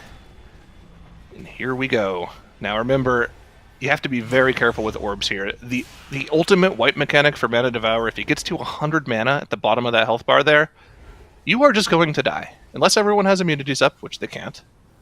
That will one-shot you. So as long as they're soaking orbs, should be fine. They have plenty of defensive to get around it. You have Turtle, you have Block. Plenty of ways to soak a ton of those orbs. Also, notably, we haven't talked about this too much, but you can actually soak the debuffs and drop them off in the field now. Couldn't do that back in Legion. The field pretty much one-shot you back in the day. The field is pretty dangerous. Currently on like bigwigs and stuff, there is no timer for the lightning, but people have made weak auras for that lightning timer. Something that I probably would like to. If anybody would like to donate one to me, I am down to take one. I would love one. You want to know what the cooldown of the lightning chain is? Please do tell. It's 28.5 seconds. Is it consistently 28.5 seconds? It's consistently 28.5 seconds, yes. Okay. On the dot. Cast it literally every 28.5 seconds on the dot, unless he for some reason casts Coalesce Mana beforehand. Yeah. But they rarely line up like that. It's very weird. So like DBM and bigwigs don't have timers for it, and so like I heard that teams had made a weak aura for it, and I heard it was a static timer, but I didn't know what it was. Yeah, Twix made one of those very early on, and we have it. I can link it to you after the day here. All right, cool. Echo here, top left-hand corner of the screen. Mana Devour 45%. Monka top right without lust, passing them up, huh? Passing them up. Well, is there a debuff diff here? It now only has 1 debuff. Is Skylark stacking the buff? Yes, he is. He has 4 stacks of the debuff. So look at the DK diff, now only doing 17k. Skylark doing a Giga Chad 21k DPS for Monka here, allowing Monka to catapult themselves into the lead. They also have 2 extra stacks of that Infiltrator debuff, also helping them out here. Just doing way more single target damage, even though Echo had the Bloodlust on this boss. It's crazy. And Skylark up to 9 stacks now. Skylark, you're just showing off this fight, by the way. I mean, nobody tanks quite like Skylark. Oh no, mode in the seed. Can't heal his teammates up. They got to drop those debuffs off now because he is not going to be able to top them. Hopefully they're okay for this next lightning. You can see Mason even drain lifing to help top himself off there. RX What's going to come out of the seed here? Okay. Keep everyone topped for the next mana zap. If they're able to get through the next AoE, that should be totally fine here. But the Purg comes out for Skylark. Remember, he had 9 stacks of that debuff with no healer helping him out here. Just got to soak these orbs. And that was the last AoE I think that they're going to get. This boss definitely dies in the next 28 seconds, or they do. But man, that was a spooky end of the fight. And in that chaos, Echo was able to actually catch up to them because Monka was just worried about surviving at that point. So they actually end up killing the boss at roughly the exact same time. Oh man, this is great to watch. Let's see the difference in trash though, because Echo does something completely different from Monka here, right? They're going to do Mana Devourers. Yeah. They don't do as many, and then they kill bird stuff. They do bridge stuff too. Look at the count difference. Monka's at 72% enemy forces while Echo's at 65. Yeah, they did the Slayer double, like double infiltrator, I think is what they ended up pulling earlier whenever they were in this dungeon. As long as they're avoiding the Pyromancer, it's a strategy that I can get down with. Anything that involves the Pyromancer, I'm going to need some convincing, I think. All right, quick breather from the Echo and Monka battle on the top of our screen here. Levels is about to finish off their 26 lower. It should be a clean 2 chest. I believe they just dealt with the Mass Repent, the second one, so they should be able to finish the boss here before the third one of those goes off, and that'll give them an extra 2 points and catapult them ahead of 3 pods in speed. Oh, this is the third cast. They actually got it here. Do they have the damage for this shield? I sure hope they do. Let's keep an eye on them very quickly. They need to break the shield and interrupt the Holy Wrath. They're going to be totally fine. That'll ever so slightly put them in the lead over 3 pods in speed, but as we do know, 3 pods in speed is also currently in that 33 junkyard. Beautiful transition production. Love that from you. If they're able to get this down, that'll give them 3 points and tie them in score with Echo and Monka at 116. Meaning Levels still has a lot of work to do and not a lot left time to do it. And then Depleto Patrol in the bottom right, it looked like somehow Levels had the tiebreaker over Depleto Patrol. But with Depleto Patrol being in that 29 Gambit, we know that's +2 on their score over where they were. And so they're going to be able to get that Gambit dealt with, assuming that they don't have any mistakes, get into another dungeon, and start that before day's end. And so then at that point, it's basically going to come down to, it's like the dungeon is no longer in Levels' hands. This weekend is no longer in Levels' hands. They are kind of hoping that somebody has a wipe or a misstep at the end of day, and they're not able to time their key. Where Levels here, you actually see them in the small picture-in-picture. They were in the lower care again. It looks like they were going to go for that one more time. It looks like Monka's route is just faster, though. Look at this. They're on the chess event already, in the upper Karazhan. They're already there. I mean, we didn't really get to see a good comparison of it in the lower keys because Monka had that pretty heinous res Invis problem. But, I mean, looks like they're doing... Their route is better for this 29 because Echo is still dealing with the remnants of this trash pull on the bridge as they work their way up to the chess event where Monka is already working on these first 2 nights. Do you think they used the Lust here, though? I mean, I think they would have popped it already, but they can't. It's not off cooldown. So I don't think that there's I don't think that there's like necessarily a reason to lust this. So how they're doing this right now is they're setting it up with double knight. It's what we saw from Ambition last weekend, where if they kill both of these knights at once, they're able to get like the full infernal off onto the king. They're able to make sure that all of their CDs are up because each piece gives 20 seconds of vulnerability on the king, and it is additive. And so it's like having it stack like that is really nice for some specs in some classes like Destruction Warlock. 3 pods and speed on the big screen, though. We're going to stop talking about that. They are on the HK8 aerial oppression unit in this 33.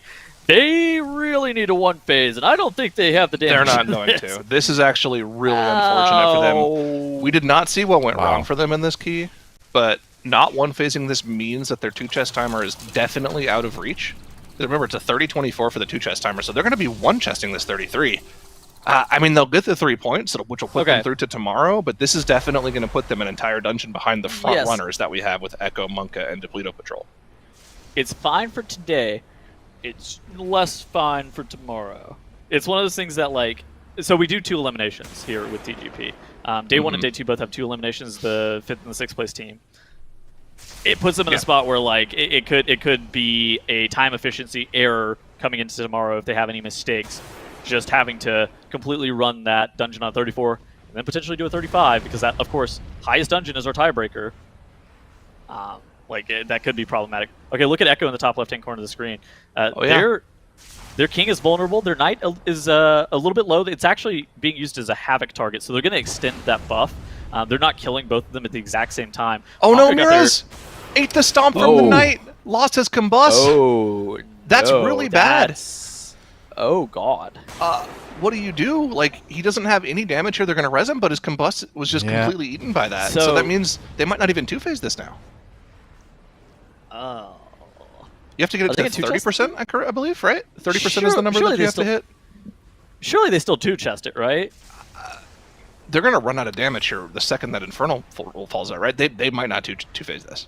It's 28 minutes, Nope, right, they didn't. for two They, chests? didn't. They have to kill an entire extra mob. I wasn't talking about two-phase. I'm talking about two-chest the dungeon.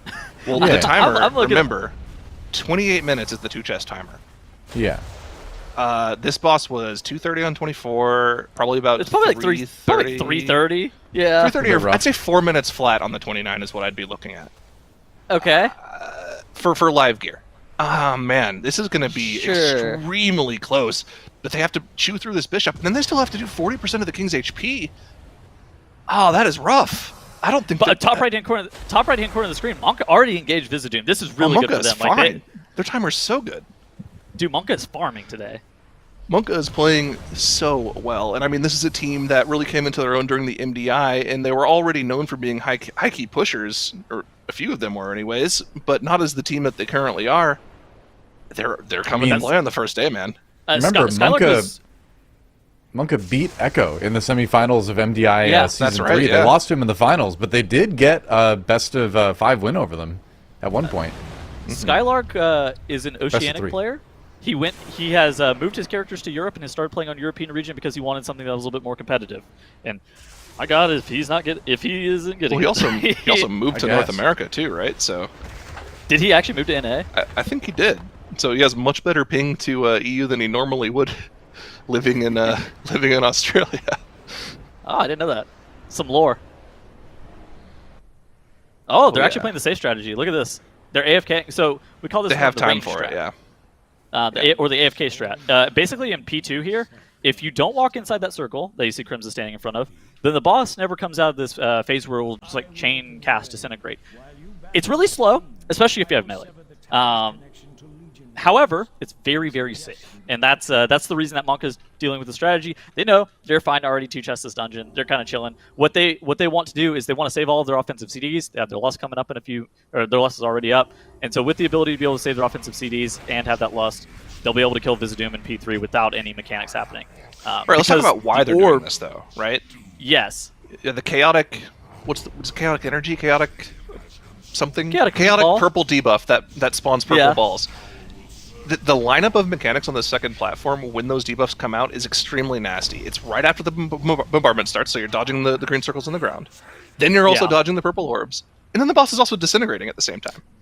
So you have to dodge like 3 things at the same time, which is nasty. Notably, the orb isn't even like the hardest part of the dodge. The dot that the debuff gives you is crazy, especially once you start pushing up to higher levels. Just having that dot on you, if you don't get it dispelled off instantly, it can cause some major problems. You can pre-immune it, including pre-AMS, to not have that debuff applied, so that is an option if you're absolutely needing it, but it's not ideal, of course. Well, let's see if Echo can pull a rabbit out of the hat once again. They are through the first phase. They only have 1 minute and 40 seconds to get this two-chest off.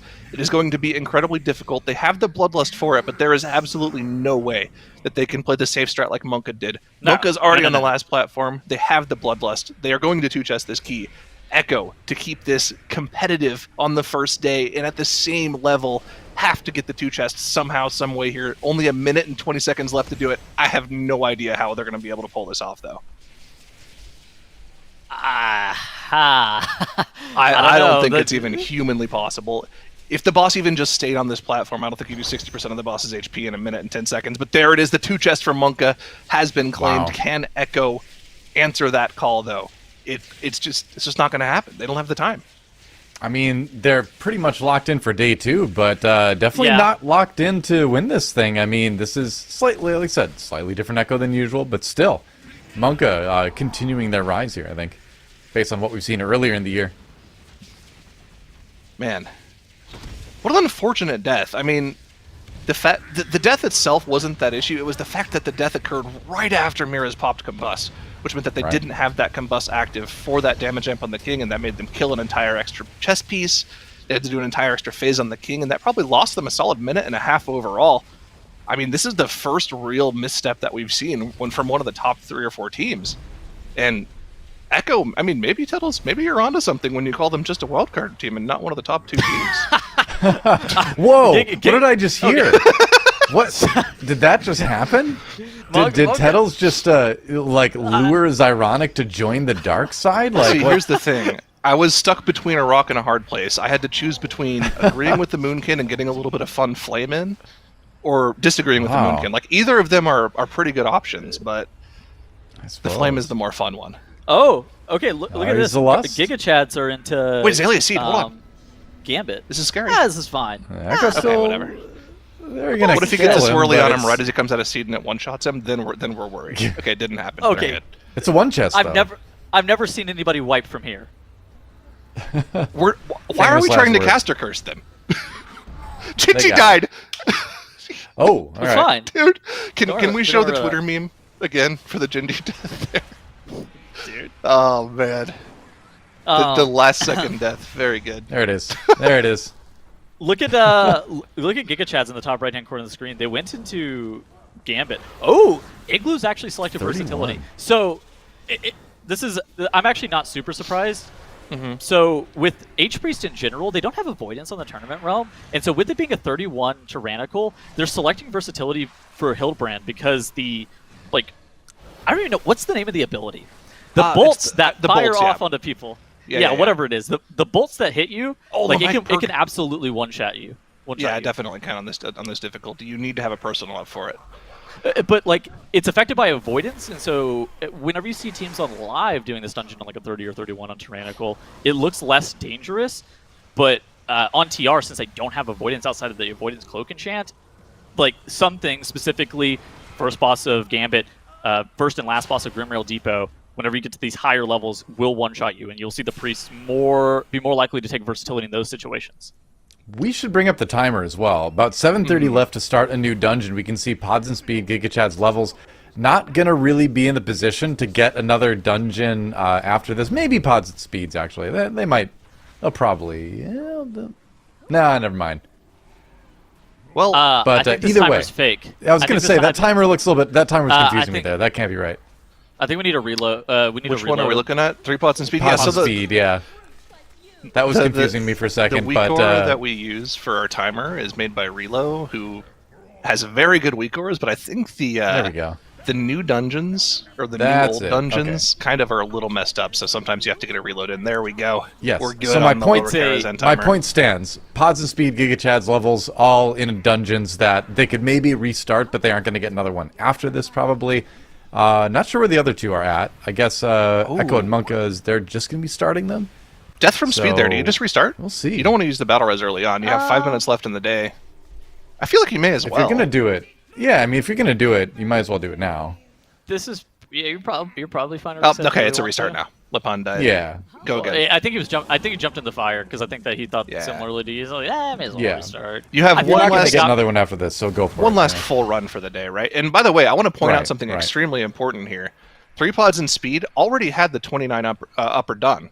Right, so they are on the same key level as Echo and Monka now, and I think they actually So yeah, they're on the same key level. Notably, they only one chest at the junkyard, so they're kind of neck and neck with Echo right now in terms of the 2 chests and 1 chest they have available. Actually, they're one behind because they didn't even 2 chest the upper like Monka did. So Monka has a pretty commanding lead right now. Actually, yes, pretty crazy. Monka's definitely in the lead. All right, yeah. Okay, now we can actually see the scoreboard in the overall scoreboard in the bottom middle. Yeah. I think levels are... Do they even have the tiebreaker? No, because they don't have a 29 done. They do not. The 29 is on 3 Pods and Speed. I think they're in big trouble.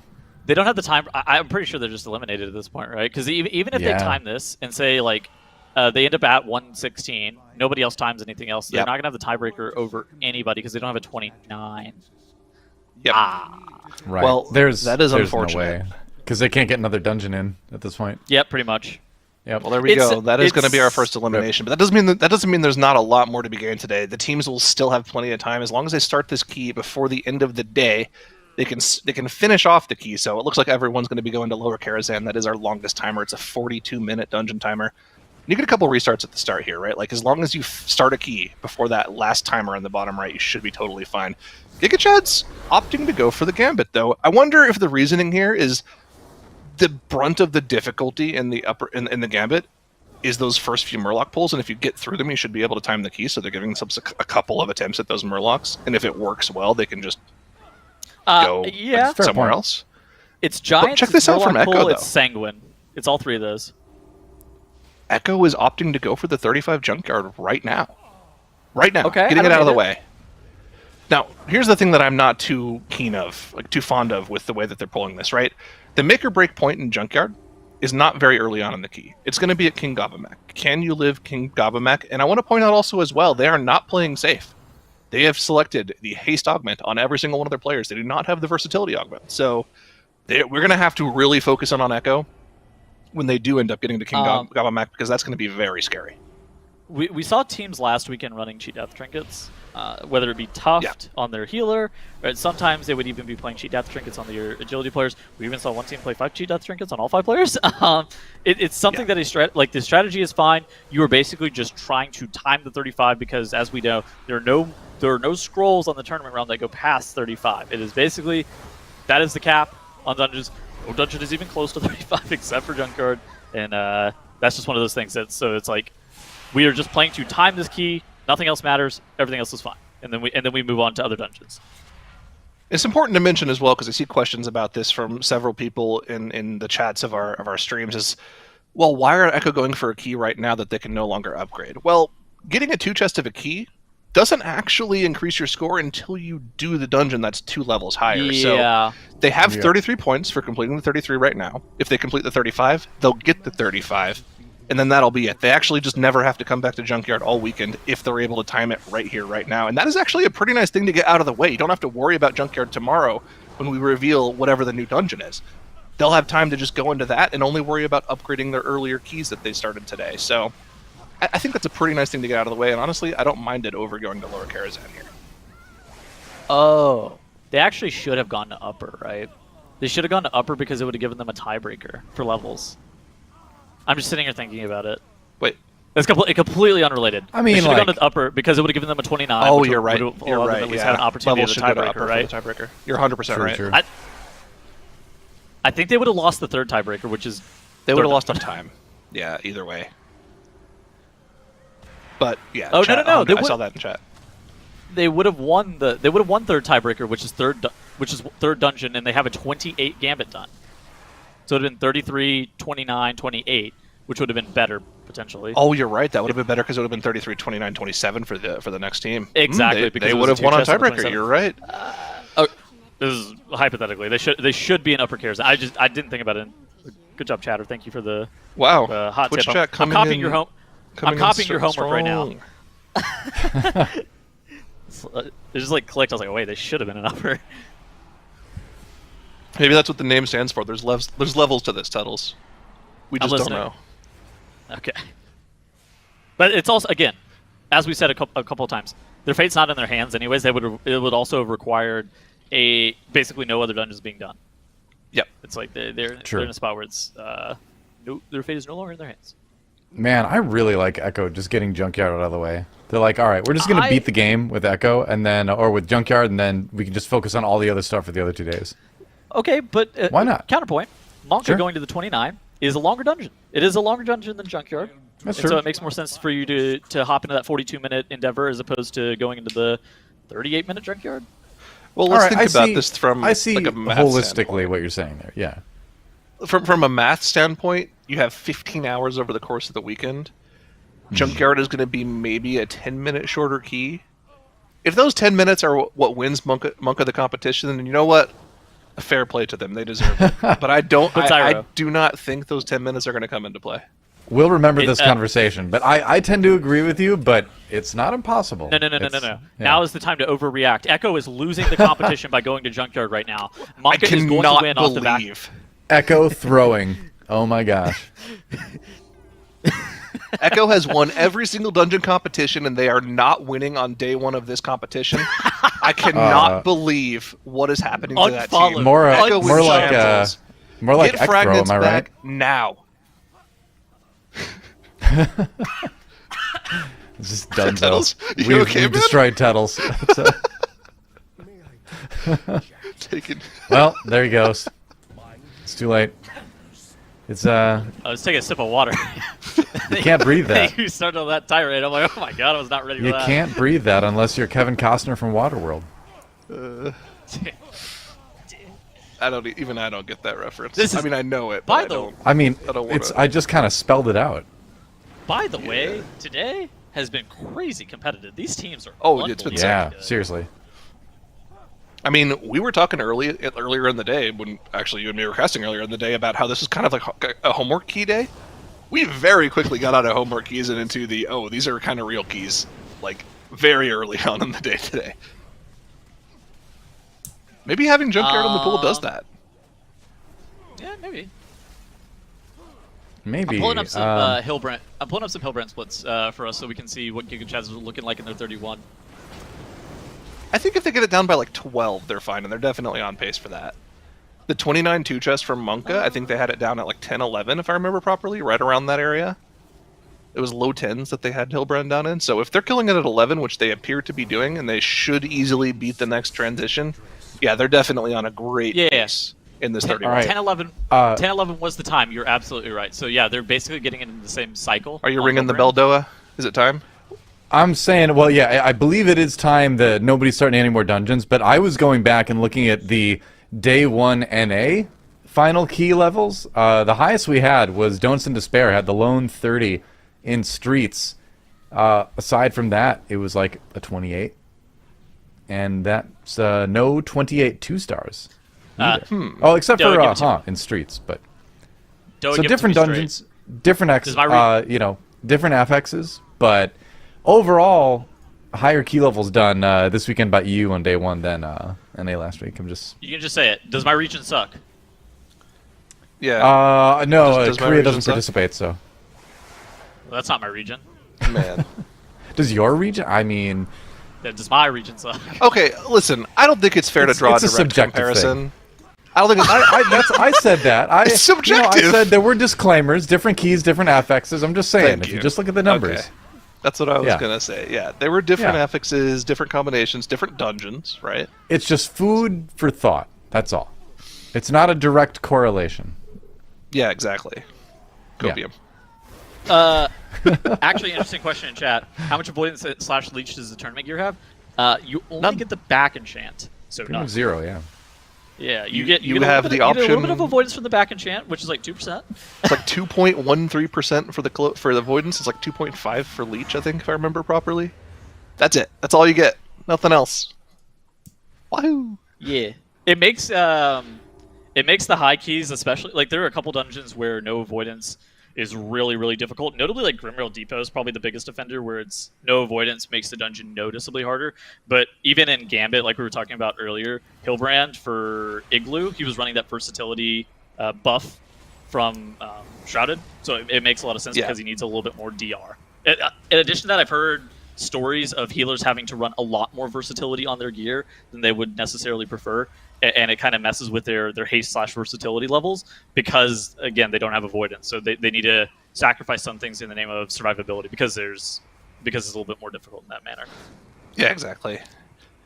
Yeah, I mean, again, I talked about this earlier today, but bring up the point again that the players do have gear sets for the higher level keys where they're literally stacking as much verse as possible just to live through some of the mechanics. We're talking in the realm of 25 to 30% verse, just so the charge smash on Gobamac doesn't one-shot them. It's kind of ridiculous how much damage these keys do when you get to the highest level. Let's look at Echo, though. On Gunker right now, look at the pulses of damage. This is a 25 tyrannical Gunker here. Every single one of those pulses ticking on the group for, 20 to 30% of their HP. Zalia having to crank 34k HPS to keep everyone alive here. That's a large number, Tettles. Bro, he's still got time to weave in those smites. He's doing the most. He got gooped. Kill the boss! Kill the boss! Kill the boss! Okay. Woo! Yeah, now And that's doing Giga Chad. a cool 30k He healing per didn't even second. use dwarf. He could have dwarfed himself out of the goop there, and he didn't. Bro. Oh man, He was in Kansas. He was in Kansas for a second. Good for the skin, I've heard. Is Hey, it? Gwyneth.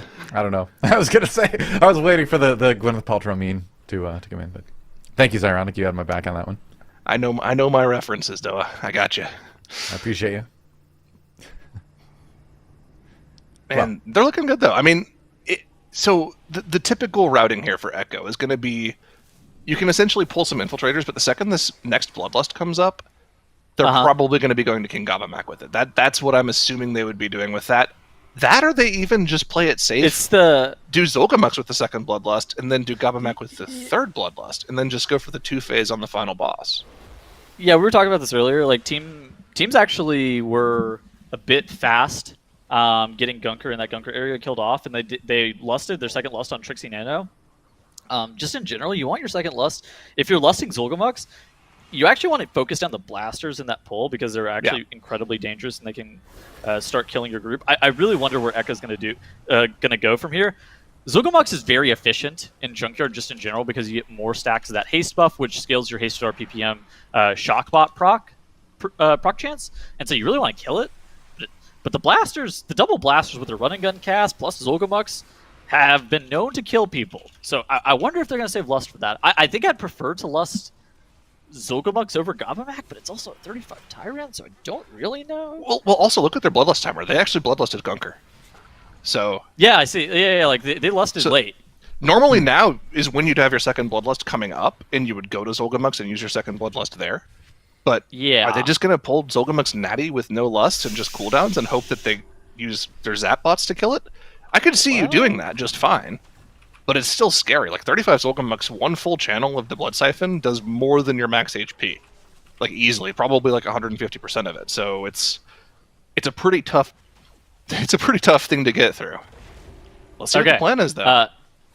Just looking around the horn a little bit. Bottom left, Giga Chad's on Time Captain Hooktail. They're actually doing a pretty good job here. 31. It's pretty dangerous. We saw their Hillbrand split 11-22. They're looking fairly solid. They 2-chested the 29. Not going to be able to 2-chest the 31. I think just timing this key would be absolutely phenomenal for them. Top right, Monka have engaged Moros. They have 2 deaths on the board. They're 16 minutes into this key. I think that they're looking also relatively solid. They are playing a little bit trash into Moros, but they're still focusing down Crispin Ferris here, just making sure that he's getting his none of his Willbreaker casts go off. Depleted Patrol on the bottom right, though. Can't tell if it was an intentional death. It looked like it was an intentional wipe from them. They left Gangnam down for a while, and then they sacked themselves, I think, to the Ushers, but I didn't see exactly what happened. But even still, with 5 deaths, they're looking okay in this dungeon, assuming that they are going to be able to get this dungeon timed. Yep. And of course, off screen, we have a couple other teams doing some things as well. We'll check in with them in a little bit. But right now, the important dungeons are definitely on screen right now. Of course, Monka and Echo are the 2 that we're most focused on because they are at the top of our leaderboards right now. Levels is essentially out of the competition because they cannot even tie the teams, or you get 5th place off of tiebreaks. So, unfortunate, but one team does have to go home today. And it's pretty much just about making sure you get those extra points heading into tomorrow so you don't get knocked off before Sunday. But here we go. Echo into the Zolgamux pull. No Bloodlust. Just the cooldowns and the Zap bots. Got to keep an eye. This Blaster is definitely still alive here. I imagine after the Blood Siphon here, they'll want to finish that off. But they've even played it safe and kept a Scrapper. CC'd off in the corner there. I wonder if they're using that... I wonder what they're using that for. Just reducing damage intake, or... Probably. Wait, is that the one that gives? No. It's the mechanic that gives overload. Yeah. So they're not saving it for the overclock. Oh, sorry, overclock. Yeah, they're not saving it for the spell steal. But yeah, check that out. With Zap bots in cooldowns, Zolgamux pretty easy to get through. Even on a 35. Wow. And they even have a timer for this shield, too. They're also using like a demo lock. Yeah, that's what I was about to say. They're also using a demo lock, which can do a decent amount of prio damage whenever they have the Tyrant available for Zolgamux.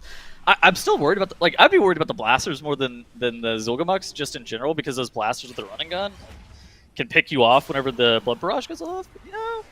This is the Echo diff. Echo diff. It's also the Shockbot diff, but it's mostly the Echo diff. Just Echo just proc the bot. Why not? That works. Just zap them down. Giga Chad moving. I want to see what Giga Chads are doing. In the picture-in-picture, I think what they're about to do here is very important. If they're able to get this 31 timed, That would be massive going into tomorrow. Yeah, 118 on the scoreboard for them then. Because like high key. In theory, this dungeon can be done on a 32 pretty reasonably. It may be 33able if they have enough time. But just getting it done on a 31 means that they likely don't even have to revisit it tomorrow. They can revisit it if they want to, but they don't have to. Is like the biggest thing with them doing this dungeon today. Yeah. But counterpoint, Gambit is a fungeon, and you do love a little bit of reprieve from some of these other dungeons, and you're just like, yeah, let's go Gambit instead. I'm in. Yeah, there are definitely some trash pulls in Gambit where you can kind of close your eyes and just AoE a little bit.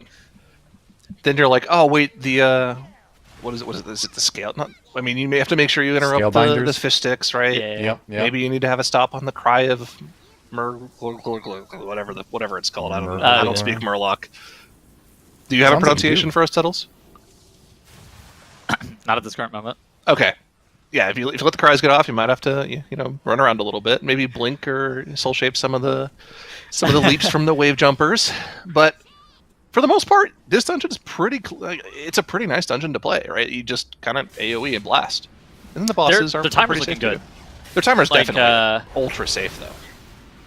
Yeah, they are having some Sanguine issues right here. Oh, super sick grip by LeMike there, getting all those mobs outside of Sanguine. These pulls are very not dangerous, but like annoying to deal with on the Sanguine affix. Just the reinvigorates going off. You want to be like stunning and you want to be like stunning and stopping the rifts and the reinvigorate casts. But with it being Sanguine, it's just super annoying more often than not to be able to get that. Look at one of the acolytes actually ends up getting the reinvigorate cast off just because they don't have enough CC or kicks. It is annoying, but overall their timer is super fine as long as they don't have. They could probably even afford a full life, but as long as they don't have that, they should be chilling. Killing the Pulsar here. Everything's looking good for Giga Chads, and I think that they're setting themselves up very well for tomorrow. Yep. Oh, absolutely. Definitely.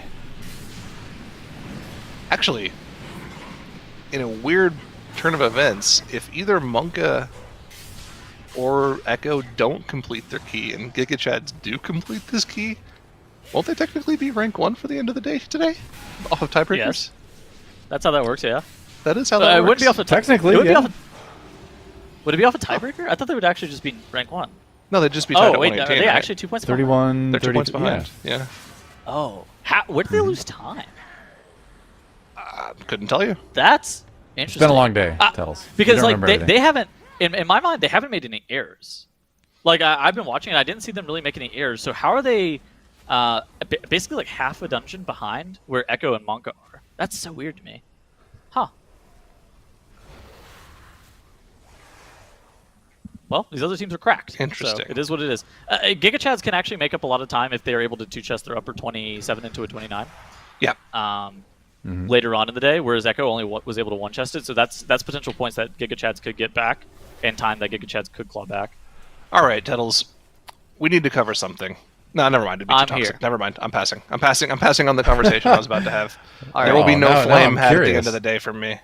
I am not toxic, so I don't want to participate anyways. In your Okay. toxicity. Isn't it ironic?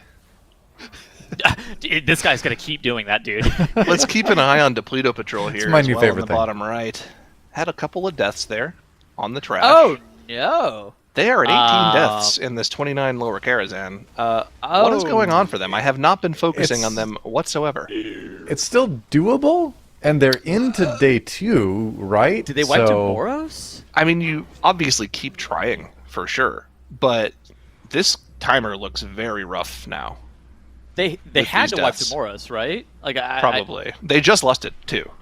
I don't know what they lusted, What- but they just lusted. what did they they must have lust? just pulled. They must have just pulled Moros, and had deaths, and then just reset it. I'm Okay. looking at the replay.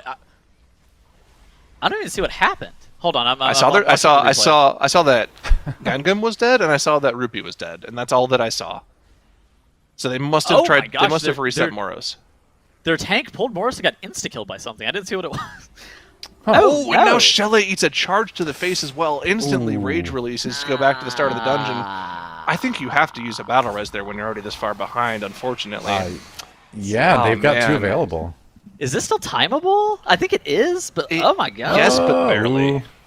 I mean, we did see this timed. What key level was it at where someone had 22 deaths and they still timed it? 28. The 28? It was okay. 20. So, 3 less think it's deaths, timeable. 1 higher key level. Yeah. Yeah, I think it's doable. It's not gonna be easy. It's not an I think ideal situation, we'll say. I would say if they have one more mistake, they're kind of in trouble. Like they're already in trouble. It's to the point where we don't even know if they're going to time it or deplete this one. But if they have any more deaths, I think it's basically just over. Yeah. Any math noses in chat? Dreadnoughts. Dreadnoughts. I can't believe you Meanwhile- guys Alright, listen to the things that guy say. He just makes it up off the top of his head every time, and you just believe him. He just kind of spits I out mean, if we numbers all and just agree that he's right, then doesn't that work? That is true. I mean, I didn't make it up. He did. So Welcome to the internet. if he's right, he's right. Yeah. He's These just kind of chads look like they're on spitballing, pace throwing to- darts at yeah. a dartboard and hoping something sticks and hits the right spot. That's I do true. that too, though. I mean, it would be a pretty bad dartboard if the darts didn't stick, wouldn't it? Oh, quick dude. little peek at levels there. They're on their maiden. They'll be getting Actually- that 28, but yeah. This is so sad because if levels went to upper, they right. could have done a 20. If they did a 29 Oh, upper, man. and Depleto Yeah. Depleto patrols the lower. Oh no, they could have won off the tiebreaker. They could have made it today too. Yeah, you're 100% I mean, right. You know, part of it is the dungeons, part of it is the strategy, the decision making around the dungeons, and we see how important a factor that can be in a situation like this too, which is something we don't talk about enough, where your decisions around what dungeons to run is sometimes as important as what happens in the dungeons. I gotta know too, if Depleto Patrol does somehow deplete this, and they end up at 116 points, how bad is that for them coming in tomorrow? Is that like, oh gosh, or It's is not that just good. like a, That or is it just like a is- mild inconvenience that you have to get into? All right, we gotta get into gear tomorrow. Like, Well, let's see what happens We to- still do this. Let's see what happens to the other people that are also at 116. I mean, Giga Chads is going to be at 118, right? They have Yeah, they're plenty of timeless. time on Celia. They have 30% on the boss left. This is probably the last immunity phase that they'll get. They have People count- go to they the need same count, by star, the but way. They're fine. Yeah, they just go one mob in the 3-pack that they have. They'll be fine. Oh, they even have it in the group already. They have the accomplice with Oh, them okay. right now, so they can just cleave it Oh. down. So yeah, they're totally fine. Unless they just all get run over by this energy fragmentation, but I'm not Pods trying to and- project that kind of energy on them. Pods and speed. I saw. I think they were in the last boss in lower. Were they? They were in lower and they were looking okay. Okay, Last time we saw let's them. focus on the Gaba Mac actually. Cut everything else Okay. off right now. Already a seed coming out from Clix here. This is the pain point in the dungeon. 15 stacks of the Infiltrator buff stacked up. Clix is going to get in to that Ooh. smash, but he's dropping incredibly low. A melee from the Grunter almost takes him out, but Zalia able to keep him alive. That was incredibly scary, and that was the biggest danger of the fight for them. Every charge smash is still going to need. They're still going to need to get completely topped off for it. But they're going to start running out of defensive cooldowns at some point around the 3rd and 4th charge smash. We also have to look out for that combo Well- later on in the fight where it's straight up rumble into charge smash too. Man, this That's smash the third does charge so smash much of the- damage. That's the third charge smash of the fight. That's the one with the rumble combo, which is like, oh god, it's very dangerous. If you don't have any grunters out for it, like say the grunters are able to get killed off by all of those Tesla coils, then you should be totally fine to be able to. Oh, the rumble damage, just man! Absorb that. Oh my Dude, it's god, every insane. tick hitting the God. entire group for 40 to 50% of their HP. Zalia having to use every spell in the book to keep people topped up. Man, that was scary, but we're going to be looking forward to that third lineup where it's going to be Rumble directly into Charge Smash. Well, they're That is not gonna be looking the major forward to pain it. point. They're not looking forward to it, and honestly, they might even just be trying to kill the boss beforehand. It's already at 40% here. Here comes the Charge Smash. Look at the HP bars. Oh my Everybody's so gosh. low. Any extra tick of damage, Zalia. if it's a death or a cheat death, Zalia able to keep himself top there. Get rid of that debuff. Zalia? So low? Oh, This is- man. This is so This scary. is a 35 tyrannical Gabamac. This is one of the hardest dungeon Here's the lineup. bosses in This- the game, this is I the think, major right now with pain this. Yeah. This is the pain point right here. Here it comes. This is where they will die if they do die. Everyone using everything, even using Stone Form Oh. for the extra physical damage reduction as well. Into the charge smash. All Keep right, everyone all topped. right. Do they live? Oh my god, get the Okay. debuff off of you now. Not Get bad. the debuff off now. All right. This is They are good. This is good. This is good. Zalia is Okay. running dangerously low on mana right now. Yeah, Oh, my. 16%, I think- 15%. I think he should be fine. Like they only have like one more one more Rumble and one more Charge Smash, I think, to be able to get through, but it's not like a dangerous overlap. Miraz does still have his Ice Block available. Clicks, Warlock, he's going to be fine. I think that they should be good here. Zaylia is starting to run a bit dry, but Gabamac is going to be going down here in just a second. Boss is dead. Last Charge Smash of the key, they have the AMZ up for it. They're going to be totally fine. Just don't take any melees from those grunters. You have Frost Nova to make sure they don't get Clicks. Clicks goes down, but the boss will die, and he can very easily get his bots back up. They have 13 minutes left to get the last 10% trash down they need, as well as deal with the final boss, which they have to two-phase pretty much, right? They don't have the lust for it. They were barely able to one phase on the 33. Bottom right, Thanner down for 3 pods and speed. Oh, no. Yeah, no battle res either. So, on one hand, there's not a ton of ambient damage on this boss. On the other hand, you really don't want your healer to be dead, basically, at any given moment. I don't know how Lepan is going to be able to take this shared suffering here. They do actually have a turtle available, so maybe Lepan will be able to eat that with just the turtle. But the Mortal Strike effect that Atumen puts on the tank is very, very dangerous, especially whenever your healer is dead. Oh, God. Oh, man. Depleto Patrol on same boss, almost same time, too. But pods and speed, can they do it without the healer? This is Blood DK at its most Blood DK. They pushed the boss, too. Suffering? I mean, he's going to get a second. He may get a second one here in just a second, but he does have the gate up available for him if he needs to. So, yeah, they beat. Okay, very good. It's free from now good on, commit. Good commit. What a Giga Chad commit there. No, they're done for the day. They finish at 118 points. Giga Chads, they are in pretty good shape going to day number 2, to say the least. Doa, man. He said Giga Chad. What am I supposed to do? He did. There's a team playing this week called Giga Chad. It's ironic. It actually went over my head what he was even talking about. So he elaborated I was like, what did I even say? What did I even speak? What is he speaking on right now? LOL. All right, cool. 3 pods and speed, able to recover that. Did they two-chest this? Not bad. They don't need much count left. They have only 4... No, they have a little longer than that. They have about 6 minutes to two-chest this. Yeah? What's the timer again? It's 33:36, I think, to two-chest this. So okay. They have a little under 6 minutes. Yeah. I mean, they have to get to Maiden from this spot. What's their route to get to Maiden here? They walk through the Opera Hall here. Then they They're going to go up the stairs. You know what? Maybe. It's actually really close. Down the winding corridor. Mm-hmm. By the way, pulling the Skeletal Hound. Don't like that, but what can you do? Dangerous. Really? I don't mind the Hound. I don't mind the trash that they're pulling. Okay, you know what? The Rotting Bite used to be a lot more dangerous than it currently is. Oh yeah, I'll give you that. It's kind of a vibe right now. I think the only thing that's still banned in this dungeon are the attendant retainer packs. Still completely off limits. It's okay. You know, when we get a moment, shout out to Wallpen for playing Frost DK today. It's fun to see. That was neat. You can go watch him stream some stuff later on. They're done for the day, and unfortunately they're done for the tournament as well. But props for making it this far with something a little bit off meta. Cool to see. So Depleto Patrol and Levels were both streaming today. So those are the 2 teams that are actually streaming right now. But basically every team has a large amount of streamers on their teams, and I think the WoW Esports Twitter has some graphics for the teams and the players if you want to go check them out and see if they're playing what you play, and watch them and ask them questions in their chat whenever they're streaming. I'm sure they'd appreciate it. Oh, yeah. And remember, 100%. pretty much every spec can get 15s done. So I wasn't making that up. That is on the WoW Esports Twitter, right? I don't know. I haven't looked at it. Are you talking about the teams to watch? Oh yeah.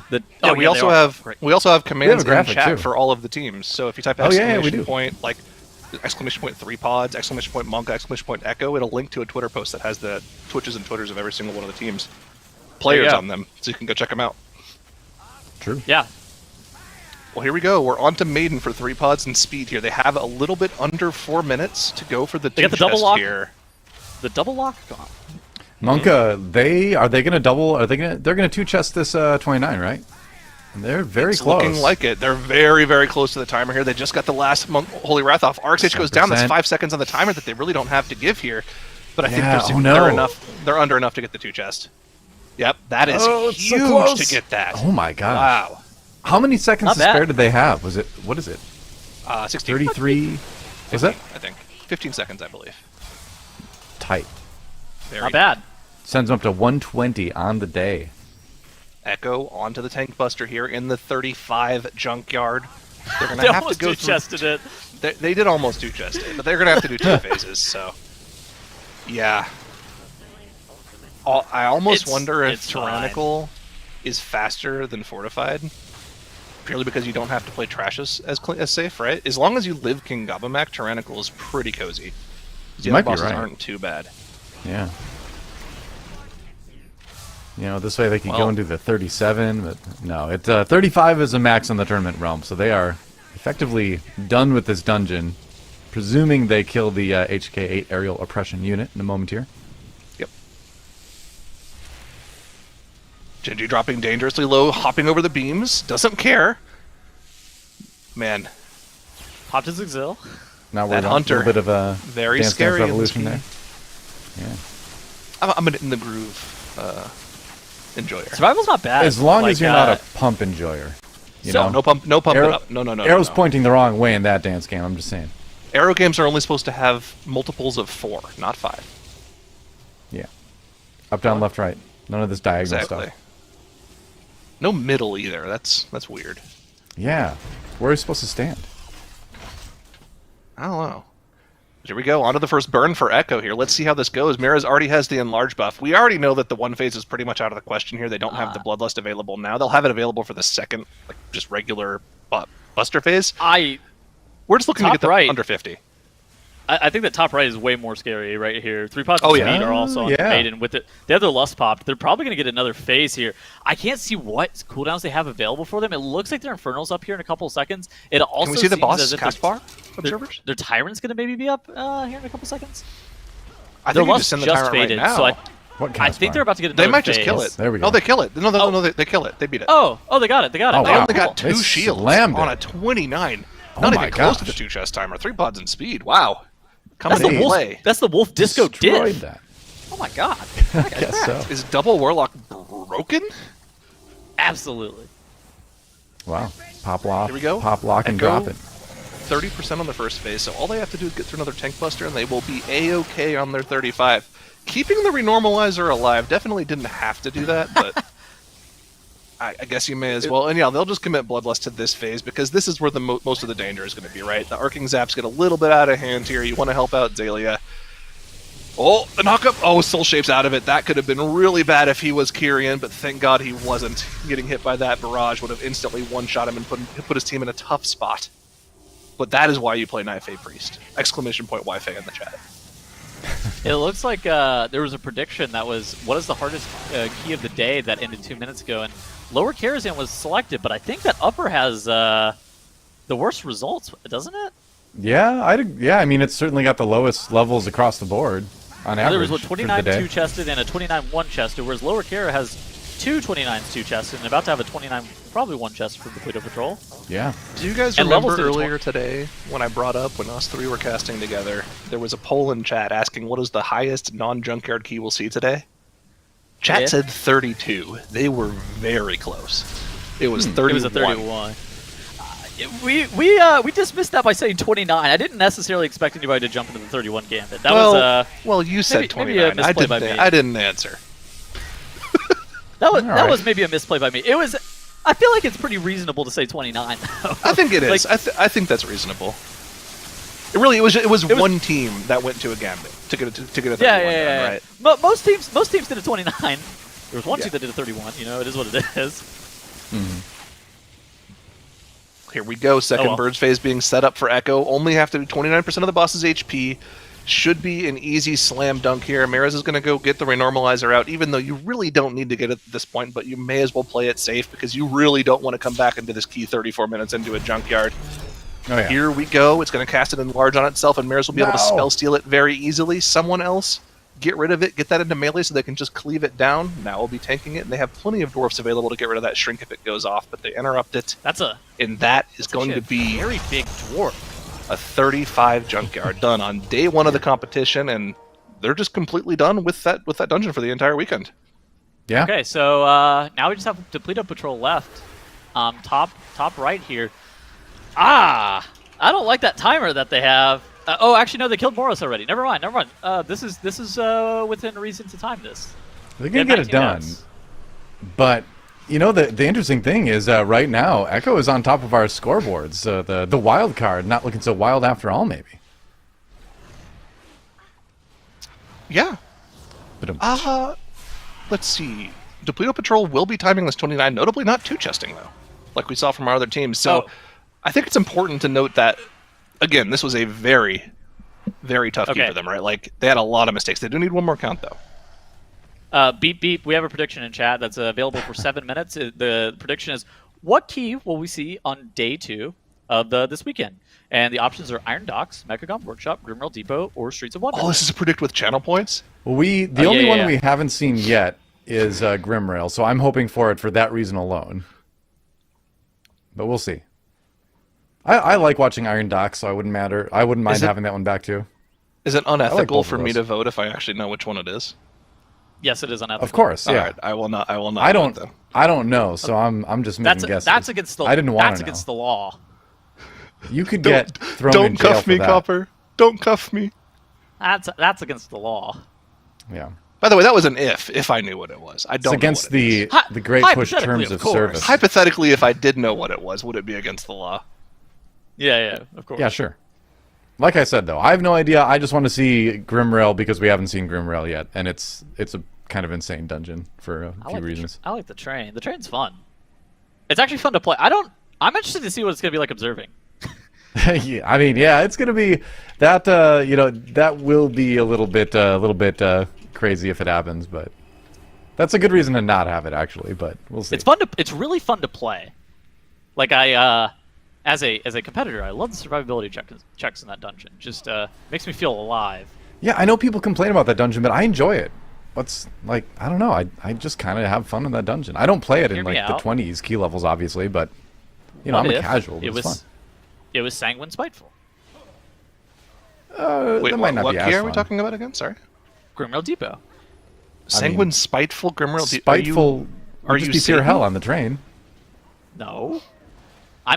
My name is Peyton. Oh, sorry. I one couple letters off. My bad.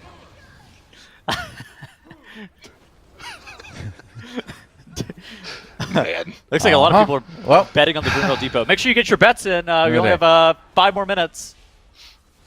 Okay, but that's not fair because chat always want to see Grimrail Depot. They just want to see people suffer. Before Lower Kara got nerfed, all they wanted to see was Lower Kara. Really? When you time a key on stream, everyone in chat is going Prage Lower Kara. It's like, come on, guys! Like, I want a good key. I want to see the Iron Docks. I bet there's some weird tech in there now. There definitely is weird tech, but I think most of it would be banned if it was in. Some Iron Docks. The Iron Docks was fun to watch last week because we notably saw the Eyes of the Beast stuff and all the shenanigans with the Humvees. Yeah. I'm not sure how much of this we covered last week when we did have Iron Docks in the pool, but there was tech that we had for that dungeon that was actually told to the teams that they weren't allowed to do. So, for instance, tanking the boss in spots where you'd line of sight the crates. Oh. They weren't allowed to do that. Wait, the Oshir stuff was banned? Oh, that was I didn't banned. Know that. Yeah. Whoa. That's why we didn't see any of it. Oh. Well, Depleto Patrol trying to not deplete this one. They've got a little less than 4 minutes. They will have Lust at some point. They're fine on the timer, assuming they don't wipe the boss. Now, the only problem I have with their downside. comp here, I think you're about to say the exact same thing as me. Yeah. They have a Windwalker Monk. Yeah. So if they get third shield, I don't know what they're using on the third shield here. Yeah, Windwalker Monk notably does tank damage on single targets sometimes. It's just, I mean, it's not the player's fault, it's just the class's fault. There's not a lot they can do. And yeah, you can see that melee delay is actually so nice. The way this boss used to work was that it would cast the Mass Repentance, then instantly cast the Holy Wrath, so that you would still be stunned at the start of the Holy Wrath cast. Now you actually are out of the Mass Repent before the cast even starts, so it's just a lot easier to break the shield nerf. nerf. Like Huge nerf to the on shield. this thing. Yeah. Super sick. I do worry about Depleto Patrol coming into tomorrow, so they're going to be going through today almost regardless of what happens here. I am a little bit worried as to what's going to happen tomorrow for them. Even if they time this, they have 118 points, which is even with Giga Chads and 3 pods and speed. However, they are missing a couple of 2 chests, notably in the Gambit 29, and now it would be the lower 29, where other teams have 2 chests in the dungeons, where it's like, they're going to fight a major uphill battle tomorrow. Shelly got a debuff there. He did not want to get that debuff. They used the GS on him just to keep him alive, but that's not actually enough on its own. They actually have to commit a lot of healing to him, too. They do have the Lust for this one. They didn't opt to use it, but they easily broke the shield. I mean, it's just about using the Lust to break the 3rd shield now, or they're just going to play it safe. Yep. They know they've got it timed. Oh, I think you just lost the 3rd shield. Just play it safe. Oh, yeah, They've got 2 minutes left. Yeah. I guess they have nothing except for Resonating Arrows, so like you may as well save. But Shelly just dropped his Infernal? The Coordinated Assault's coming up here in a second. I guess you're just going to save CA plus Arrow for this thing. Or... I don't want to call him out, Tuttles, but one of your co-partners, Trelsky, is in the chat right now, telling me Windwalker solos 1st and 3rd shield, and you know what? I'll believe him when I don't have a Windwalker in my group doing 12k single target DPS on the first boss. But he doesn't have Tiger. He doesn't have Tiger up right now. No Lust. How do you even solo this? He doesn't even have Tiger. That is true. You actually the time between the 1st and 3rd shield is less than 2 minutes. They're saving Bloodlust for next day. Yeah, that's all they're doing. Tomorrow we'll Lust. They've got a key coming right up after this. I want to use it for that. There you go. Depleted Patrol, getting the 29 done. It is a +1, but hey, you got it done. But Monka and 3 pods and speed did get the 22 done, or the 29 done with +2, as you can see. There's our final score for the day. Sadly, Levels is out. Props for making it this far. Obviously, you have to be a pretty amazing World of Warcraft squad to make it this far.